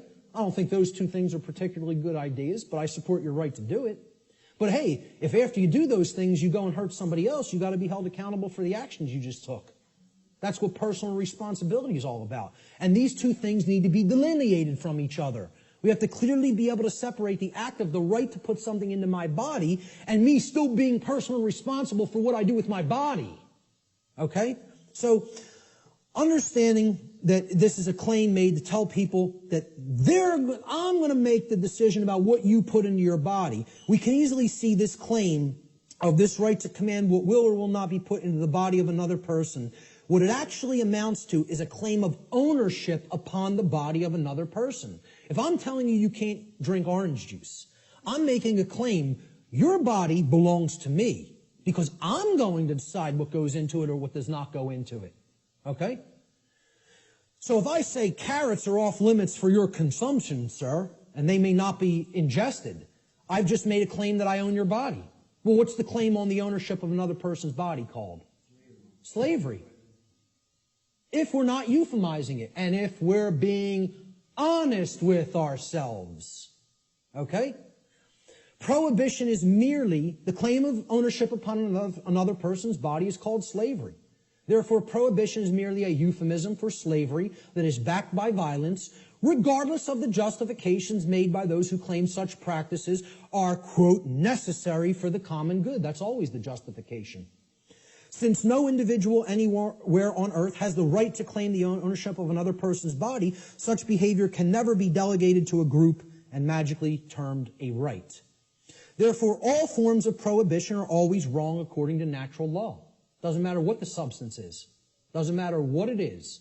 How destructive it may be to the body or brain. Look, if I want to go under my sink, take some cleaning supplies and make a nice cocktail with some lye and some roach poison and some rat poison, stir it up in a water solution and go glug, glug, glug, glug, glug. That's my right. Want to know why? Because I own my body. I own my consciousness and my body, period, the end. So if I want to do that, that's my right to do so. Okay? Nobody has a right to tell me what I can and cannot put into my body. Yet we accept this because of these justifications. Oh, it's for the common good. Forget what rights are. You know, it's for the common good. We need to accept slavery for the common good. Yeah, it works out like that. So how about licenses and permits? These are claims that a group of people who call themselves government. And again, we're going back and visualizing. Imagine one person trying to make this claim to another person. Nobody would find it legitimate. Nobody would find that one person may make that claim to another person. Yet we think these other people called government have rights that individuals don't have. That's what we think. That's called mind control. Mind control is getting people to accept some people have rights that other people don't have. That's what it is. You know? So go back to that visualization exercise. Can one person make that claim over another and have it be legitimate? Of course not. So if nobody has that right, how could that right be delegated to somebody else? It can't. Licenses and permits, they're claims that a group of people who call themselves government have been given the right, quote unquote, the right to prevent others from exercising specific behaviors, even if such behaviors cause no harm to others or their property. Unless those others petition, meaning beg, or pay the government for permission. That's what a permit is. It means permission to be allowed to exercise those behaviors. This amounts to the claim that rights are actually merely privileges that may be granted or revoked by government at any time. Okay? Based upon the people in government's preference, their discretion. All right? Remembering that the definition of a right is any action which does not cause harm to another living being or their property, there is no such thing as the right, quote unquote, to stop another person from exercising a right. If something is a right, meaning it doesn't cause harm, there is no such thing as someone's right to stop you from performing that action. Okay? That would be called coercion, which is a wrong. Okay? So the actual ingestion of, let's say, marijuana, for example, harms no one else. You can put that into your body, sit there perfectly peacefully, and not cause harm to another living being. That's called a right, for the very specific definition that it caused no harm. Okay? I would not have the right to tell another individual, you may not do that action. That would be a wrongdoing. Well, it's the same thing for something when it comes to licenses and permits. You're telling people, hey, if you pay me $50, I'll let you smoke that marijuana without doing violence to you. Unless I change my mind. And then I won't give you a permit. I'll just say, hey, you're not allowed to do that. Even something that is a right, like assembling and speaking. Like what was done in the state of Pennsylvania a few years ago when the G20 visited it in the city of Pittsburgh. Okay? The city telling people, we have revoked the right to assemble and speak and petition for grievances. You don't have the right to come and speak. No protests will be tolerated or we'll hit you with sound and water cannons. You know? And people just laid down and accepted it. The whole city of Pittsburgh. You know? Because, we're going to go and ask them for a permit. And they just said no. No. You don't have that right anymore. We find you on the street, you're getting blasted with a sound cannon and deafened. Some people went permanently deaf. Permanently deaf. Lost their hearing from what happened in Pittsburgh, Pennsylvania. You see the stuff that was happening in, it wasn't Egypt, where they were hitting people with water cannons recently and killing some of them. It was in the Middle East somewhere. Turkey, correct. You know? Hitting people, some people died getting hit in the eye with such pressure it hits the brain. People were dead from water cannons. They call these non-lethal weapons. Because they're telling you, you may not speak. You may not assemble. We're going to revoke that right, really. See, there is no right to stop someone from exercising a pre-existing right. That's you making the claim, I own your rights. That's what that's really doing. That's saying, I'm God, I get to grant what a right is or revoke what a right is at any given time. It's basically what it is. It amounts to someone claiming to be God. The claim over the rights of another person is called slavery. Even more so, it is the claim to be God. The claim that the rights of another flow from you. Therefore, licensing and permits are merely other euphemisms for slavery, regardless of the justifications made by those who claim such practices are, quote, necessary for the common good. Since no individual anywhere on earth, no single individual, has the right to claim the ownership of another person's rights, such behavior can never be delegated to a group and magically called a right. Therefore, all forms of licensing and permits, according to natural law, are always wrongdoings because they are always based in coercion and the theft of someone else's rights. So again, that's the visualization exercise. There's 3 quick examples. You have to envision there's only 2 people. Would one person have a right to conduct that action against another? If the answer is no, the right cannot be, there's no such thing as calling it a right and delegating it to other people and telling them now you're allowed to perform that behavior. It's always a wrongdoing. But people, because of this idea, this mind control called government, want to believe that that right exists, that we can delegate something that is a wrongdoing. Force versus violence. We need to understand that these concepts are complete opposites of each other. They are not the same. The terms should never be used interchangeably with each other because not only are they not even remotely similar, they're direct, diametrically opposed opposites. Let's look at the difference. They're often spoken about as if they're the same and they're used interchangeably when in fact they are actually diametrically opposed to each other. Force, the definition of force, is the capacity to do work or cause physical change in the physical world. Okay? For any change to be created in the physical world in any capacity, force must be used and applied. There's nothing you can do that doesn't require force if you're going to make a change happen in the physical. Okay? So, to set up this equipment, force was required. We had to lift it, we had to set it up, we had to plug in the cables. Force is required to do all those things. It's the capacity to perform physical activity, physical work. Okay? Action, force is actually action which is in harmony with morality and natural law because the taking of it, the usage of it, doesn't violate rights of other people. So as soon as you're stepping over the line into coercive usage of force, that becomes violence. The initiation of force for coercive reasons, for coercive applications, becomes violence. That's what makes it violence. Force itself is not violence. As such, force is action which one always possesses the natural right to take, and this includes the defense, the physical defense of someone's person, their body, against the act of violence. Force may be applied in that situation. When you are accosted with violence, you do reserve the right to use physical force defensively against such an assault. Violence, on the other hand, and this is the key to keep in mind with violence, it is the immoral initiation of physical power to coerce, compel, or restrain unrightfully. No one has the right to ever enact violence because violence is always starting it. Initiation, that's the key word there. It's the immoral, the unrightful initiation. So, teachers in schools will, if there's a skirmish that happens between a couple of male students one day, they'll say, it doesn't matter who started it. All that matters is who started it. All that matters is who started it. All that matters.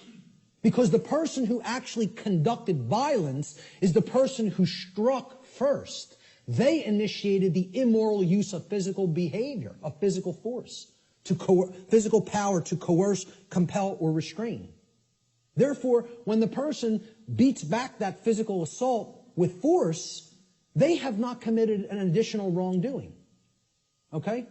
It's difficult for many people to understand who are in right brain imbalance. They don't want to acknowledge that you maintain the natural right to use force when you are accosted with violent behavior. If someone just came up to me on the street and started swinging, okay, because they want something I have, or just because they don't like the look of me for whatever reason, they don't have the right to do that. If I replied by beating back their attack with sufficient force to put that action down, how many wrongdoings would have been committed? One. Correct. One. Not two. One.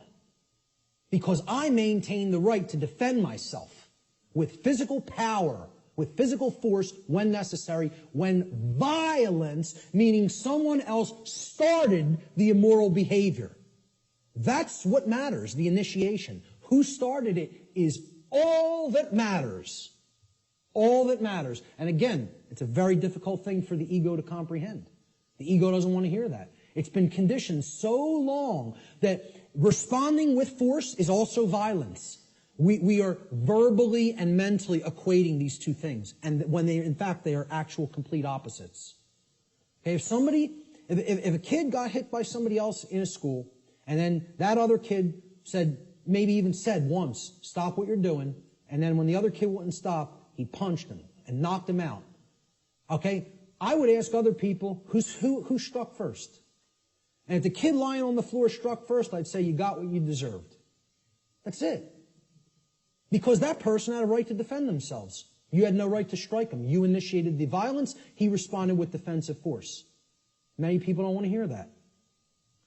Because they're very conditioned. And I'm not saying you have to do that. You also reserve the right not to do that. But the right does exist. Both rights exist. You would have the right to not respond with physical force, but you would have the right to respond with physical force. See, that's a free will decision that the person has the right to choose between those actions. I don't even look at either one of them as the high road. Personally, I think if somebody keeps beating somebody and keeps conducting violence to them, and the other person keeps accepting it and never rebels against it and never uses any force to put it down, I almost look at that as the low road. I'm not a pacifist. Not a pacifist. Okay? I am 100% about non-violence, meaning don't initiate harm to other people. Don't start it. Don't start none, won't be none. In street lingo. That's how it really is. Okay? But if somebody else starts it, they're asking to be put down with the amount of physical force that is required to put down the act of aggression. Violence is coercive action. See, that's the key. It's always coercion. Saying, you're going to do what I want you to do, or then I'm going to strike. Then I'm going to commit the act of violence. It's coercive. It's action which is always in opposition to morality and natural law for the very reason that it involves the violation of others' rights. That's why it's called violence. It's a violation. The act of violation it resulted in violence. Your rights have been violated. That's why it's called violence. It's the same root word. Violence is action which one never possesses the right to take, ever. There is no such thing as the right to commit violence. Doesn't exist. Because violence is the immoral initiation of physical power to compel, coerce, restrain, which no one has the right to do. No, you don't have the right, no one does have the right to initiate that type of action. Force, on the other hand, there is a time and a place to exert that force in a defensive capacity. All right, so we'll talk about that here. piece of trash comes up to somebody on the street and says, give me everything that's valuable. I want your shoes. Oh, they're leather? Take them off. Take the wallet out, all the jewelry. Give me your purse. Give me your wallet. Okay? It's called a thug. Nobody would believe he has the authority or the right to do that, and we would have the moral obligation to obey this criminal. You know, if the criminal started calling himself government, we might start believing it. Right? But let's say somebody on the street saw what was being done, took out their own 9mm and blew this guy away. How many acts of violence were committed? One. They would look at it like that. But what I understand. But again, that's somebody saying, I prefer not to see it that way. Well, again, perception and reality do not really align in many cases. They're not the same. That person is incorrectly perceiving what is. They're not seeing the truth. And many people don't want to hear that that's the truth, because they're very conditioned and they are very well-behaved slaves. You know, as harsh as that is to say, they don't want to understand that the inherent right to use force against violence exists and is always our right. Always. Now, I'm not telling you go out and immediately do that either, because the perception is so screwed up in the body of humanity that the majority of people don't believe that would be a right. And they'll persecute you for doing it. You see, the self-defense principle is continuously being eroded. Human beings possess the natural right to defend themselves from violence with defensive physical force. A person who is accosted by violence possesses the right to stop the person who is conducting the violence from continuing to do harm to them with any amount of force that is necessary to stop the attack or the assault, okay, up to and including deadly force. I would say, if you want to be nice about it, give the person one verbal warning to stop. Say no once. After that, it's on. That's it. And that's really my policy. Okay? That would be my policy on the street with an individual. The problem is here, the so-called authorities of the government, like you say, don't want to see it that way, and they're constantly trying to take this right away from somebody. They're constantly trying to say, no, we own the monopoly on the usage of force, and all you may do is wait and be accosted and assaulted until one of us shows up. Well, you know what that's called? It's called a big crock of bullshit, is what that's called. And it shouldn't be accepted by anyone who has any common sense. Shouldn't be accepted by anyone. Unfortunately, again, like I said, people are very, very well conditioned. And they think that this is an example of two wrongs don't make a right. There's no two wrongs committed there. There's one wrong committed, and then there's a right that is being exercised.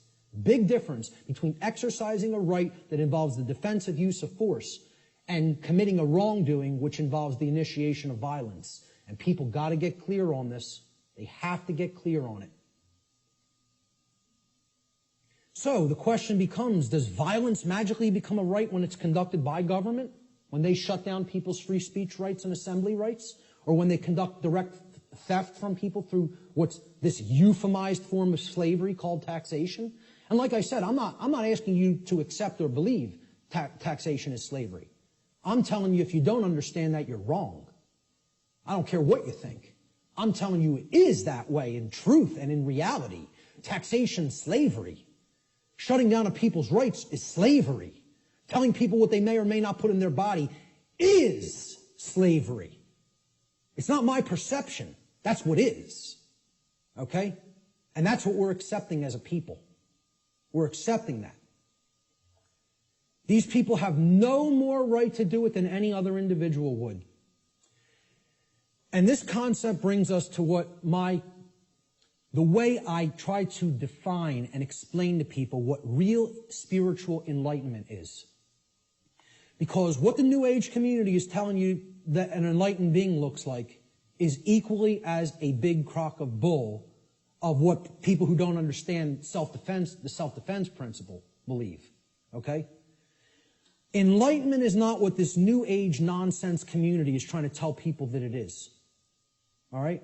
It's not about not taking action and sitting under a tree and meditating until you're magically enlightened. Okay? Enlightenment means knowing what's going on around you.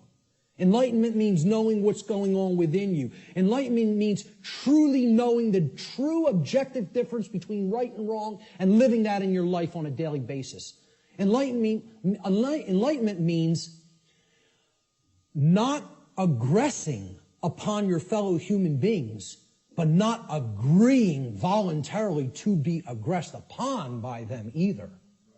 Okay? There's two pillars, two dynamics that go hand in hand with real enlightenment. I call this the two pillars of enlightenment.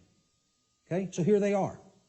The first pillar is the sacred feminine principle. This has been called the non-aggression principle. All right? It is the simple law of don't engage in violence. Or, quite simply put, don't steal. Don't steal. We talked about that. That's what all spiritual law can be boiled down to. Don't steal from other people. Don't take what isn't yours. Don't take life that isn't yours. Don't take property that isn't yours. Don't take rights that aren't yours.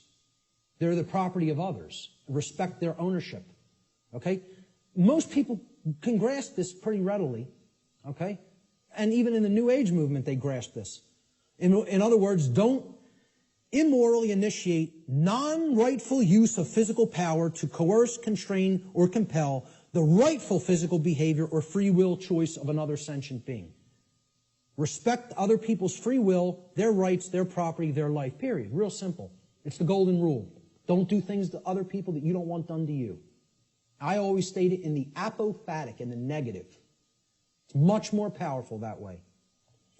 But there is a second principle, a second pillar or tenet of enlightenment, if you will. This is the sacred masculine principle. This is what religions of the world, whether they be government, organized religion of different regions of the world and cultures, the New Age movement, all right, this is what they are seeking to suppress. Because religions are right brain modalities. They're right brain methods of mind control. Just like government, who thinks it's a monopoly on the physical use of force, that's a left brain imbalanced mindset. All right?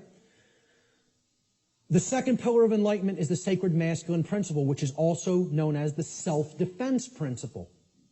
Your body's your property. You have a right to defend it when it comes under attack by violence.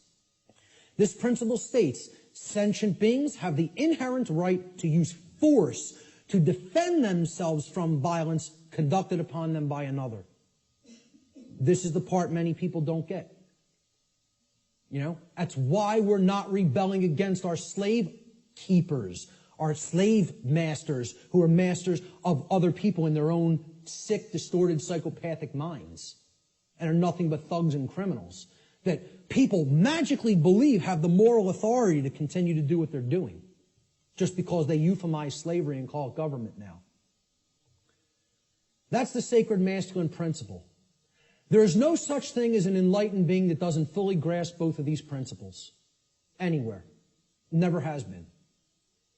There's no such thing as half measures. You got to get them fully, both, or you're not there. And that's the problem. We're not all the way there.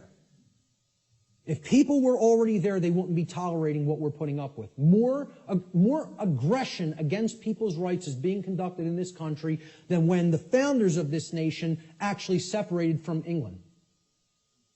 And they would have been horrified. I tell people, look, not to get nasty, but I tell people, if the founders of this country could magically come back to life somehow and see what's going on in this country, they'd take a piss on people. That's what they would do. That's how much disrespect they would have for what we're putting up with. You know? Again, just to say it the way it really is. That's what they would want to do to us. Because they would tell us, we warn you about all this. We warn you about it all. And you know what you did? You ignored it. Ignored it. So what did all those people who died in that revolution die for?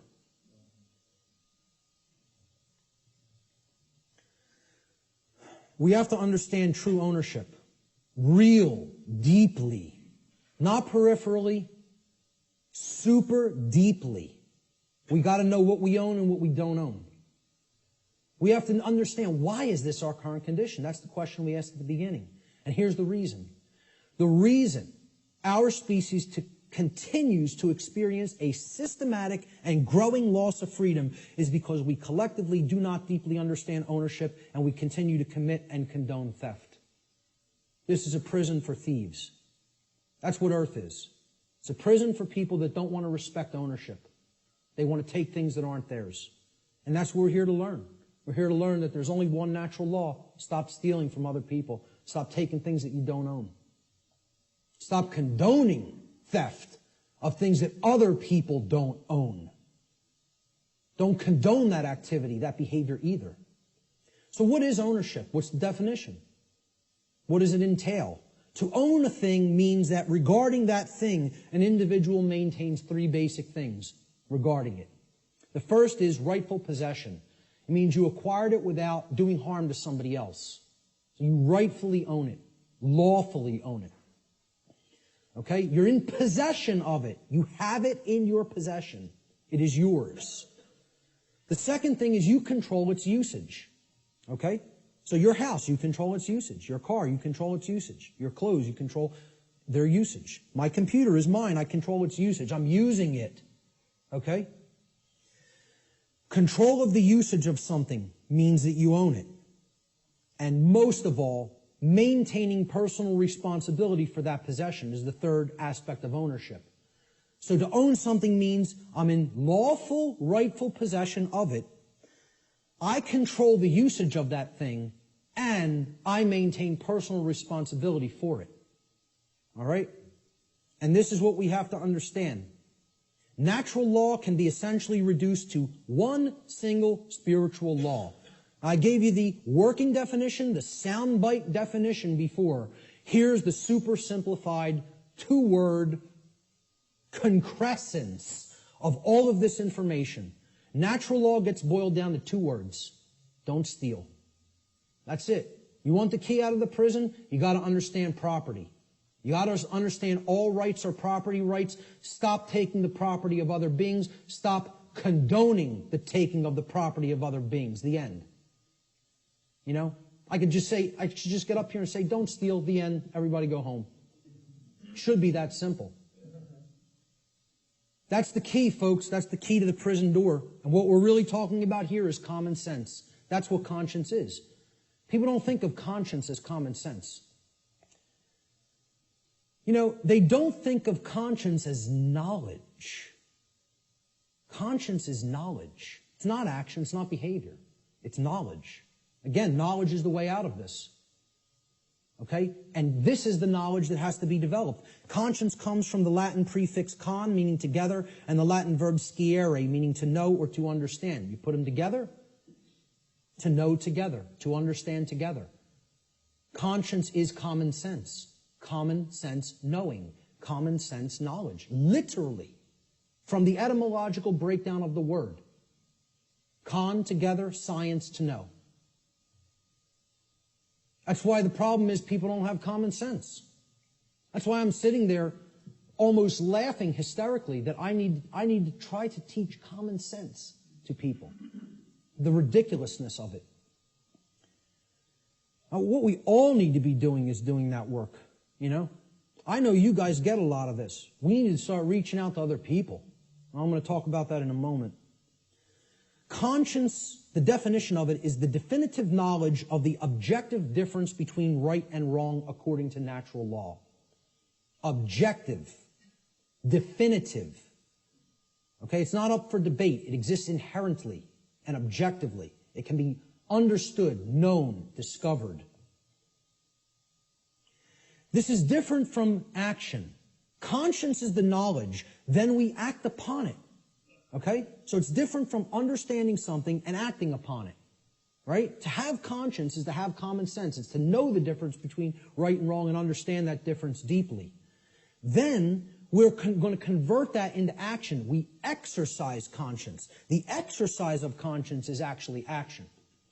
The exercise of conscience is the free will choice of right action over wrong action, once the definitive knowledge of the objective difference between right and wrong according to natural law has been acquired and integrated into the being. We acquire that knowledge first, understand it, then we act in either accordance with it or disharmony with it. If we act in accordance with it, it's called the exercise of conscience. That's action. The law of freedom. This is one of the basic laws within the body of natural law. It's real simple. The law of freedom states that freedom and morality are directly proportional. It's a mathematical equation that works 100% of the time flawlessly. As morality increases, freedom increases. As morality declines, freedom declines. This means the more moral a population is, the freer it becomes. The more immoral a population is, the deeper into bondage and slavery it goes. Another way of saying this is to say that the presence of truth and morality in the lives of the people of any given society is always inversely proportional to the presence of tyranny and slavery in that society. The more truth and morality there is, the less tyranny and slavery there is. The less truth and morality there is, the more tyranny and slavery there is. That's the law of freedom. And many people don't want to understand that. That these two things are inextricably interwoven and connected and can never be separated from each other. The presence of truth and morality in a society and the presence of freedom or its lack in a society. True freedom can never exist in a society that embraces moral relativism, which is the idea that there is no inherent and objective difference between right and wrong. So that humanity may just arbitrarily create or decide right and wrong for themselves. That's the ideology called moral relativism. As I've said before, it is the second tenet of the satanic religion. And it is deeply entrenched in this country and in the world. In our polls that we conducted, the psychological little tabulations that we did asking several people questions, 2/3 of people were moral relativists. 66%. Think about that. 2 out of 3 people believe there's no such thing as an objective difference between right and wrong and feel these are just constructs that exist by human beings and we get to make up what's right and what's wrong. 2/3 of people. That's where we're at. That's where we're really at. Natural law versus man's law or government. Here's the differences. Natural law is based upon the principles. It's based upon principles and truth, meaning things that are inherent to creation and are not made by humankind. Natural law can only either be harmonized with due to knowledge and understanding or rejected due to ignorance. So it's not something that is based on compliance because of we fear the punishment that would result of not understanding it. Okay, if you don't understand it and live according to it, the result is inescapable. Because men and women are not actually creating the result. Okay? The universe is bringing that result to us, intelligently and dynamically. All right? In other words, once again, this is about consequences. You behave a certain way, there's certain consequences. You change the behavior, you'll change the consequential results. Natural law is universal, which means that it exists and applies anywhere in the universe regardless of physical location. There is no place you can go in the physical universe to escape natural law. Let me know if you find a way out of this universe and into another where natural law no longer applies, and we'll take a look at it together. But until you figure out the way out of this universe and into a place that's not governed by law, you're bound by natural law. Okay? Natural law is eternal. It will exist for as long as the universe exists, and it is immutable. Exists and applies for as long as the universe exists and cannot be changed by anything humanity is capable of doing or any other species in the universe is capable of doing for that matter. Man's law, on the other hand, let's look at how this contrasts with natural law.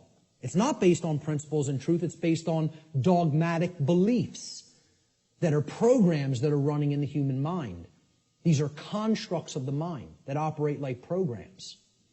Man's law is complied with due to the fear of the punishment that will be conducted upon people who attempt to not comply with it.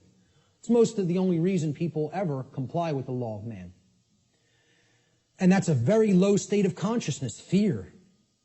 That really is only going to get you all the negative things that we say we don't want if we're in that vibration. Man's law differs with location based upon the whim of legislators, like prohibition. Well, I'm allowed to smoke marijuana in one state, and then I could be jailed for it in another. My freedom could be taken if I cross this imaginary line. Hey, I'm a gun owner, okay? If I take certain weapons that I own across an imaginary line, I could be jailed for years. But over this side of the imaginary line, it's okay. And you're just exercising a right. Hey, over here, it's morally wrong. We'll cage you for it. Over here, yeah, you're allowed to do that. You can have that high-capacity magazine. But over here, you're going into a cage for it, just by crossing an imaginary barrier called a state border. And people think that makes sense. They think the moral relativism of man's law makes sense. They actually believe something can be moral in one place and immoral in another place. You know? That's cognitive dissonance. That's holding two contradictory notions in the mind simultaneously and accepting them both when they're clear contradictions with each other. It's called lying to yourself. Let's be honest about what it really is. It's called lying to yourself. Man's law changes with time based upon the whim of legislators, which is also moral relativism. Prohibition in the 1920s.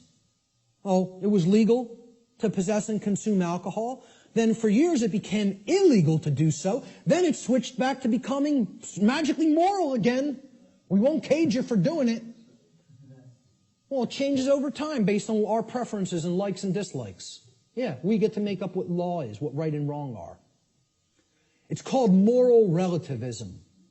All right? And it's one of the tenets of Satanism.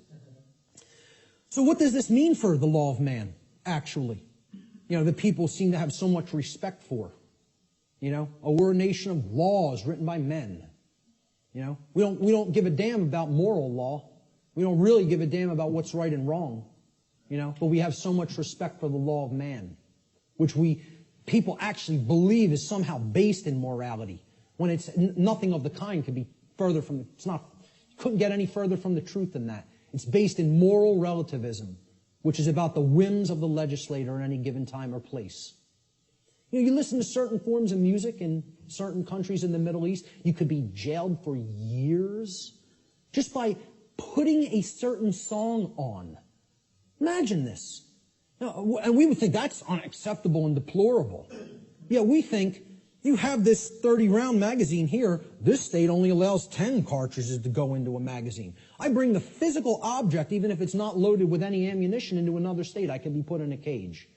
Physical piece of plastic. You know? It's just total nonsense. Either something's a right and you're allowed to own it, and you need to be responsible for it, or it's not a right because you're harming somebody. You know, it doesn't get any simpler than that. So what's this all mean for man's law? In light of natural law, what does it mean? To understand natural law, what does that mean for the laws of man here on earth? Well, what it actually means, it's simple if-then logic to apply. If a particular man-made law is in harmony with natural law, then it follows logically that it is redundant. It is stating the obvious. It is stating what is already known. It's like saying, I'm going to write down, yes, during the day the sky refracts a blue frequency. The sky is blue. I'm going to write that down and make it so. Well, it's redundant. It's self-evident. You can go out in the sky and look at the natural color of the sky on a clear day and see what the frequency is with your own eyes. No, you don't need to have it written down. Okay? It's a redundancy.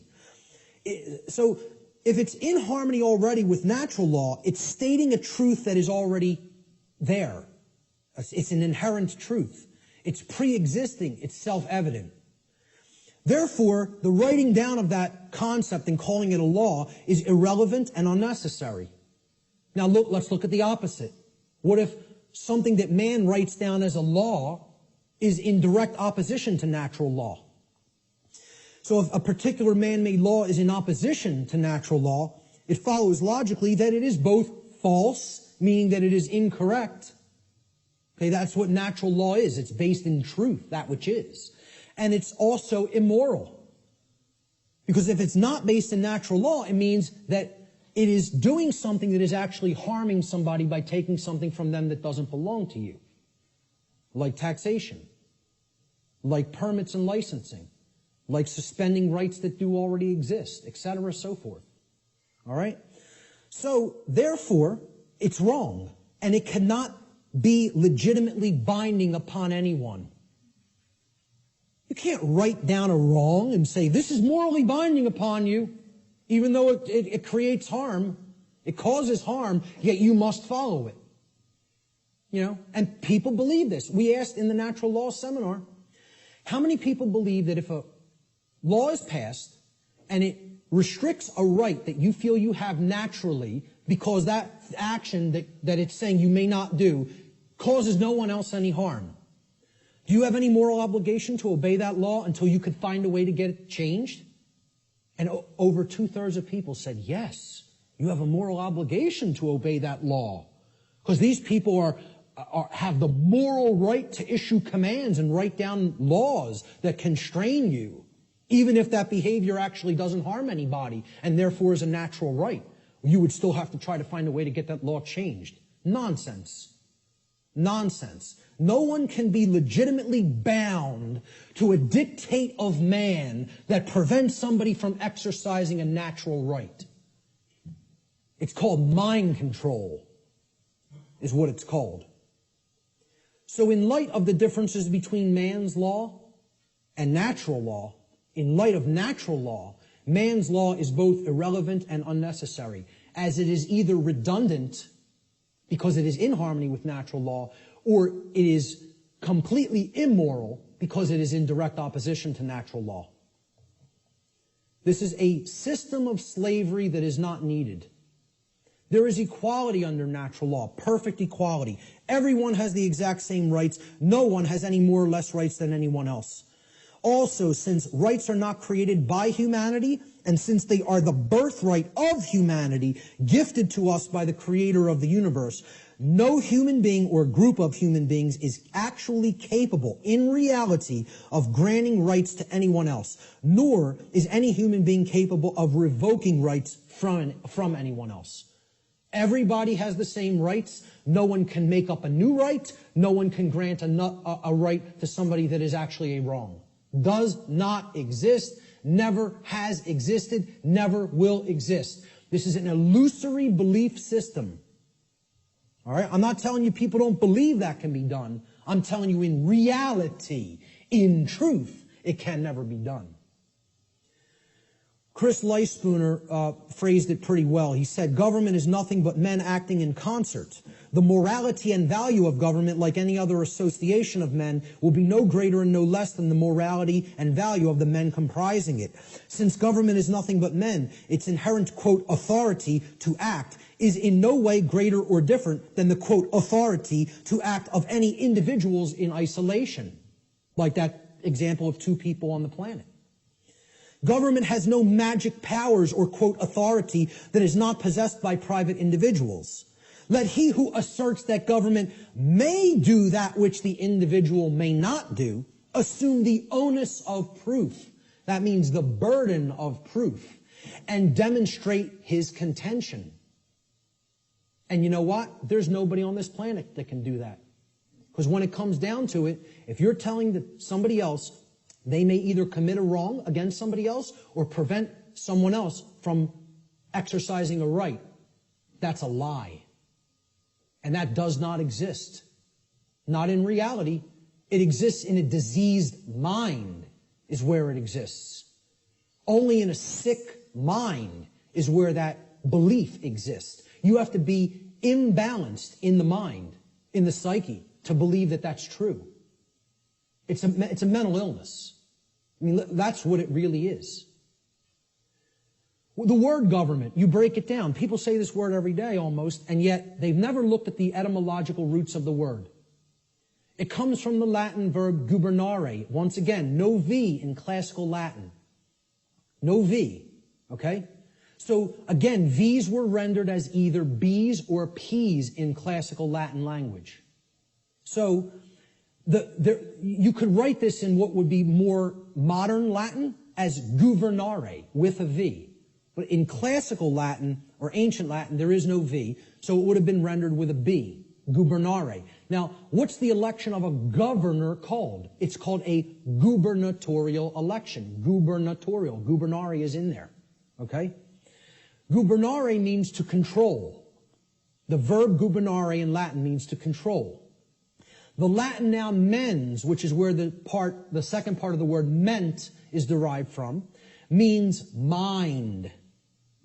Okay? So you put these together, and the word government actually literally, from its etymological roots, means to control the mind, or in other words, mind control. Now, I'm going to put something else up here for a moment.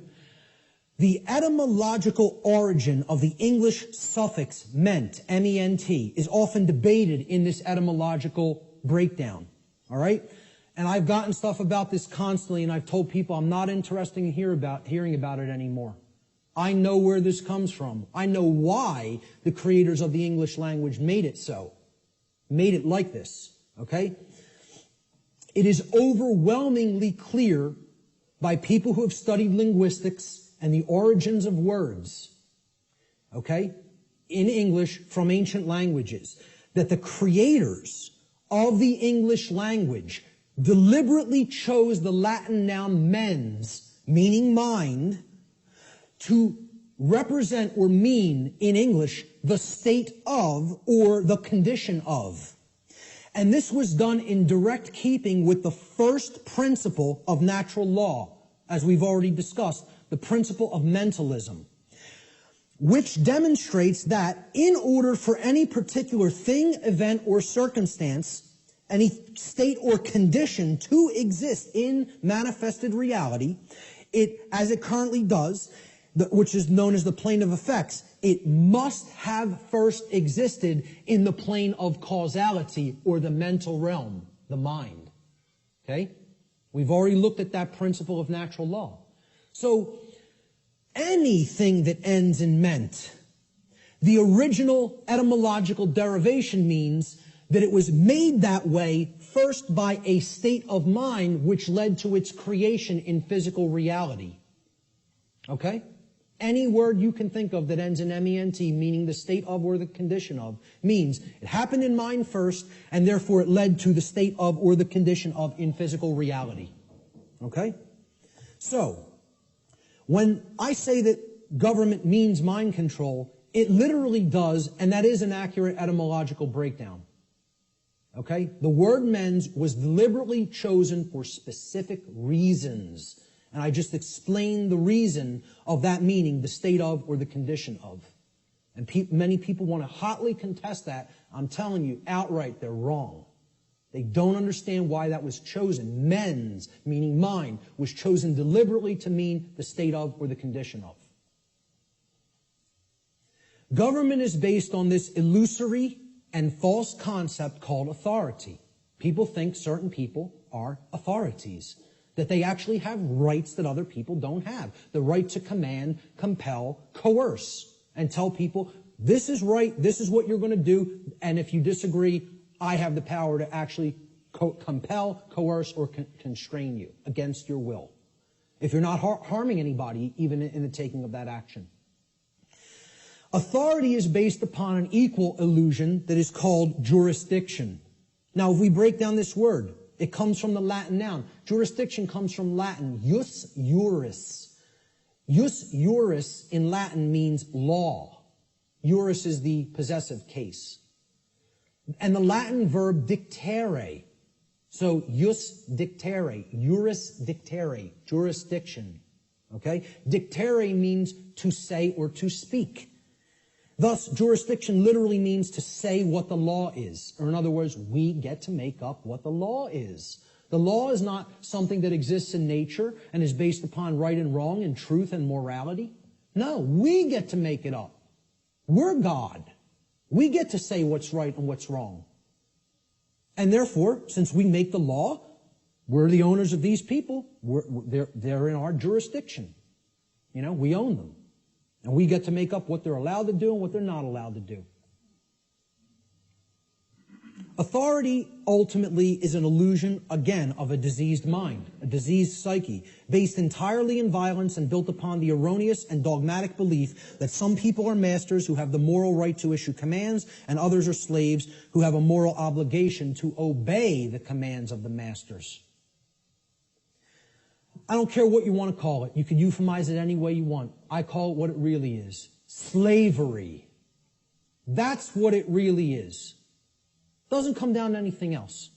You can call it whatever you want, euphemize it, try to make it sound as nice or as pleasant as possible. It's all one thing. It's called slavery. It's always immoral, and it needs to be ended. That's it. And we have to develop the knowledge and the courage to end it. The knowledge, the care, and the courage to end it. The belief in the legitimacy of, quote, authority, this illusory nonsense notion, is the belief in the legitimacy of slavery. Anybody who believes in that authority is legitimate and government is legitimate, whether they want to admit it or not, or know it or not, or understand it or not, I don't care what they believe. They are advocating the legitimacy of slavery. That's not my belief. I don't care who calls that my belief. I'm just looking right into the camera and saying this. Because I know the people in this room know that that's not my belief. I'm telling anybody who's listening to this, that's not my belief. That's eternal truth. Eternal truth. Okay? You believe in these concepts, you are a supporter of slavery. The end. That's how it really is. Not because I said so, because that's how it really is. Okay? And that's called mind control. For somebody to believe that slavery is legitimate, you gotta be under deep mind control. You gotta be either that or a sick, psychopathic, absolute piece of garbage. Okay? One of those things or another is true if you believe in those concepts. And again, I'm not afraid to tell it to somebody right to their face like that. I don't care. I'm not here to serve truth, make friends, or be liked. I'm here to tell people what the truth. I'm not here to serve human beings, make friends, or be liked. I am here to serve the truth. Whether it will be accepted is not up to me. I'm doing what I'm charged to do by creation.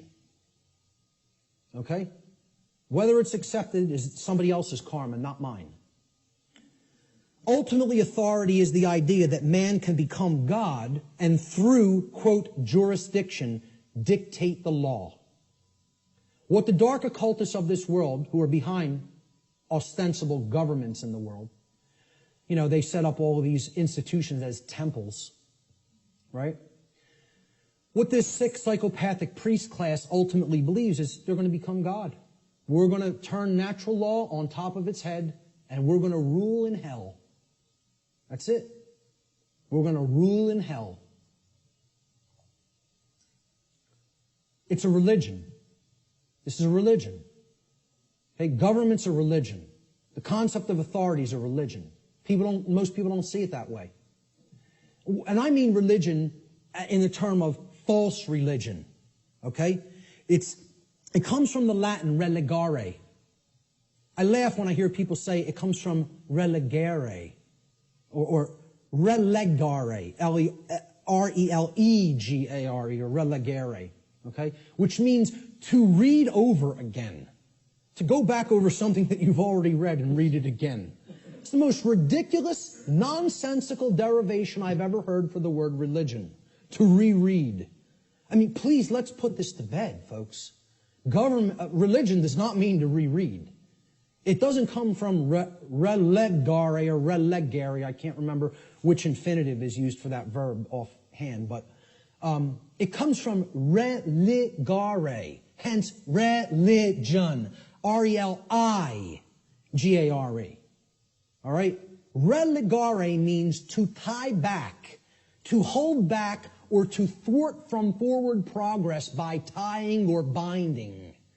Tying up so that you can't move forward. That's what relegare is, and that is the etymological root of religion. Because a false religion is a system of control that is based in unchallenged dogmatic belief which keeps the mind in a prison in order to hold back the progress of consciousness. And that's where the bulk of humanity is at, in a brain cage. They're in the mind cage. Okay? There is a positive connotation of religion. It also means to reunite with. And what we need to reunite ourselves with is the truth and common sense and natural law and a knowledge that there's no such thing as legitimacy to slavery. That's what we need to reunite with. You know? And then we'd be living with true religion. We'd be practicing true religion instead of fake religion. We got to stop trying to make our religion truth. And we got to start making truth our religion. That's what needs to be done. So what's the one true divide that exists in humanity? People say, oh, this is separation talk. We're all one. No, we're not.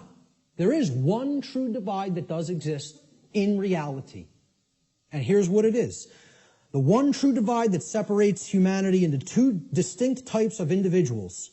The criteria for this divide is whether or not an individual believes in, quote, authority, and therefore believes that there is legitimacy to slavery.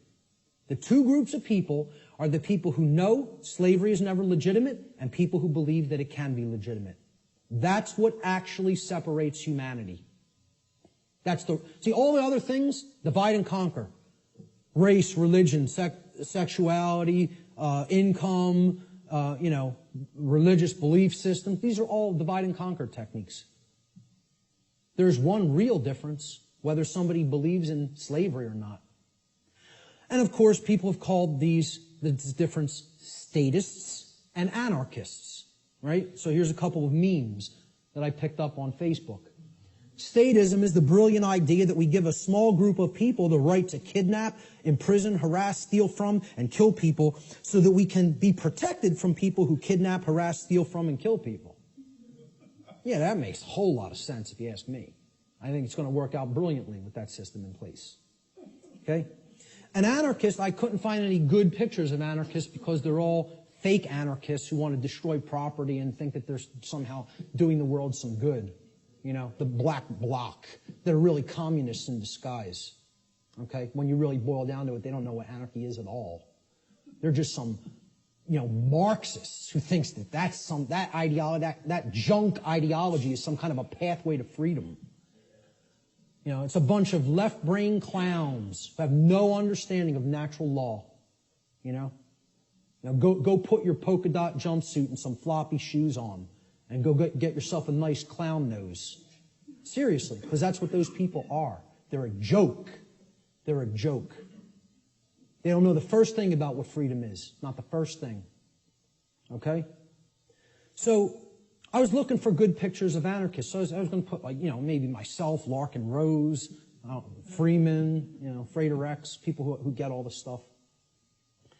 Who I personally like their work. Michael Tessarion, etc. David Icke. But I said, hey, let's put a meme up there that really expresses it. So I found this picture of Jesus, a meme that says, I'm an anarchist, but most of my followers are statists. People who are these fake-ass Christians who believe they somehow are following the teachings of Christ. And they believe in government. They believe in financial institutions. They believe in organized religion. These are the three things that killed Christ, if you even accept the historicity of the event. Who was Christ waging basic conflict with? The Pharisees and Sadducees, the organized religious order and controlling religious orders of his day. Okay? What really got him into deep trouble, he was pissing them off, but they were already on the wane. The old world order was on the way out, and the new world order was already on the way in at that time. He got himself in real trouble when he went against the financial institutions, the money changers at the temple, taking people for a ride for temple coins, right? And he flogged their ass. He took out the switch on them, right? Not somebody who never got angry, who accepted evil and said, oh, it's just an experience, none of it matters, took out the switch and beat their ass for usury. Okay? And then who finally put them to death? The police of their day. The Roman Empire. Roman centurions.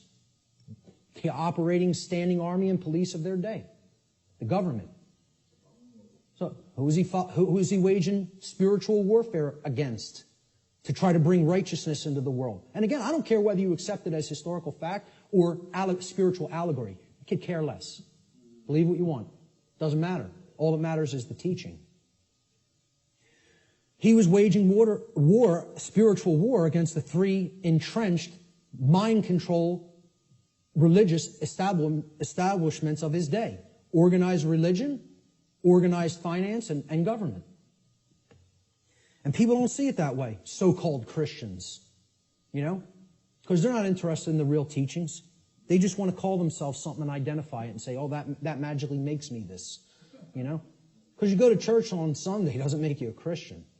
No more than going to a synagogue would make you align with the true teachings of the Torah. No more than, attending a mosque would align you with the true teachings of Islam or any other religion. To take the core essence of the teachings of morality from those systems, They're all people who claim these faiths in name only when they don't understand real freedom. So a statist is an individual who erroneously believes there's such a thing as authority that is vested in certain human beings, magically giving them the right to rule over other people. This authority means that certain people who we call government have the, quote, moral right to issue commands to those whom they rule, those under their jurisdiction, and that their subjects or slaves have a, quote, moral obligation to obey the arbitrary dictates or laws, quote unquote, that are set by their masters.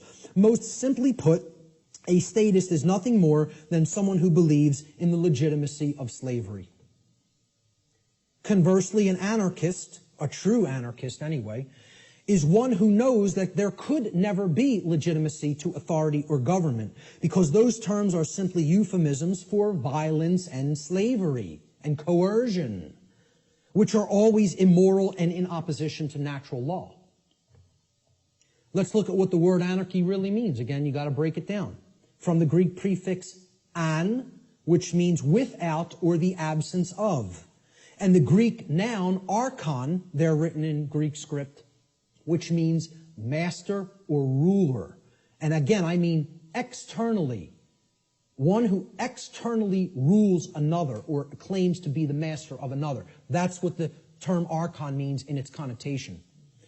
Anarchy, as we can see by putting these together, does not mean without rules. The word archon does not mean rules. Okay? Because there's always going to be rules in effect called natural law. The laws of morality. It means rulers, imposed rulers. That's what archon means in Greek. It literally means anarchy now, putting it together. An, absence of, archon, master or ruler. The absence of masters or rulers. Externally imposed masters or rulers. Meaning, when we put it together, okay, it means without rulers, without masters. Now, if you give people that term, no masters, no rulers. No masters, no slaves. What word are they going to associate those phrases with? Freedom. But if you tell people, what does anarchy mean to you? What do you associate it with? What are they going to tell you? Chaos, which is the exact opposite. That's in that other column. Okay?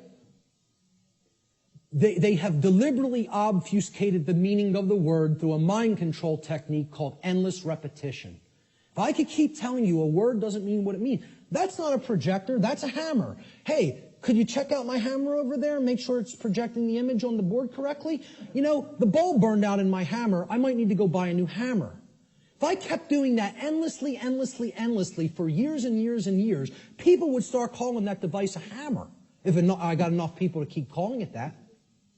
So they've gotten enough people to call freedom chaos.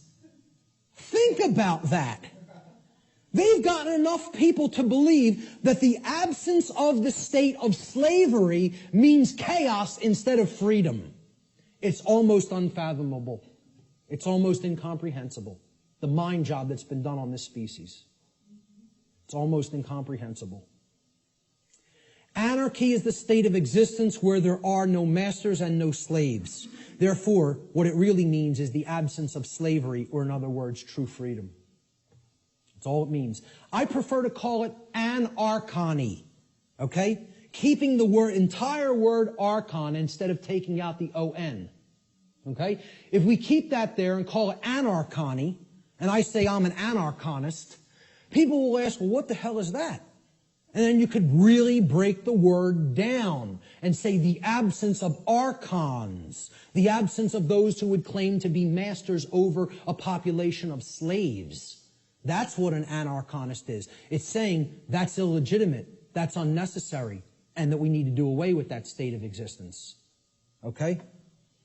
So we look at these two, this true divide again, the statist and the anarchist. I call the statist the archonist. This is somebody who believes in the legitimacy of the archons, the rulers. Okay? And I'll be talking about in future presentation the concept of the archons more in future presentations. And the anarchist, as it's been called, I think should be called the anarchonist. Because that's somebody who knows that there's no legitimacy to the mastery over other people, or the rulership externally over others, keeping them as slaves or subjects. There's no legitimacy to that. And that's the one true divide that separates all consciousness here on the earth. The real divide and the real enlightenment comes. Do you understand there's no legitimacy to slavery, or do you continue to believe that there's legitimacy to slavery? That's the divide in consciousness that has to be bridged. The fear of chaos. This is what keeps this system going. Chaos can't be viewed as something to fear. It's got to be viewed as a teacher, a harsh teacher, but a teacher nonetheless. See, chaos teaches us through the apophatic process what not to do. Okay? That's a bad idea. Okay? You probably shouldn't do that. If your desire is not to burn your hand to the point where it's blistering and flesh is starting to peel off of it. If you don't care about whether that happens, by all means, keep it right on that stove. Okay? Right on that electric stove. But, see, if you say, I don't want to be burned, there are requirements for obtaining that condition. It means you can't keep your hand on something that is extraordinarily hot, or natural law will take over and burn your flesh. Doesn't require your belief. That's how it works. Well, this is humanity. Humanity is the little child that is a little slow, and they want not to be burned, yet simultaneously they insist, no, I want to put my hand on the burner while the range is on and not be burned simultaneously. Well, good luck with that, folks, because it doesn't work that way. You don't want to be burned? The hand can't be kept there while the stove is on. The end. You don't want negative, self-inflicted suffering and chaos in your life? You got to align your behavior to natural law, which means you got to know the difference objectively between right and wrong, and willfully, through your free will, deliberately choose the right action over the wrong action. Then you won't be burned. But as long as you have your hand on that stove, which means you're in opposition to natural law, enjoy the burn. Enjoy it. Right? Get used to it till the flesh melts off the bone and then the bones turn into dust. Because that's what you're going to get.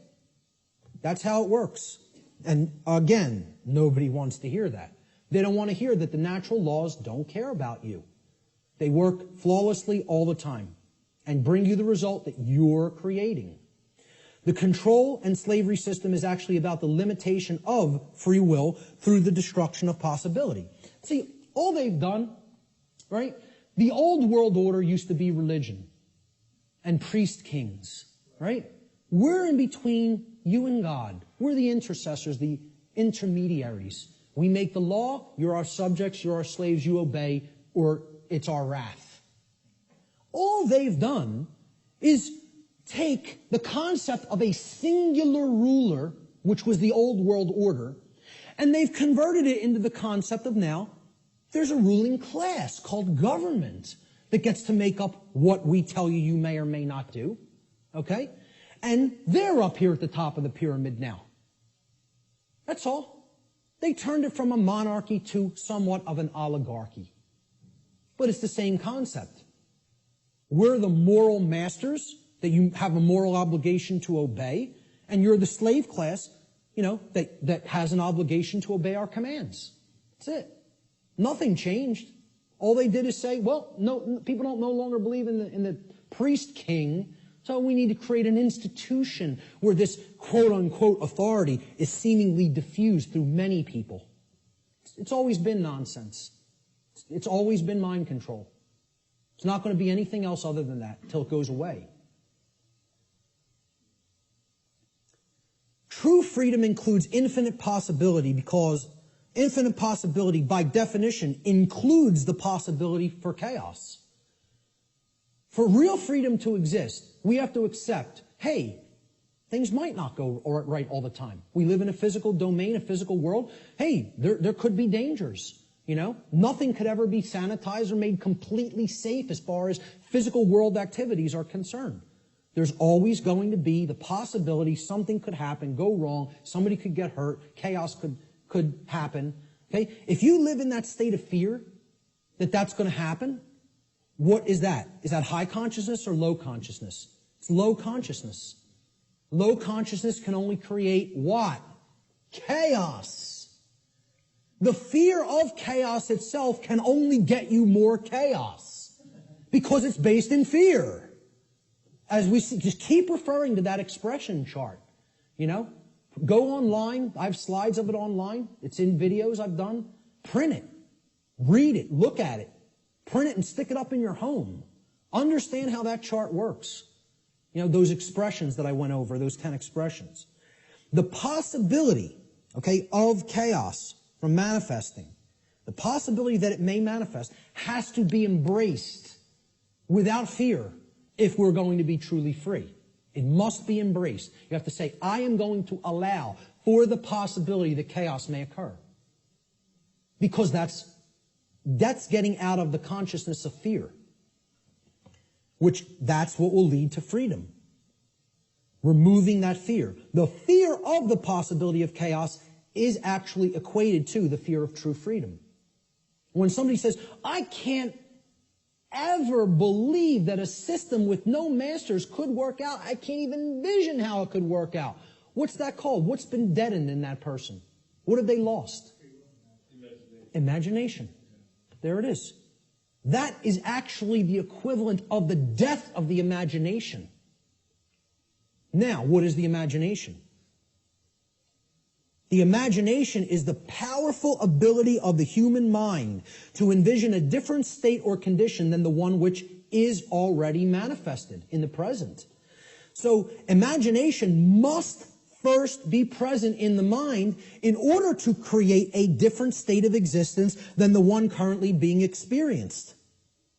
And this is because, according to the principle of mentalism, for any different state to manifest in the physical world, the plane of effects, it must first exist within the mind or the plane of causality.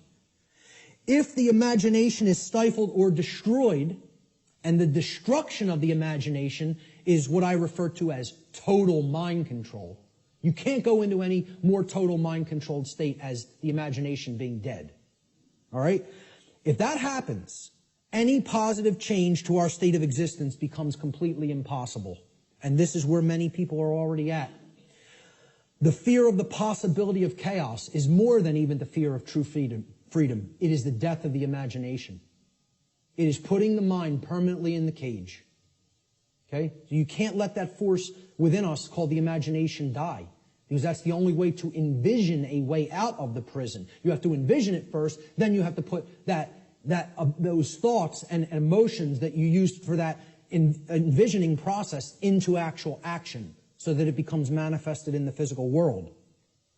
Through their fear of the possibility of chaos, which is actually the fear of true freedom, most people advocate the legitimacy and continuance of authority in government and are therefore actually advocating the legitimacy and continuance of violence and slavery. Those who believe that authority is necessary and that it must continue because of this fear of chaos have actually been duped into believing that human slavery is necessary. And get this, folks, human slavery must therefore continue in order to prevent chaos. Now imagine that. Imagine that. That's what statism is, though. That's what the religion called the belief in government or statism is. It is the belief that human slavery is necessary and must continue indefinitely in order to prevent chaos from manifesting. Now, tell me how that could possibly work.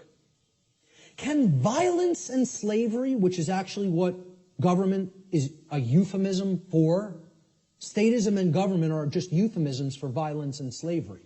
Okay? Can violence and slavery ever possibly prevent chaos? Why? What? Why can't it? Because they are chaos. Violence and slavery are chaos. We are already in the state of chaos. Being held under the threat of violence and duress, which is slavery, is the state of chaos. So forget about fearing chaos coming on.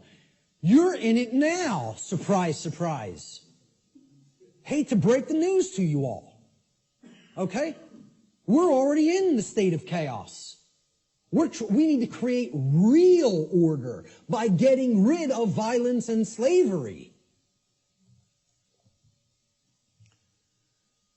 Order followers. These are the people who keep this system of slavery in place. Okay? They're the people who keep this system of slavery in place. Let me just say this again. Order followers are the people who keep the existence of slavery in place. Not the ruling class, not the masters, not the so-called elite, which aren't the elite of anything but the bottom of a trash can. Okay? The people who keep slavery in place are the people who willfully follow their orders. Nobody wants to hear that. And people will hate you for saying it.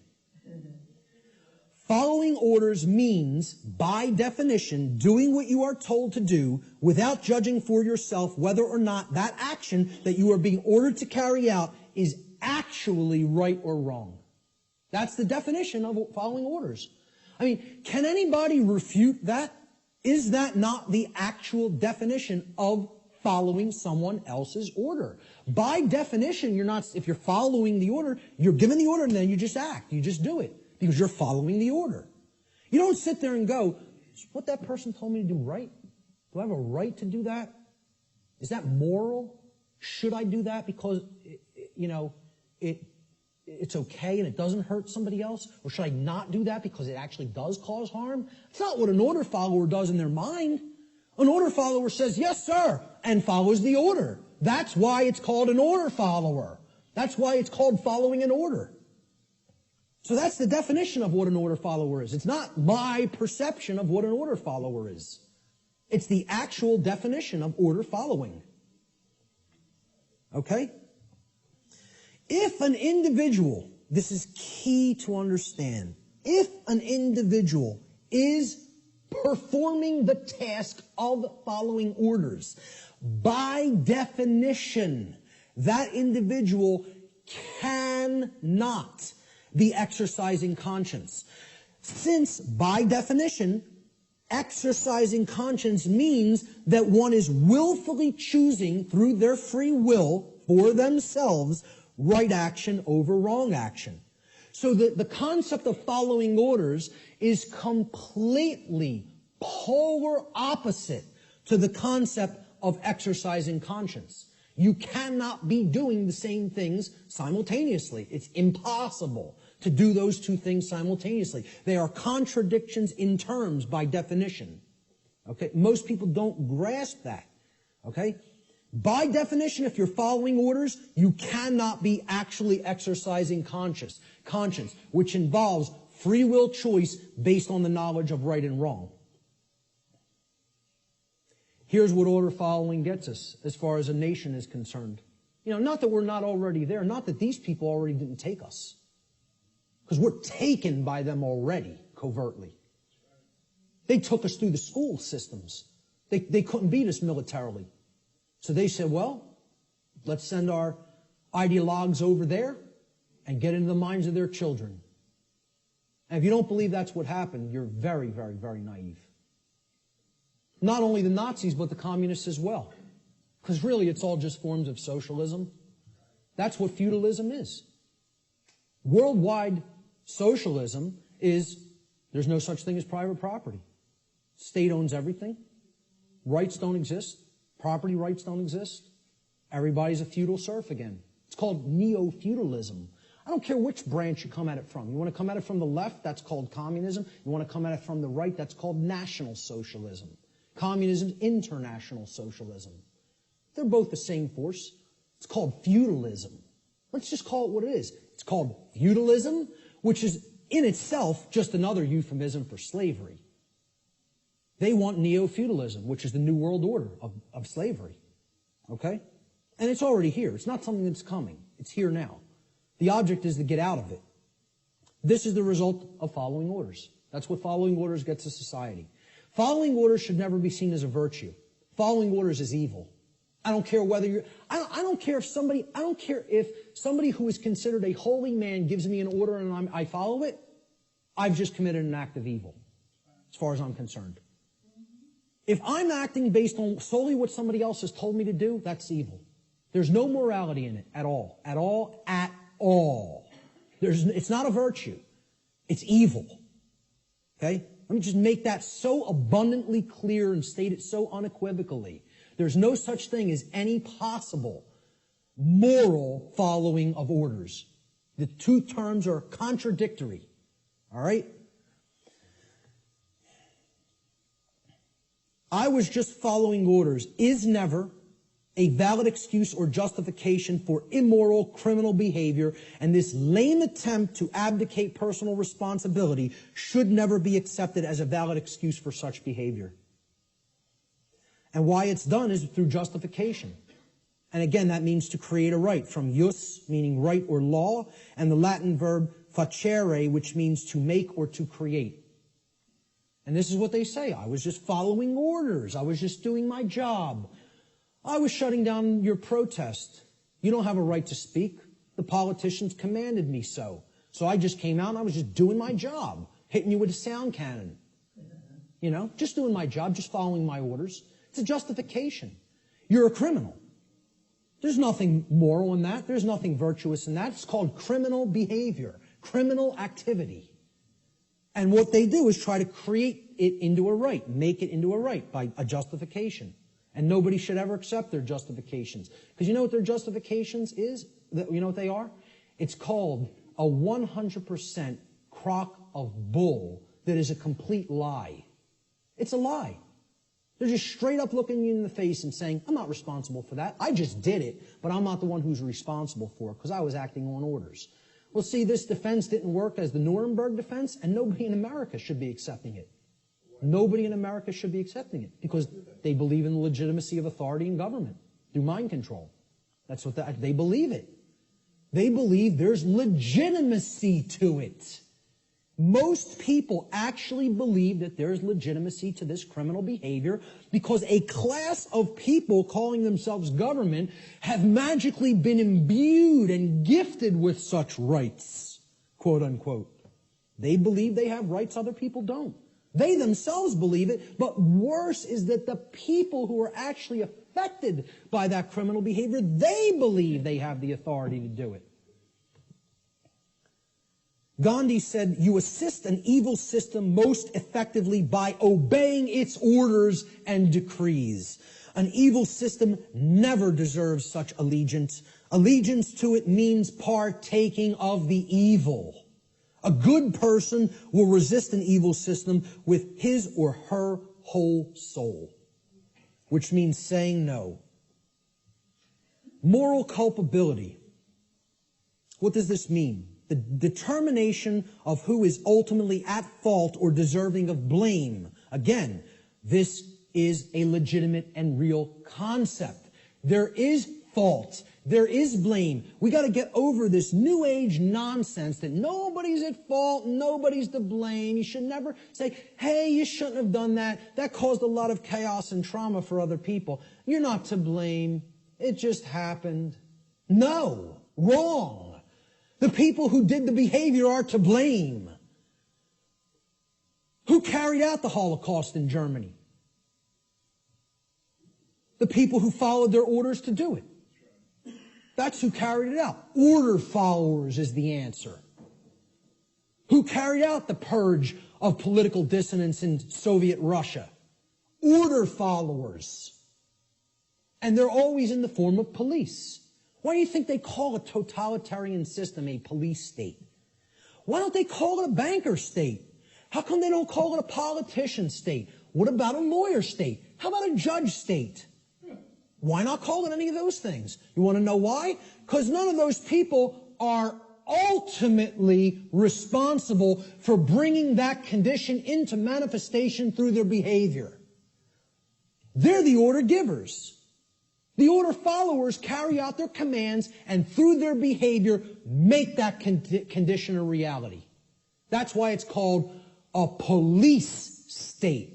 Because every police state that has ever existed has always been created by police who follow their orders because they don't want to take responsibility and think for themselves and know the difference between right and wrong for themselves like an adult. Instead, I want to be a child who obeys daddy because I have daddy issues. All right? And that's what it's really about, folks. We're going to get to that. There is such a thing as blame for the commission of actions which have resulted in harm or loss to others. This is what culpable means. It comes from the Latin culpa, meaning fault or blame. It means at fault or deserving of blame. Now, who's more morally culpable? The order giver or the order follower? And please recognize I've underlined and capitalized the term more. I'm not telling you the order givers are not morally culpable. They are. That's not the question. Are any of these people morally culpable is not my question. My question is, look at the full question. Who is more morally culpable? The order giver or the order follower? Always. Always. At all times and places. At all times and places. I put this meme up on Facebook, and I got some hate back for it. Okay? People don't want to hear this. Like I said, I'm not here to be popular, to make friends. I'm here to tell people what the truth actually is, and they have to accept it or reject it on their own.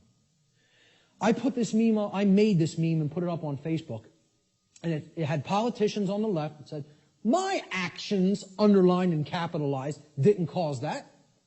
And then there were some soldiers or Marines, whatever they are, order followers on the right side, and they're also saying the same statement. My actions didn't cause that. And then at the bottom, I just put this question. Oh, I'm sorry. Looks like, I'm sorry. At the top, I put this question. Who is lying and who is telling the truth? So who's lying here? And if people can't see, I hope that they can see this horrific picture. This is the result of, bombings that took place in the Middle East around Iraq. And it's a father carrying his dead child in his arms. Okay? Maybe if bombs were raining down on our children, we might think differently about going in and waging imperialism on other nations. I don't know. Maybe we might think differently about it. Right? But when it happens to somebody else's child, that's okay. That's done in the name of freedom. Okay? Well, who caused this? Did they cause it? No, they didn't cause it. They are not the actual cause of this. Because you know what all they did? They signed some pieces of paper, wearing their expensive suits, okay? And they told these guys, they said, well, you're under our orders now. Go and bomb these people. And you know what these people did? Say, yes, sir, and go and drop the bombs. And fire off the ammunition. Okay? These are the people whose actions create things like this. Not these people. All they're doing is speaking into somebody else's ear. All they've done is speech. Speech, not actions. See, again, really look. My actions didn't cause that. Yes, it is. If these people are saying my actions didn't cause that, they're lying. Very, very, very painful and difficult thing for people to comprehend and accept. I'm not telling you shouldn't feel bad hearing this, but I'm telling you it's true. The painful truth, the order follower always bears more moral culpability than the order giver. For the reason that the order follower is the one who actually performed the action, and in taking such action, actually brought the resultant harm into physical manifestation. Order following is the pathway to every form of evil and chaos in our world. It should never be seen as a virtue by anyone who considers themselves a moral human being. Order followers have ultimately been personally responsible and morally culpable for every form of slavery and every single totalitarian regime that has ever existed upon the face of the earth. That's the painful truth that people don't want to accept because they want to believe the absolute nonsense that order following is a virtue of any kind. And it needs to be obliterated from the face of the earth. Because it's not the way to any kind of virtues or order. It's the pathway to evil and annihilation. That's what it is. Responsibility versus abdication. So why don't these people want to think for themselves? It's too easy to just follow the orders of somebody else. They believe somehow magically this absolves them of personal responsibility to choose right from wrong. An individual's personal responsibility to choose right action over wrong action for themselves always belongs to that individual. And that responsibility can never be given to another person or passed along. One can only claim and imagine that they can abdicate their personal responsibility for such choice to someone else. It can never actually be done in reality. You're only making a claim, I'm not responsible for that behavior because this person told me to do it. That's just a claim. And moreover, what it really is it's just a damn lie. Okay? More simply put, an individual is always personally responsible for their own actions, period, and the end. If you did it, you're responsible for it. There are no cop-outs. Stop trying to make excuses or justifications for criminal behavior. Own up to personal responsibility. If you did wrong action, you did it. You caused it. I like how David Icke words this. He says, accept responsibility for yourself and your actions, thoughts, and words. You alone make these choices, so you alone are answerable to the consequences of your behavior. The feeble excuse that your boss required it, that the establishment expected it, holds no truth or justification. What is the point of having principles if you allow others to dictate your behavior? Really, those who allow others to dictate their behavior don't have principles. And there's a reason they don't have principles, because they hate themselves. They're in psychological self-loathing, and there's a reason they're in that state, which my future work is going to cover in depth, in extensive depth and detail.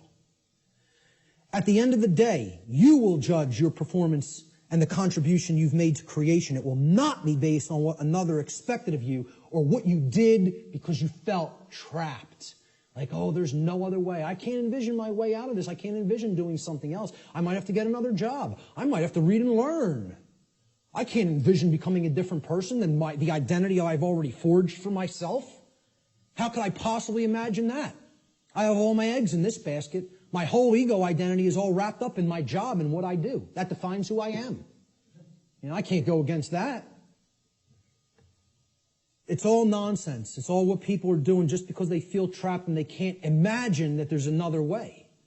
Most people erroneously believe this is the second part of the abdication of responsibility on the part of the people. Most people erroneously believe that they can hand over their natural law right to defend themselves to another individual, group, or entity. In making such a false claim that somebody else is my protector, somebody else, it's their responsibility to protect me, and defend me, they have attempted to abdicate a personal responsibility which actually always belongs to them and can never be given away. That's the self-defense principle. You own it. It's yours. You can't give it away to somebody else. Shock and amazement. Okay? That is your responsibility already. And guess what? You know what? They're all too happy. These controllers are now even all too happy to say, it's not our responsibility to protect you.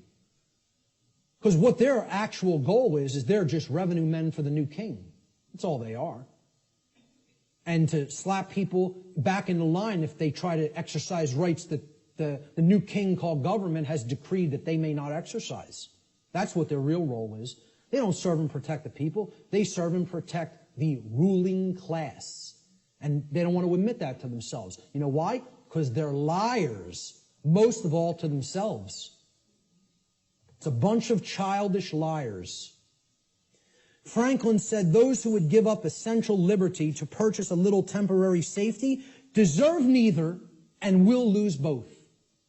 And this addresses the fear of chaos and the desire to abdicate your personal responsibility to defend yourself to other people just because you're afraid and you don't want to take the responsibility of doing it yourself. You want to stay in that mindset? I'll give up my freedom to be safe? Well, enjoy your safe slavery. I, for one, will take my dangerous and chaotic freedom. Okay? I'll take the absolute cannibal lurking around every corner. And I'll take my chances. Thank you very much. Give me my freedom and my assault rifle, and I'll take my chances. Thank you. Okay? So, the idea that you just want to be kept safe and you'll give up your freedom to do so, it's just a child. That's how a child thinks. And that's what this is really about. Not wanting to grow up and become adults. And again, there's a reason for this. This is the underlying psychological reason, but there's an even deeper one. But I'm going to touch on this one first. Self-respect versus self-loathing. People who don't want to take personal responsibility and become an adult are in this psychological condition. It's called self-loathing. What it means is you hate yourself. Nobody who wants to perpetuate slavery can possibly like themselves. They cannot love themselves. It's impossible. You are already in a state of self-hatred if you believe in government, if you believe in its legitimacy. Okay? Because you believe in slavery, and therefore you're in that slavery system and you want it to continue. How could you possibly love yourself? It's not possible.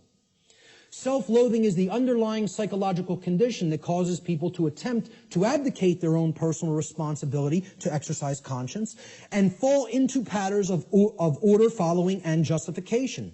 Just as it is not possible for an order follower to truly be exercising conscience, it is not possible for an order follower to truly love themselves. These two states cannot exist simultaneously. You cannot be an order follower and love yourself. It is impossible. They are contradictory psychological conditions. Okay? Here's what a self-loathing person really is. They're trapped in a trauma abuse victim cycle.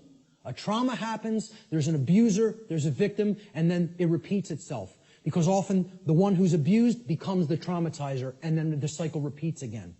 Talked about this pretty extensively on my podcast series. All right? That's what self-loathing, that's what this mind state, okay? This is a golem creature, okay? It's a 100% programmed and lifeless thing that is imbued with the ability to actually move like a robot. You could liken it to a flesh robot. Okay? And it's a concept in ancient dark occultism. All right? And the golem is driven by the force of self-loathing. And that's what the order followers are. They're golems. Okay? I'm not saying this to insult people. I don't really care how people take it. I'm telling them what they really are and what the dark occultists think of them. They call them their dogs and their pets. That's their name for the police and the military. I did a whole series on that. Okay? And I'm not telling you that from book knowledge. I'm telling you that from their lips to my ears. That's what they call them. The golem is in this mindset. Since I have suffered, I will cause suffering to others.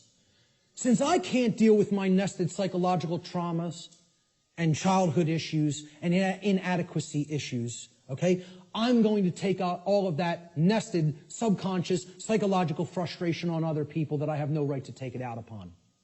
That's the golem mindset. Self-loathing is created when an earlier trauma has been suppressed and buried deeply into the subconscious. That's the role of the subconscious, to protect the conscious mind from traumatic experiences so that the conscious mind doesn't keep reliving it and therefore re-experiencing it in the physiology. However, if we never bring up that shadow material to the conscious level, it builds and builds and builds until it ultimately destroys us, psychically and spiritually. All right? Instead of confronting, dealing with, and healing that trauma, people don't want to do that work. It's too hard to dredge up that shadow material. It's hard work. Believe me, to come out of the mind state I was in, I had to do that shadow work for years. Years of more suffering and pain. Saying, what do I have to look in the mirror and confront about myself? And then work to change. And admit thousands and thousands and thousands and thousands of times, I was wrong. I was wrong. I was wrong. I don't know how many thousands of times I had to look in the mirror and say that to myself. Sometimes to a point where I was so depressed I couldn't get out of bed for days. I would just lay in bed and play doom metal all day. Literally. Endlessly, repetitively. And just sitting there in that condition of total self-loathing and total depression because of what I know I took part in. And that I know was still my mental makeup, was still my psychological makeup that was going to take years to get out of. And I'm trying to explain this to prevent people from having to go through all that suffering. This knowledge can be gleaned without having to go down that path. It can be done. I'm not telling you that's easy work, but it is possible. Such trauma could take the form of feelings of inadequacy, whether they are real or imagined. And you know what that mind state ultimately is? It's a self-prison. That's somebody putting themselves in a cage. These people who want to take out their psychological frustrations on other people, they're prisoners. They are in the cage, and they love being in the cage. They don't have any desire for freedom. The only kind of person that would have no desire for real freedom is a person who's in the psychological state of self-loathing and hates themselves and does not love themselves. Now, what heals self-loathing? Self-respect. And we have to know what the word respect means. And this is about looking at yourself. Introspection. Respect comes from the Latin re, meaning again, and the Latin verb spectare, which means to look at. You put them together, to look at again, to take another look at. Well, what are you taking another look at? You're taking another look at yourself. That's what respect starts as. You can't give something to somebody that you don't have. If I don't have $10 in my pocket, I can't give it to you. If I don't have a coin in my pocket, I can't give it to somebody else. You got to have it first to give it. So nobody can give respect to anybody else unless they first developed it inwardly. Self-respect has to come first. And that's why these people don't respect anybody, order followers, most of all themselves. Until they do that work of self-introspection, they're not going to develop that self-respect. And I'm not telling you that's easy work. It's hard work that can take a lot of time. And it's dredging up shadow material that most people want to run away from. They don't want to confront that about themselves. Only self-respect can heal self-loathing and therefore help to put an order follower on the path to conscience. We need to take another look at ourselves. The lost word All right, this is the end of the natural law segment, and I'm just going to talk about solutions toward the end a little bit. All right? The lost word, it's a concept in esoteric Freemasonry, which represents a state of consciousness that has been largely, quote-unquote, lost to the majority of human beings. In order to speak the quote-unquote lost word, a human being must work upon themselves in order to achieve a state of equilibrium or balance between the left and right hemispheres of the brain. In such a state of balanced consciousness, the being has come to know oneself, as well as the working operations of the macrocosm, meaning natural law. In doing so, that person has also come to understand the objective difference between right and wrong, or, as these concepts are referred to in the tradition of Freemasonry, they have come to understand the difference between light, which is right, and darkness, which is wrong. Or light, which is knowledge of right and wrong, and darkness, which is ignorance of right and wrong, respectively. All right? What is the lost word, though? That's the lost word, ladies and gentlemen. You know the knowledge of the highest levels of Freemasonry now. Most actual Freemasons in the lodge system don't know the lost word. The lost word is no. And I would suggest to you, it is a dual word. The lost word is dual, meaning it's two things. It's not just one. It is the word no, N-O, and it is the word know, K-N-O-W. Those are the lost words. Okay? In the enlightened state of consciousness generated through the knowledge of natural law, a human being is finally able to speak the so-called lost word, which is no. No is the word of all power.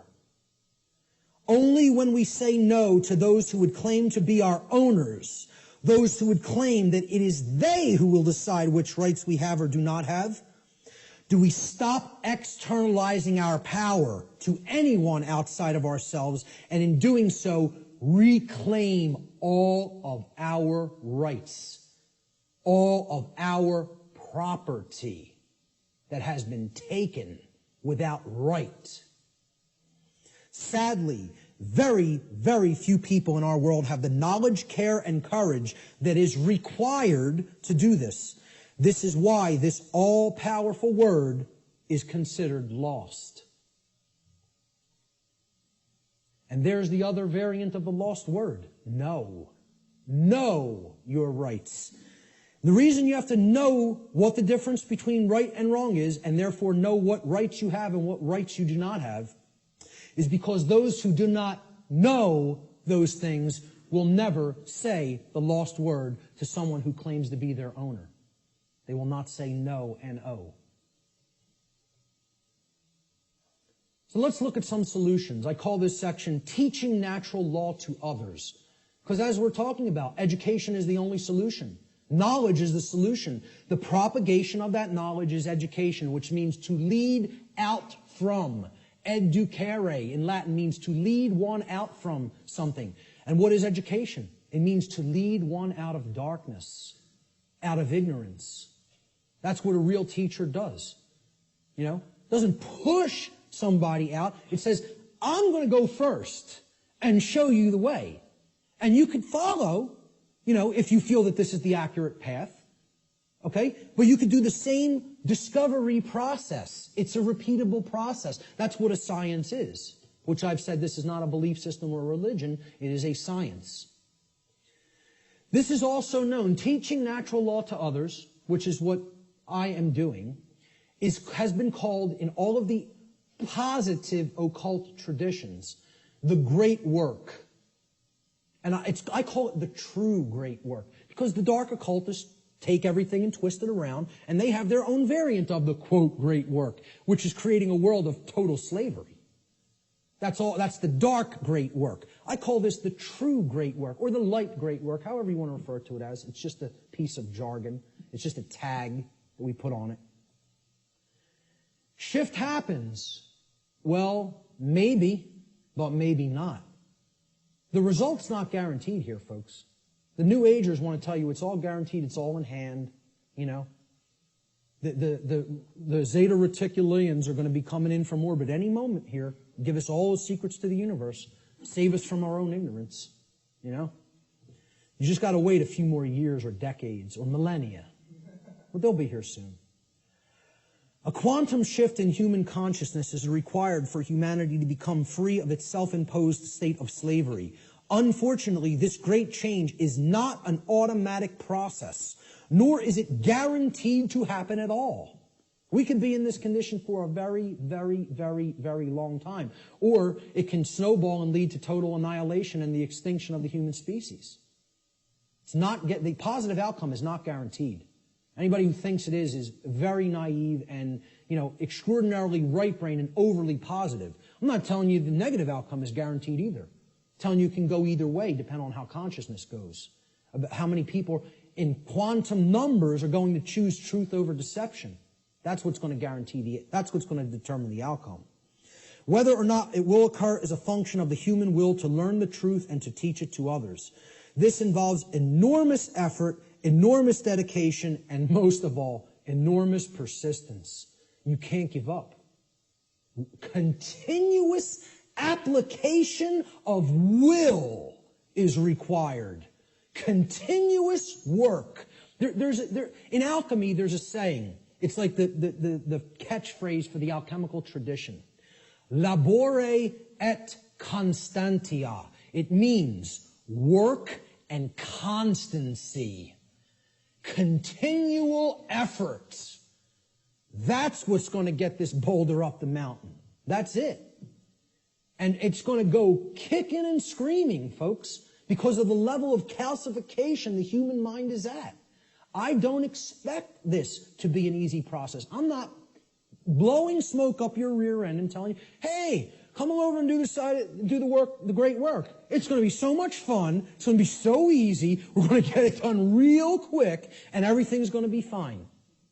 Okay? If I was some new age guru who was trying to get you all to believe what I'm saying, that's what I would tell you. Because all I'd be worried about is how popular I am and how many followers I can accrue. I'm not interested in that. I'm interested in telling you how it really is. That doesn't make me popular. As a matter of fact, that makes me hated by a lot of people. Okay? This is not going to be easy. A quantum shift has requirements. Quantum, the word quantum is derived from the Latin noun quantum. It's the same word in Latin as it is in English. Quantum in Latin means an amount of something. In order to tip the scales of truth and justice back to balance, a certain amount of people actually need to be doing the great work to help others to receive truth. If we don't have enough people doing that, those scales are not going to tip in the opposite direction. Got news for you. We need to hit a critical mass number. Numbers are required.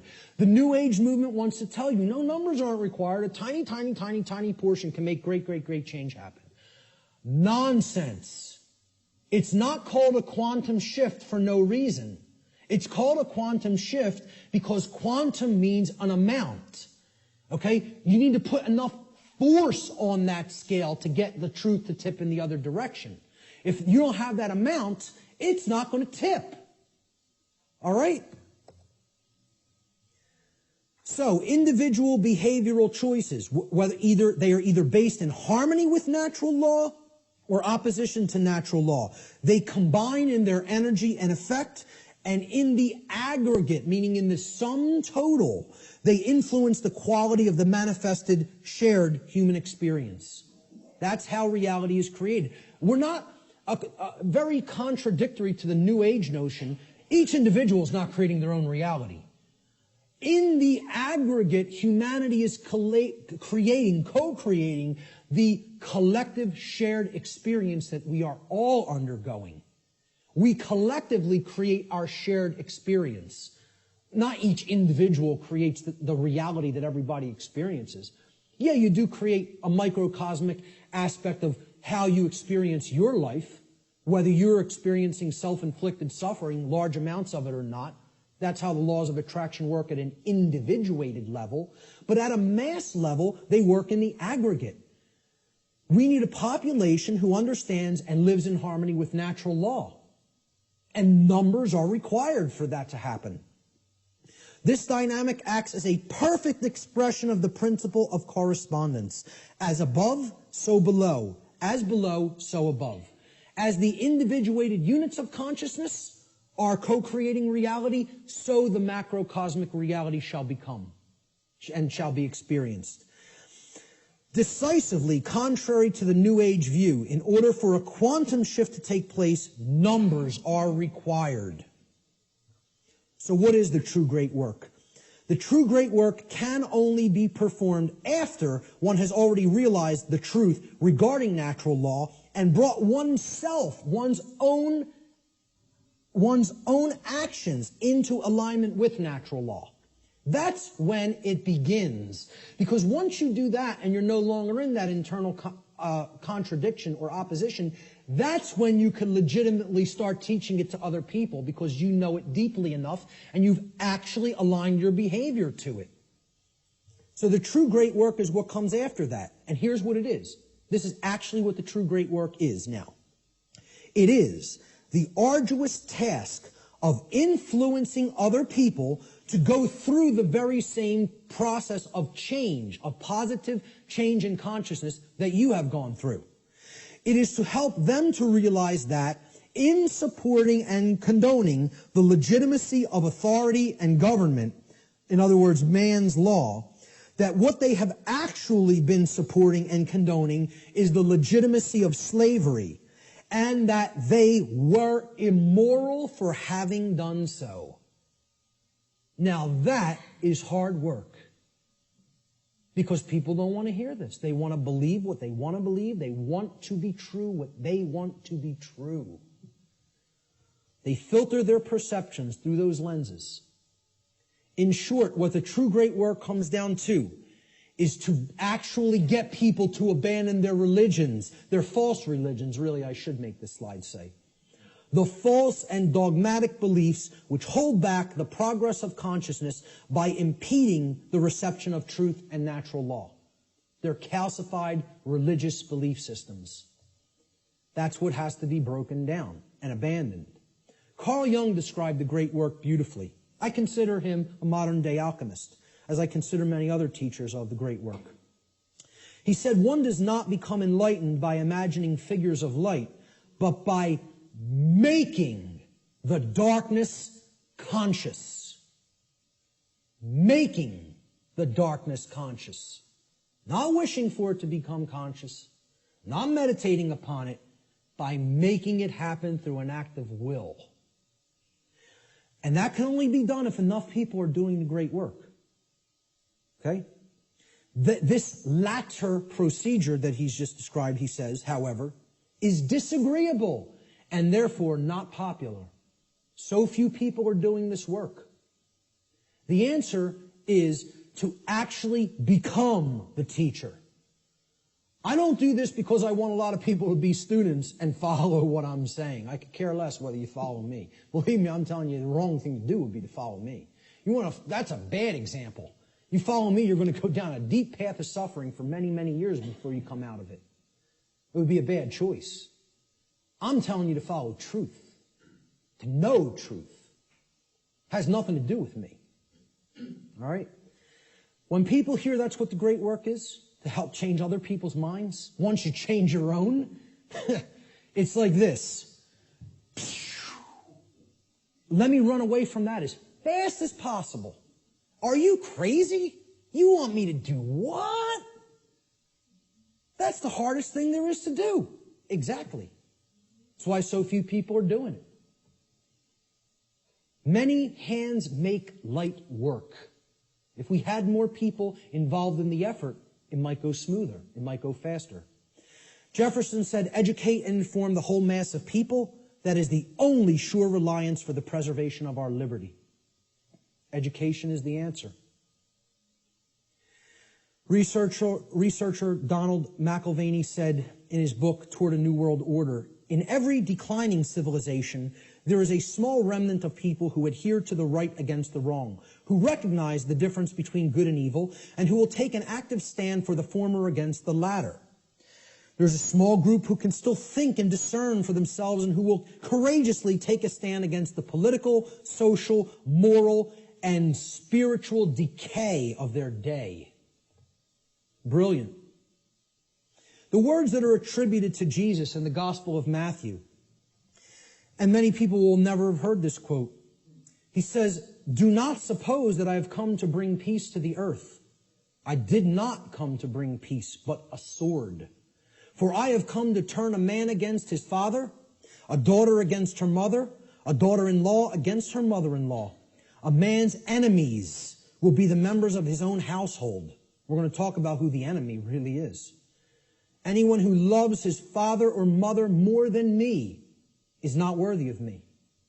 Anyone who loves his son or daughter more than me is not worthy of me. And anyone who does not take his cross and follow me is not worthy of me. Whoever finds his life will lose it, and whoever loses his life for my sake will find it." These are words attributed by Jesus, but what you want to put in place of Jesus is the word truth. The way, the truth, the light, knowledge, knowledge of natural law, Christ consciousness, okay? He's telling you there are going to be people in your own family that aren't going to align themselves with right over wrong. They're going to continue to choose slavery. They're going to continue to advocate slavery. These aren't people who you want to continue to align yourself with if you have made an effort to truly explain what's really taking place. See, this is the concept of true forgiveness and turning the other cheek. It doesn't mean turn the other cheek and continue to ignore evil and excuse evil indefinitely while it destroys you. It means you have to give people who you're close with and you have an affinity with more chances than you would give just, somebody who you don't know to learn the truth. It's like saying, because I really care about this person personally, I'm going to keep going back, and I'm going to keep hitting them with the truth. And eventually, if they come over to the side of truth and right, fine. But what he's saying here is eventually, this spiritual war is going to go hot, so to speak. And the people, even who are closest to us, if they don't align themselves with right, are the people who are ultimately continuing the evil in the world. They're the real spiritual enemy. What will this battle really be against, this spiritual war? Well, I say it will really actually be against inner demons that exist in the psyche of mankind. And these inner demons are egos that are hardened into what I've referred to as negative knowledge, emotional mind control, and the fear of true freedom. So negative knowledge is the concept that somebody already knows. They don't want to look at something because, hey, I already know what's really going on. Okay? It's the illusion of knowledge. The greatest enemy may not be ignorance, but rather the illusion of the actual knowledge. And people don't have the truth. And not only don't they have the truth, so they're at zero there, right? They're at the 0 point there because they haven't really started looking into truth for themselves. But they're attached to all this stuff that isn't true. So that puts them in the negative. They got to do work to get back to zero of knowing nothing.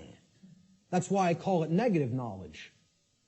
Got to do hard work to get back to a clean slate, to start taking in some good stuff. Many people are in that state, and the people who are in that state largely are the overly intellectual, the super left-brained, the left brain prison, folks. Emotional mind control is the second inner demon. I encounter this all the time through people with my work. So many people don't have the thick skin to listen to somebody like me, and that's okay. That's all right. Again, what Art talked about is that in the ancient traditions, they talked about reserve the meat for the strong men and furnish the milk for the babies. All right? I'm not here to convert the babies. I don't have the patience for that. I don't have the energy for that. What I'm trying to do is get the other teachers ready who might have the energy and patience for that. Because that's not me. And I'm being 100% perfectly honest with you that that's not me. I'm not here to do that. Okay? I'm hoping to bring some other people that are most of the way there, all the way there, so they can start doing that on a wider scale. You know, they're going to be the people who are going to work with people like that, not me. I'm just being honest with you about it. Emotional mind control comes in a couple of forms. Well, if this is unpleasant, the New Age variant is this right here. If it's unpleasant, I don't want to hear it, I don't want to see it, and I certainly won't want to tell others about it. See no evil, hear no evil, speak no evil. I'll just ignore it and it'll go away on its own. Well, what happens when you do that with any kind of a sickness or a problem? Does it get better? It gets worse. The second form of emotional mind control is people have a problem hearing truth because they don't like or prefer the way it's delivered. I'm not going to stop delivering truth the way I deliver it. This is my style. I like my style, personally. I don't think I have a problem at all in the way I present. I listen back to my presentations, and I don't, totally pat myself on the back, but I say, I did a damn good job there. I'm proud of how I did, personally. Okay? I'm making an honest assessment about how I present. And again, I realize my presentation style is mostly for the thick-skinned. It's not for the people with super delicate sensibilities. So be it. That's not really who I'm trying to reach. I'm trying to do vertical integration, not horizontal integration. Build up the community of people who really get it, and they can start propagating it to the masses. This concept is about, the attractive newscaster on the nightly news. She can whisper sweet nothings in your ear all night with the blue frequencies behind her, okay, and say, 2 plus 2 equals 5. 2 plus 2 equals 5. And she's going to get a lot of people to believe that nonsense, right? But the person who's actually telling you the truth, that you might not like the sound of his voice, you might not like the harshness that he comes to you with the truth with, he might be screaming through a bullhorn and saying, hey, you're in danger. You are actively in danger. There is an imperative here, okay? There is a time consideration here. You don't have all the time in the world to correct this, all right? People say, well, I don't like the way he said that. That comes off as negative to me. I think he's fear-mongering or making a bigger deal out of this than it is. They're not interested in the content, the actual information. They're saying, the way that was said offended me. I don't prefer the sound of his voice or the tone he just took. Well, does that have any damn thing to do with whether the information was true or not? The people who are in this mind state are under emotional mind control. They believe you can determine the veracity of informational content based upon how it makes you feel. And this is a logical fallacy. That cannot be done. You cannot think with the emotions. And I'm not telling you to disregard the emotions. They're unbelievably important. They are our compass for morality in our lives. They're the compass through which we should set the direction of our behavior. But you can't come to determine and analyze and break down what's true or not and make a filtering system based on just how the information made you feel when you heard it. Okay? You have to actually think with the mind, with both hemispheres of the brain, with true intelligence to come to filter and determine what's true. Okay? No matter how much anybody wants to, give you that soft, sweet, pleasant, emotional voice, okay? That person's still lying to you. And no matter how much the person who comes with an abrasive, harsh, nasty, or scratchy voice might keep telling you 2 plus 2 equals 4, and you don't personally like their tone, guess what, folks? It still equals 4 at all times and places. That's the truth. No amount of pleasantry or wrapping up the lie is ever going to make this statement on the left here true. Ever. But yet, that's what people would rather prefer to hear if it's told to them in a nice, pleasant tone. Truth is belligerent, as I said at the beginning of the presentation. It is, by its very nature, at war with the forces of falsehood and deceit. Brecht. We literally believe that we are in the right to ignore a message of truth if the messenger is somehow distasteful to us. I would argue this to be a symptom of total madness. That's an anonymous quote I also found on a forum. And that's a great piece of wisdom. That's a gem of wisdom right there. It is total madness to disregard truth just because we don't like the way it was said. It's called emotional mind control. It's been a big part of my work that I've tried to explain to people. Where does the fear of true freedom come from? All right, and this is going to lead into my future work, which is a whole nother series of presentations. I'm going to go deeply into this in the future.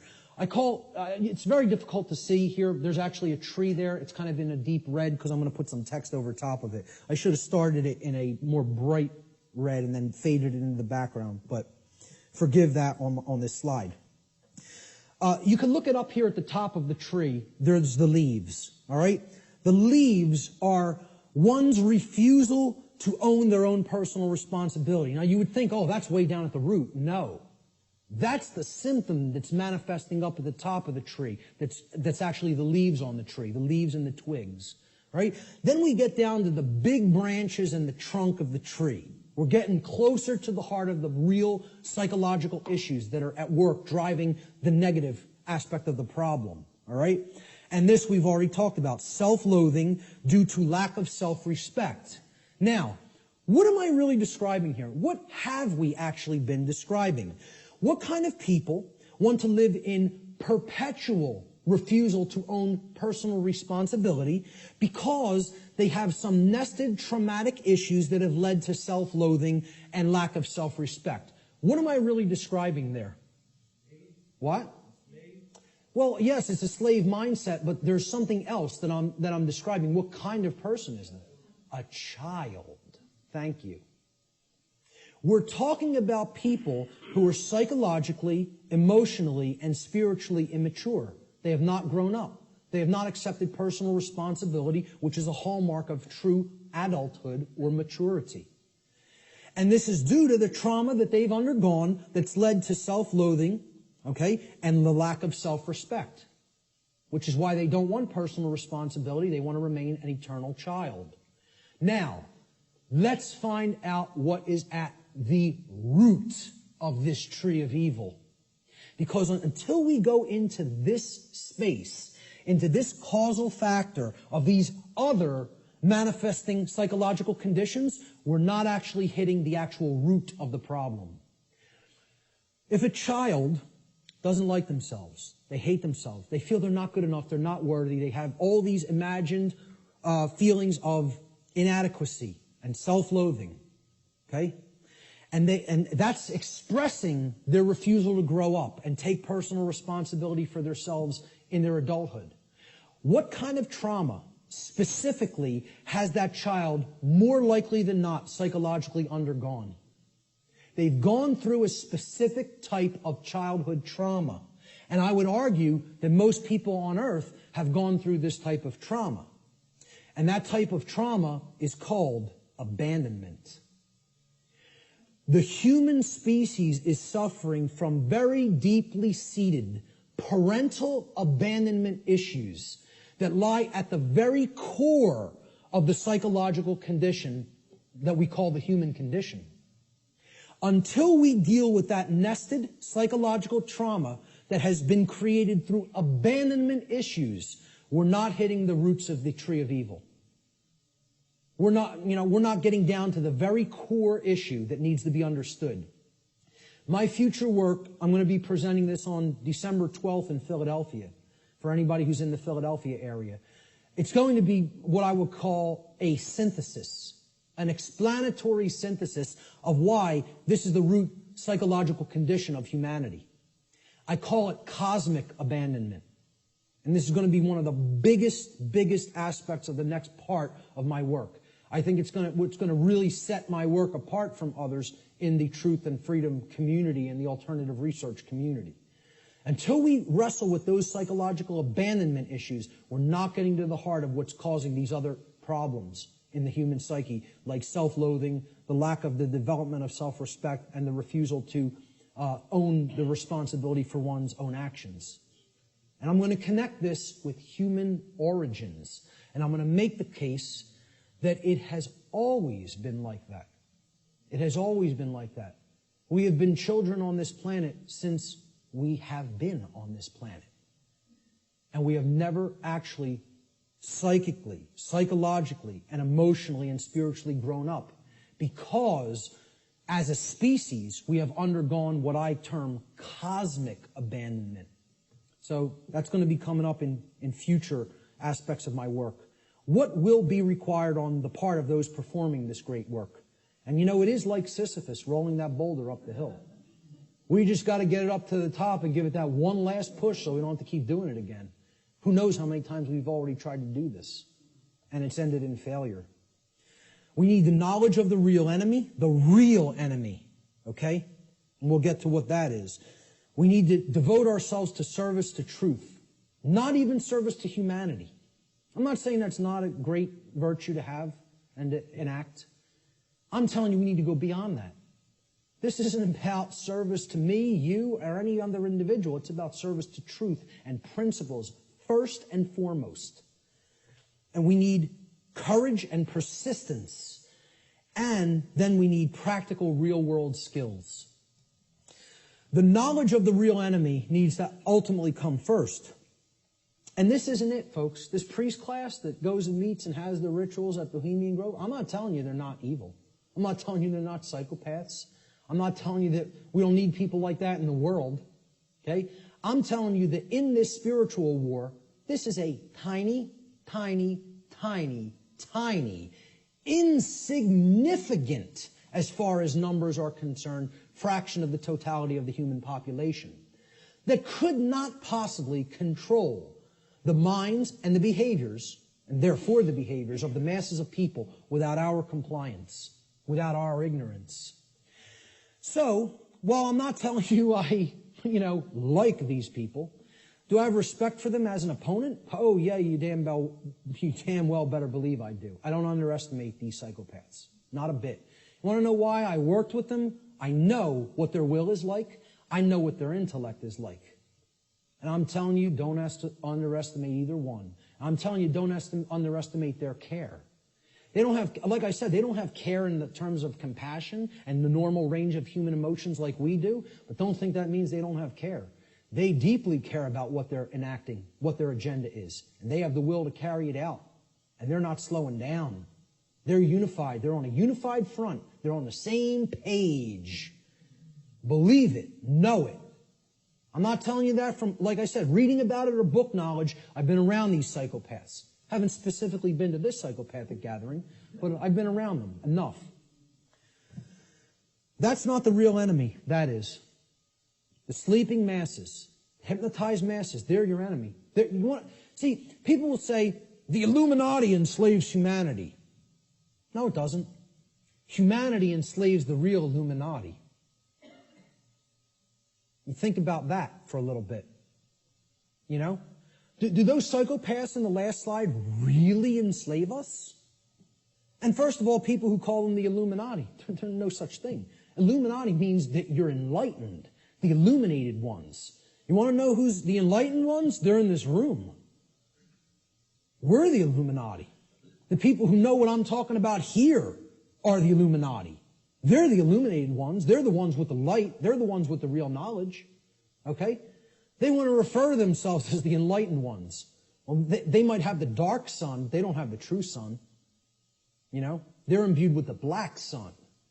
That means it's all intellectual knowledge, and then you're applying it for the totally immoral, wrong reasons, which is to control and manipulate other people. There's nothing illuminated about that. So, the real Illuminati, they're not the enslavers of humanity. The dark Illuminati are not the enslavers of humanity either. Humanity enslaves itself, and they're enslaving the true Illuminati, the teachers who are actually living under the conditions of slavery because they're here with the ignorant people. That's who's being enslaved by humanity. Humanity are the enslavers. And this is another thing that's highly unpopular. People don't want to hear it. They want to think we're powerless victims. There's no choice involved here. This is something that's just being done to us. Okay? And I'm here to tell you, free will is always in existence. And it's a matter of changing one's thoughts and therefore changing one's choices. And that's our own personal responsibility that can never be given away or shirked or shunned. You are always responsible for what we're doing. Service to truth is required. Truth itself is eternal, can never be destroyed. But you know what? Humanity can be destroyed. We can be destroyed when we refuse to act in service to truth as her defenders. People say, oh, truth doesn't need to be defended. Nonsense. Truth needs to be defended at all times and places because the attack on it is never-ending and non-stop, continuous. And if we don't come to her defense, you know what happens? The voice of untruth and deception and evil and mind control rules the day. And the voice of truth doesn't get heard because the truth itself doesn't have a physical voice in the physical domain. You know, we have to be its mediums and we have to be its voice. It's possible for us to co-create a positive outcome in this scenario, but this can only be accomplished if we care enough to learn the truth ourselves, and then we develop the courage to continuously speak it to other people until our voice of truth becomes a non-stop chorus like the voice of lies and deception and mind control has been for millennia on this planet. Courage is required. Samuel Adams encapsulated this brilliantly. He said, the liberties of our countries are worth defending at all hazards. It is our duty to defend them against all attacks. It will bring a mark of everlasting infamy on the present generation if we should suffer them to be wrested from us by violence without any struggle, or to be cheated out of them by the artifices of designing men. If you love wealth greater than liberty, if you love the tranquility of servitude greater than the animating contest for freedom, then go home from us in peace. We seek not your counsel nor your arms. Crouch down and lick the hand that feeds you. May your chains set lightly upon you, and may posterity forget that you were ever our countrymen. Now that's about as powerful as it gets as far as I'm concerned. Because he's telling you if your allegiance isn't to the truth and freedom, I don't want to know you. I don't want to know you. And we hope history forgets that you ever were with us at this time and place in history. And because you deserve to be forgotten. That's what he's saying here. You know, I couldn't agree more. Persistence is required. Constant effort. We are the actual vehicles by which truth operates in the world. Therefore, it is our shared responsibility at this time to help to awaken others by continuously speaking the truth, even if we feel burdened by this task, even if we feel no one is listening, and even if it makes all involved in this process feel uncomfortable. It's not about feeling comfort, folks. It's not about staying complacent. It's about shaking things up. Making people feel uncomfortable. Who ever told anybody that the truth would make you all warm and fuzzy inside? Who ever told anybody that? Why do people want to believe that? Who ever said that that was the case? The truth is horrible and yet needs to be embraced as a lover. Okay? With dedication to it. Even in its full horror. Thomas Paine, who I feel was the most enlightened person on the continent at the time of the American Revolution, personally. He's one of my personal heroes. And walked in the vicinity where I walk sometimes now. He said, these are the times that try men's souls. The summer soldier and the sunshine patriot will, in this crisis, shrink from the service of his country. But he that stands it now deserves the love and thanks of man and woman. Tyranny, like hell, is not easily conquered. Yet we have this consolation with us, that the harder the conflict, the more glorious the triumph. I think he was one of the true anarchists that was living amongst us in the colonial days. Words attributed to the Buddha, Siddhartha Gautama. He said, there are only two mistakes that one can ever make on the path to truth. Not starting and not going all the way. all the way. I wrap up a lot of my podcasts with this quote because I love it so much. It's about persistence. It's not about saying, hey, I went this far and now I'm uncomfortable to see the rest of the picture. I made it 3/4 up the mountain. That's far enough. Let me set up my base camp here. I'll pitch my tent and I'm staying here. No farther. I don't want to see the peak. Okay? Until we become fully enlightened and go all the way to the summit, don't expect things to change. Don't expect them to get better. The truth has to be taken in its fullness. We need real-world practical skills. You know, this isn't just about, oh, I know this now, and I don't actually need any skills. Okay? To communicate truth, skill is required. Knowledge is required. Okay? To reach a good amount of people. Yeah, you can just talk to the people around you. You can communicate, to a small fraction of people that way. I'm not saying don't do that, even if you don't have these other skills. I'm saying if you want to get it out in a big way to the masses of people, and in the new form of media, which is doing things like this, through the correct and positive and empowering use of technology. People want to say, oh, technology is not, there's no role for it. We've got to get rid of technology. Technology is a thing that improves life at every scale and level. It's a tool. It's how it's used. Exactly. Okay? We're using technology for a powerful and enlightening purpose right now. And that's its intended use. It's to serve humanity and to serve truth. Okay? So real-world skills in the technological era, I feel, are absolutely required. And here's some of them. You need good organizational skills. Like, hey, Art and Chris did this right today. They set this up right. I've seen people set things up real badly. I've seen it done the correct way, which is this way. And Richard and Lisa, they've done a brilliant job here getting this all on film. And this will be going online and reaching a real wider base of people as a result. All right? So you need organizational skills. Some people are better than that with others. I'm pretty good with organization. I feel I have good, powerful organization skills. Communication skills. You need to have a way with words. You need to have a good vocabulary. You need to organize words correctly. You need to be able to communicate concepts in often a very linear fashion to people so that they can readily absorb it easily.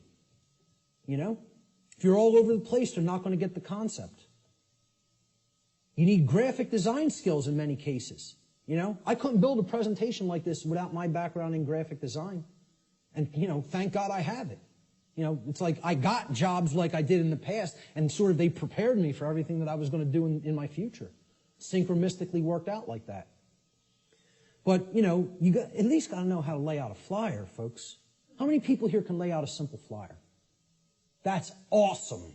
I'm so highly impressed by that. I'm telling you, I've asked people that in other presentations, like 2 people raised their hand. That's awesome. Okay? You should be proud of that. Presentation skills, like putting something like this together. How many people have basic presentation skills with a computer? All right, a little less, but not bad either. I'm impressed. Okay? Audio skills. Sometimes you got to work with audio, and, podcast audio, etc. Video editing skills. I know Richard's a master at that. Website development. This was laborious in the past, just 10 years ago. We have free open source content management systems now that make this almost a breeze. It's a somewhat little bit of a learning curve, but once you get there, hey, you're off to the races. You can maintain multiple websites then, right? So how many people can build a simple website by a show of hands? That's also awesome. I mean, kudos. Whoever hates that word, whatever. But I'm telling you, that's impressive. For an amount of people in one room to have all those skills, I'm impressed. It's very rare. All right? Networking skills. I mean, literally like people skills. I'm weak on this. All right? I can do it. I don't like doing it. I don't like marketing and promotion either. I'm not a good marketer of my work. I'm trying to get better at that, but I need some work with that. And maybe there's people that can help me with that. But, I have a good chunk of all these skills. I could do all of them. I'm not so good on the last 2. I need more work. But, if most of us don't have these skills, we're not going to be reaching the optimum number of people. We need to become the new media that is dedicated to truth and put that out there for other people's consumption and other people's edification. All right? We are the answer. We are the illuminators, the ones who will help to enlighten other people once we've taken this knowledge into ourselves. And then that's only the beginning, folks. You got to put it back out there. I tell people the story. I had all this knowledge for a long time, sitting on it, doing nothing with it, just taking more in. Oh, I want to make sure I got it all right. I want to make sure I got the whole picture. I go to a meeting in the state of Virginia. Virgin, the goddess. Okay? Care. Very synchronistic. A woman comes up to me. She says, "You're one of the most knowledgeable people I've come across. What are you doing?" So what do you mean, what am I doing? She said, what are you doing with all the knowledge you have? You doing lectures, presentations, videos, audio? What are you doing? I'm not doing any of those things. I'm just taking a lot more in, downloading a lot more videos. She goes like this, and it's just so matter-of-factly and harshly. What makes you think you have the right to do that? What makes you think you can keep taking all of this in, all of this in, all of this in, and not put any of it back out? What makes you think you even have a right to do that? It was like somebody hit me in the face.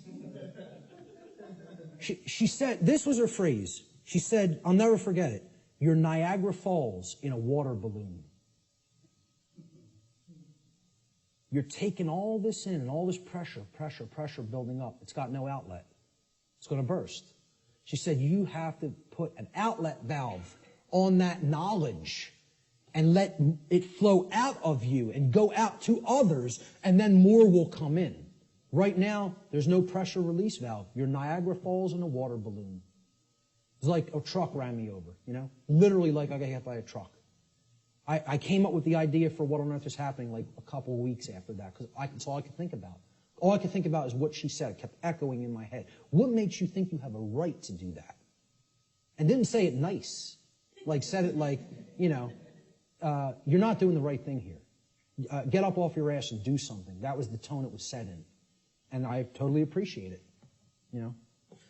Who knows, man? If that wasn't said to me at that time, I might not be doing any. I might not have done a thing. You never know. I like to think at some point I would have, but at the crossroads, this is the last section. Then we'll get to some questions. Quote by R. Buckminster Fuller, "The dark ages still reign over all of humanity, and the depth and persistence of this domination are only now becoming clear.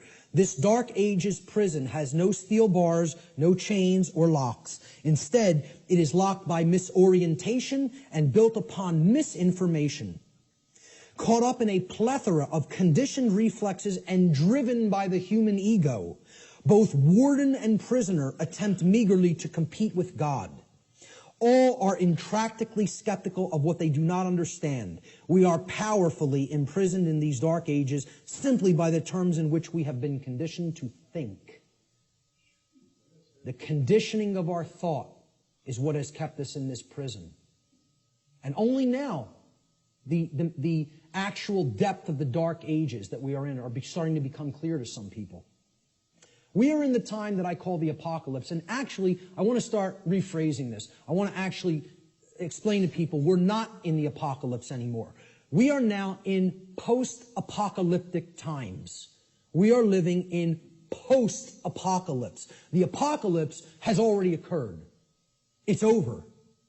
We are living in the time after the apocalypse. And what do I mean by that? Well, we got to look at the meaning of the word. Okay? From the Greek prefix apo, which means away from, off of, or removed from. And then the Greek verb kalyptine, which means to cover or to conceal or to hide. So, apocalypse means literally to take the cover off of, to remove the veil from, or to take something out of hiding. Well, ladies and gentlemen, another big surprise. The veil has already been lifted. The truth is already out there. It's out. The truth about what's going on here and has been going on here on the earth is out. It has been de-occulted. And not just by me, by many, many other researchers. Okay? There's a laundry list of them out on my website, and I talk about in the podcasts. All right? It's all out there. It literally means to reveal or to take out of hiding. The apocalypse is the great revealing of the truth to the masses of people. Or it is what I simply refer to as the process of de-occulting the truth, removing it from being hidden. What humanity needs to do is make what I call the cosmic apology. And I'll get to what that means. See these words right here? I was wrong. That's the most powerful phrase that can ever be said by a human being. The second most powerful phrase I would acknowledge is I love you. But this is more powerful than even that. Because this is about internal change. Not just a dynamic or an interaction or a relationship with another. This is about an internal metamorphosis. When you say these words, this is the phrase of all power. No is the word of all power by which we reclaim our power. But this is the phrase of power. All right? Okay. The word apology comes from Greek. Apo, meaning away from, off of, or removed from, as we've just seen.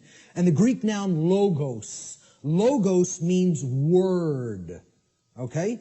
So hence, an apology, it literally means to go away from the word. Or to give back the word.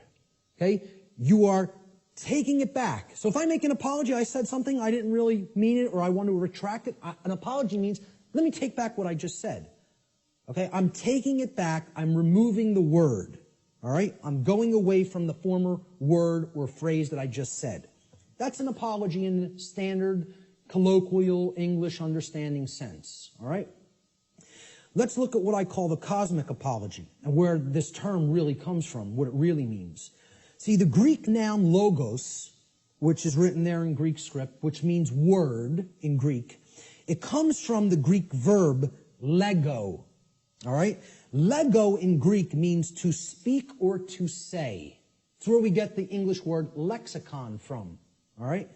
The Latin noun lex legis is related to the Greek verb lego, to say. Again, because who put the laws into manifestation? The Creator did. How did the Creator manifest the physical universe and all the laws? Spoke it into existence. Reality and truth are spoken into existence by the power of vibration, the vibratory power of voice. Okay? So the Creator created the universe by the phrase, fiat lux in Latin. It means let there be light. Okay? The Latin noun lex legis, meaning law, is actually derived from this Greek verb lego, meaning to speak or to say. God and not man is the logos, the author of law, the one who spoke the law into existence at the creation of the universe. Because natural law is the boundary conditions of the manifested reality called the physical universe. These are the boundary conditions which govern it. Humanity's work is to learn to listen to God's word. Not man's word, not man's law. Natural law, spiritual law, moral law, God's law, karmic law. I don't care what you want to call it. Call it whatever you want. Okay? Consequentialism. This is the truth. That's what, you want to talk about what all these phrases really mean? It all comes back to the word truth. That's it. It's the truth about what is, what's operating here. And humanity needs to align its behavior to this law, God's law, natural law. Without alignment of its behavior, don't expect to natural law, don't expect a thing to change here. Expect it to rapidly grow worse. Humanity must make a cosmic apology by giving the word, okay, which means the authorship of creating law. See, we think we're the authors, we're the authorities. That's what author means, right? Author. What's another word for author? This is just this is how mind control through words works, right? An author is a what? A writer. Well, what are you saying there? An author who has authority, they are authoring something, is a writer. They are a right, R-I-G-H-T-E-R. Okay? They're making it into a right. This is what you hear when you hear the word authority. You hear author, which means a writer, meaning one who makes rights, which means someone who believes they're God. That's all this really comes down to. In a nutshell, we're up against a class of people who believe that they can be God and own and rule everybody else. That's all the dark occult comes down to, folks. People who believe they're God. Sick, psychopathic lunatics who think they're God and are going to rule the hell of the prison world that they're going to create, that they call their dark new world order. We need to give the word back. That's what an apology is. And who it needs to be given back to is the creator of the universe, because that's the author of the law. That's its rightful owner.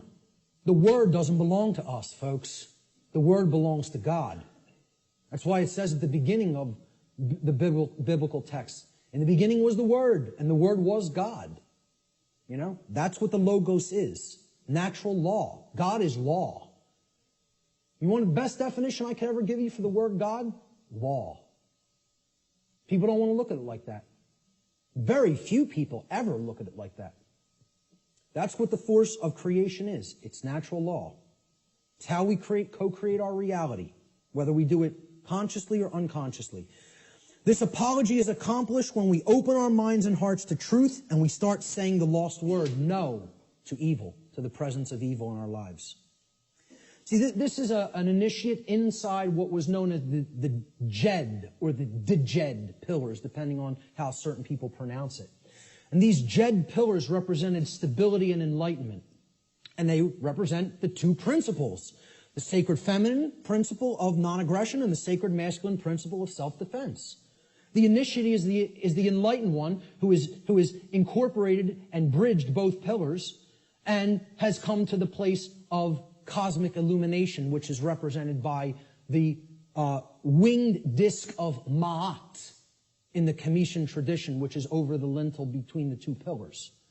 That winged disc of Ma'at. Ma'at was considered a great mother goddess in the Comitian, the ancient Egyptian traditions. Okay? She was the force. She was a personified deity. You know, the ancient Comitians didn't actually worship a physical woman. It's not what this was. It was the personification of truth and justice and order and natural law that was encapsulated as the sacred feminine essence. And she was above all the other deities in the pantheon of Egyptian deities, of Comitian deities. Ma'at, there was no god or goddess higher. And how they looked at alignment with Ma'at is if you wanted to have order and you wanted to avoid chaos, you learned the teachings of Ma'at because she was the goddess of justice and she was the goddess of righteousness. She was the goddess that brought order if you aligned yourself to her teachings, and her teachings were natural law. So that's what this is here. This is saying we need to take away the word. It's not saying remain silent and don't use your voice. It's not what it's ever been saying. This is a symbolic allegory for the apology. Right? You know what else the G in the middle of the compasses and square is? Apollo G. The sun, the light, the generative principle. Okay? We need to make the Apollo G. All right? That's what the G in the middle of the compasses and square in allegory also represents, because one of the big deities, the Greek deities that is often kind of exemplified in the Freemasonic tradition is Apollo.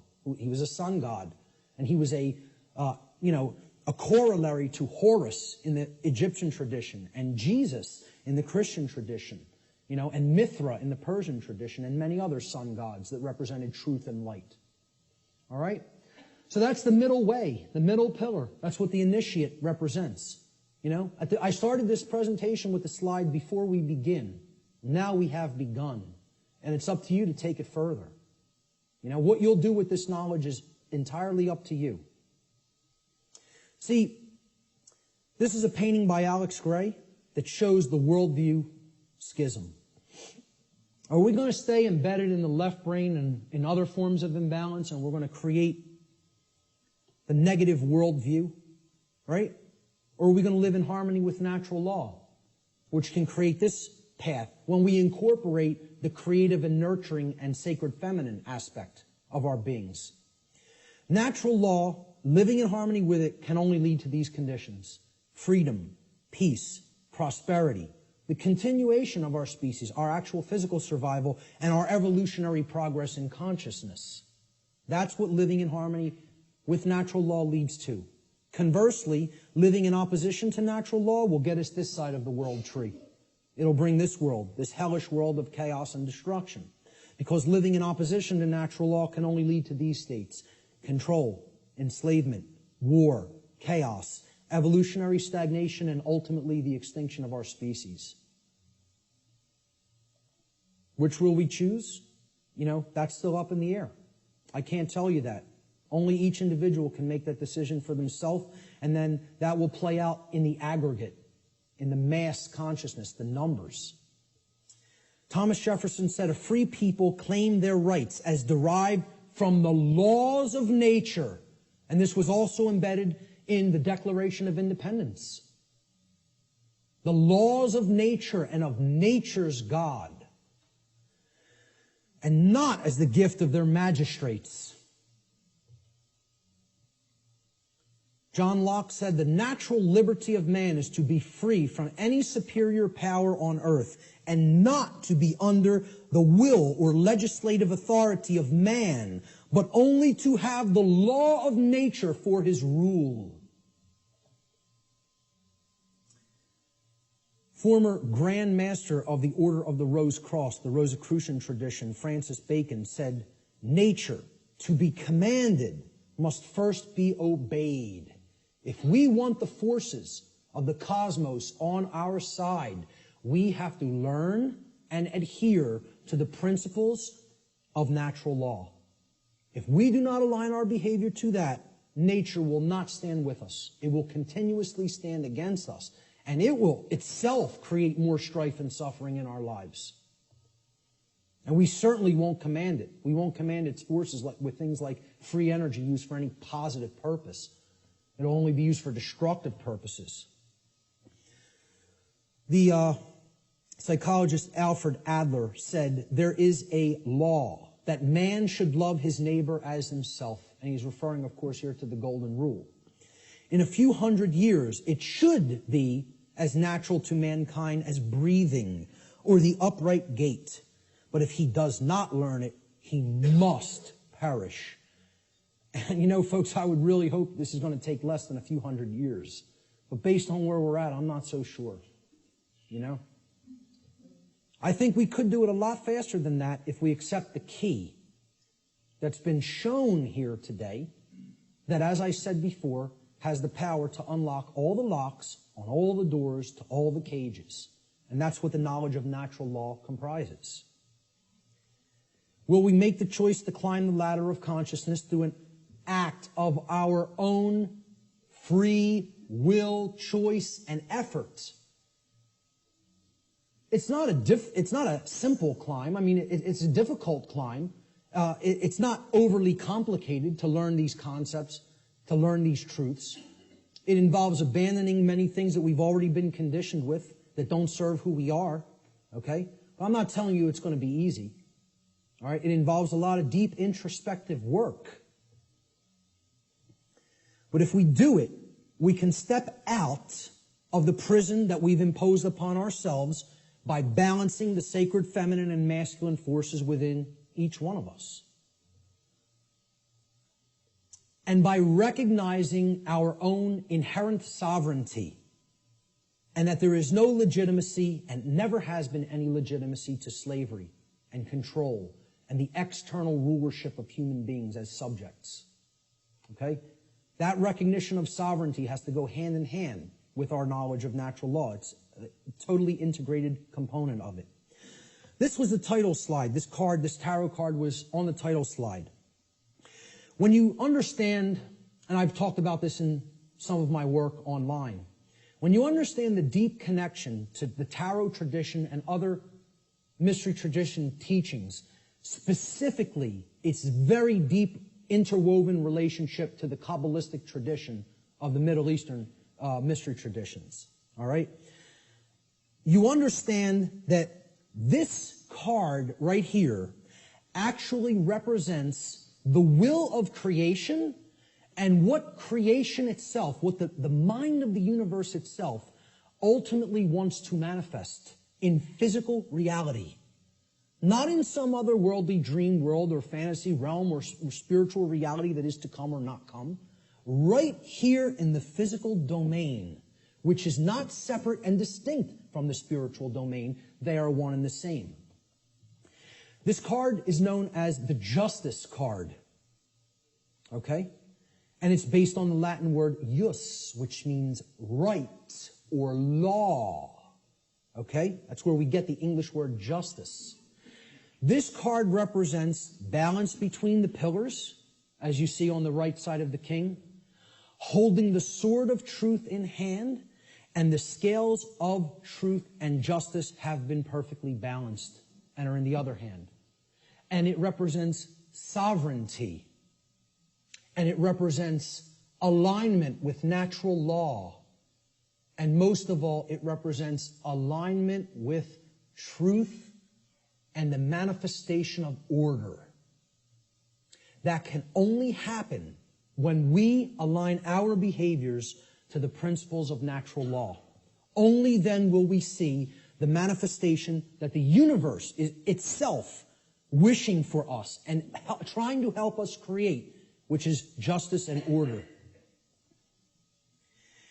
If we let go of the things that are holding us back and break our mental chains of bondage, we can create a world that is based in actual, real freedom. It is possible. I'm not telling you it's not going to be arduous work or a difficult journey, but it can be done.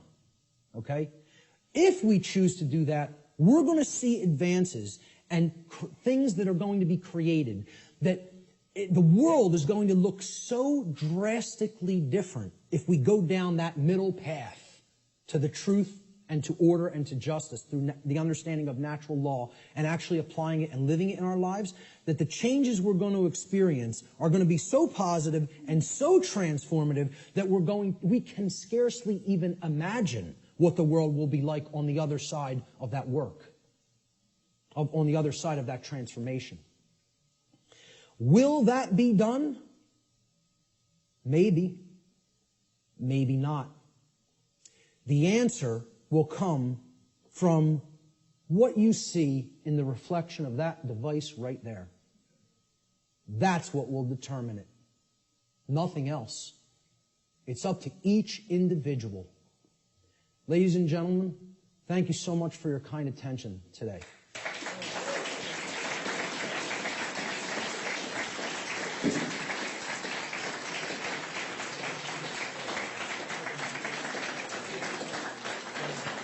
Thank you. Thank you. Thank you. I appreciate that. Finally, this right here, Lex Rex, simply means the law is king. The law is king. Lex Rex. That's my final slide. Thanks so much. Let's do some question and answer. How much time do we have, by the way? Did I run way over or did I leave some? Oh my God. Hey, I'm very happy that the venue allowed us to go over by this much. Okay? And that they didn't just come in and say, you got to get out of here. So I really did want to leave time for questions, but I think it would be, I don't know if it would be really just, intrusive and ignorant at this point to just stay even beyond this time. So maybe we should start packing it up. All right? I apologize for going so far over. I think the information speaks for itself and is worth it, and I hope I was clarified on that. Listen, I'll tell you what.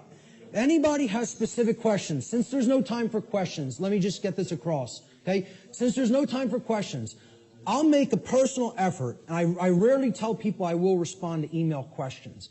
You tell me that specifically that you attended this seminar here today in an email. And if you have a specific question, get to the specific question quickly in your email, and I will make the time over the next few weeks to try to respond to everybody.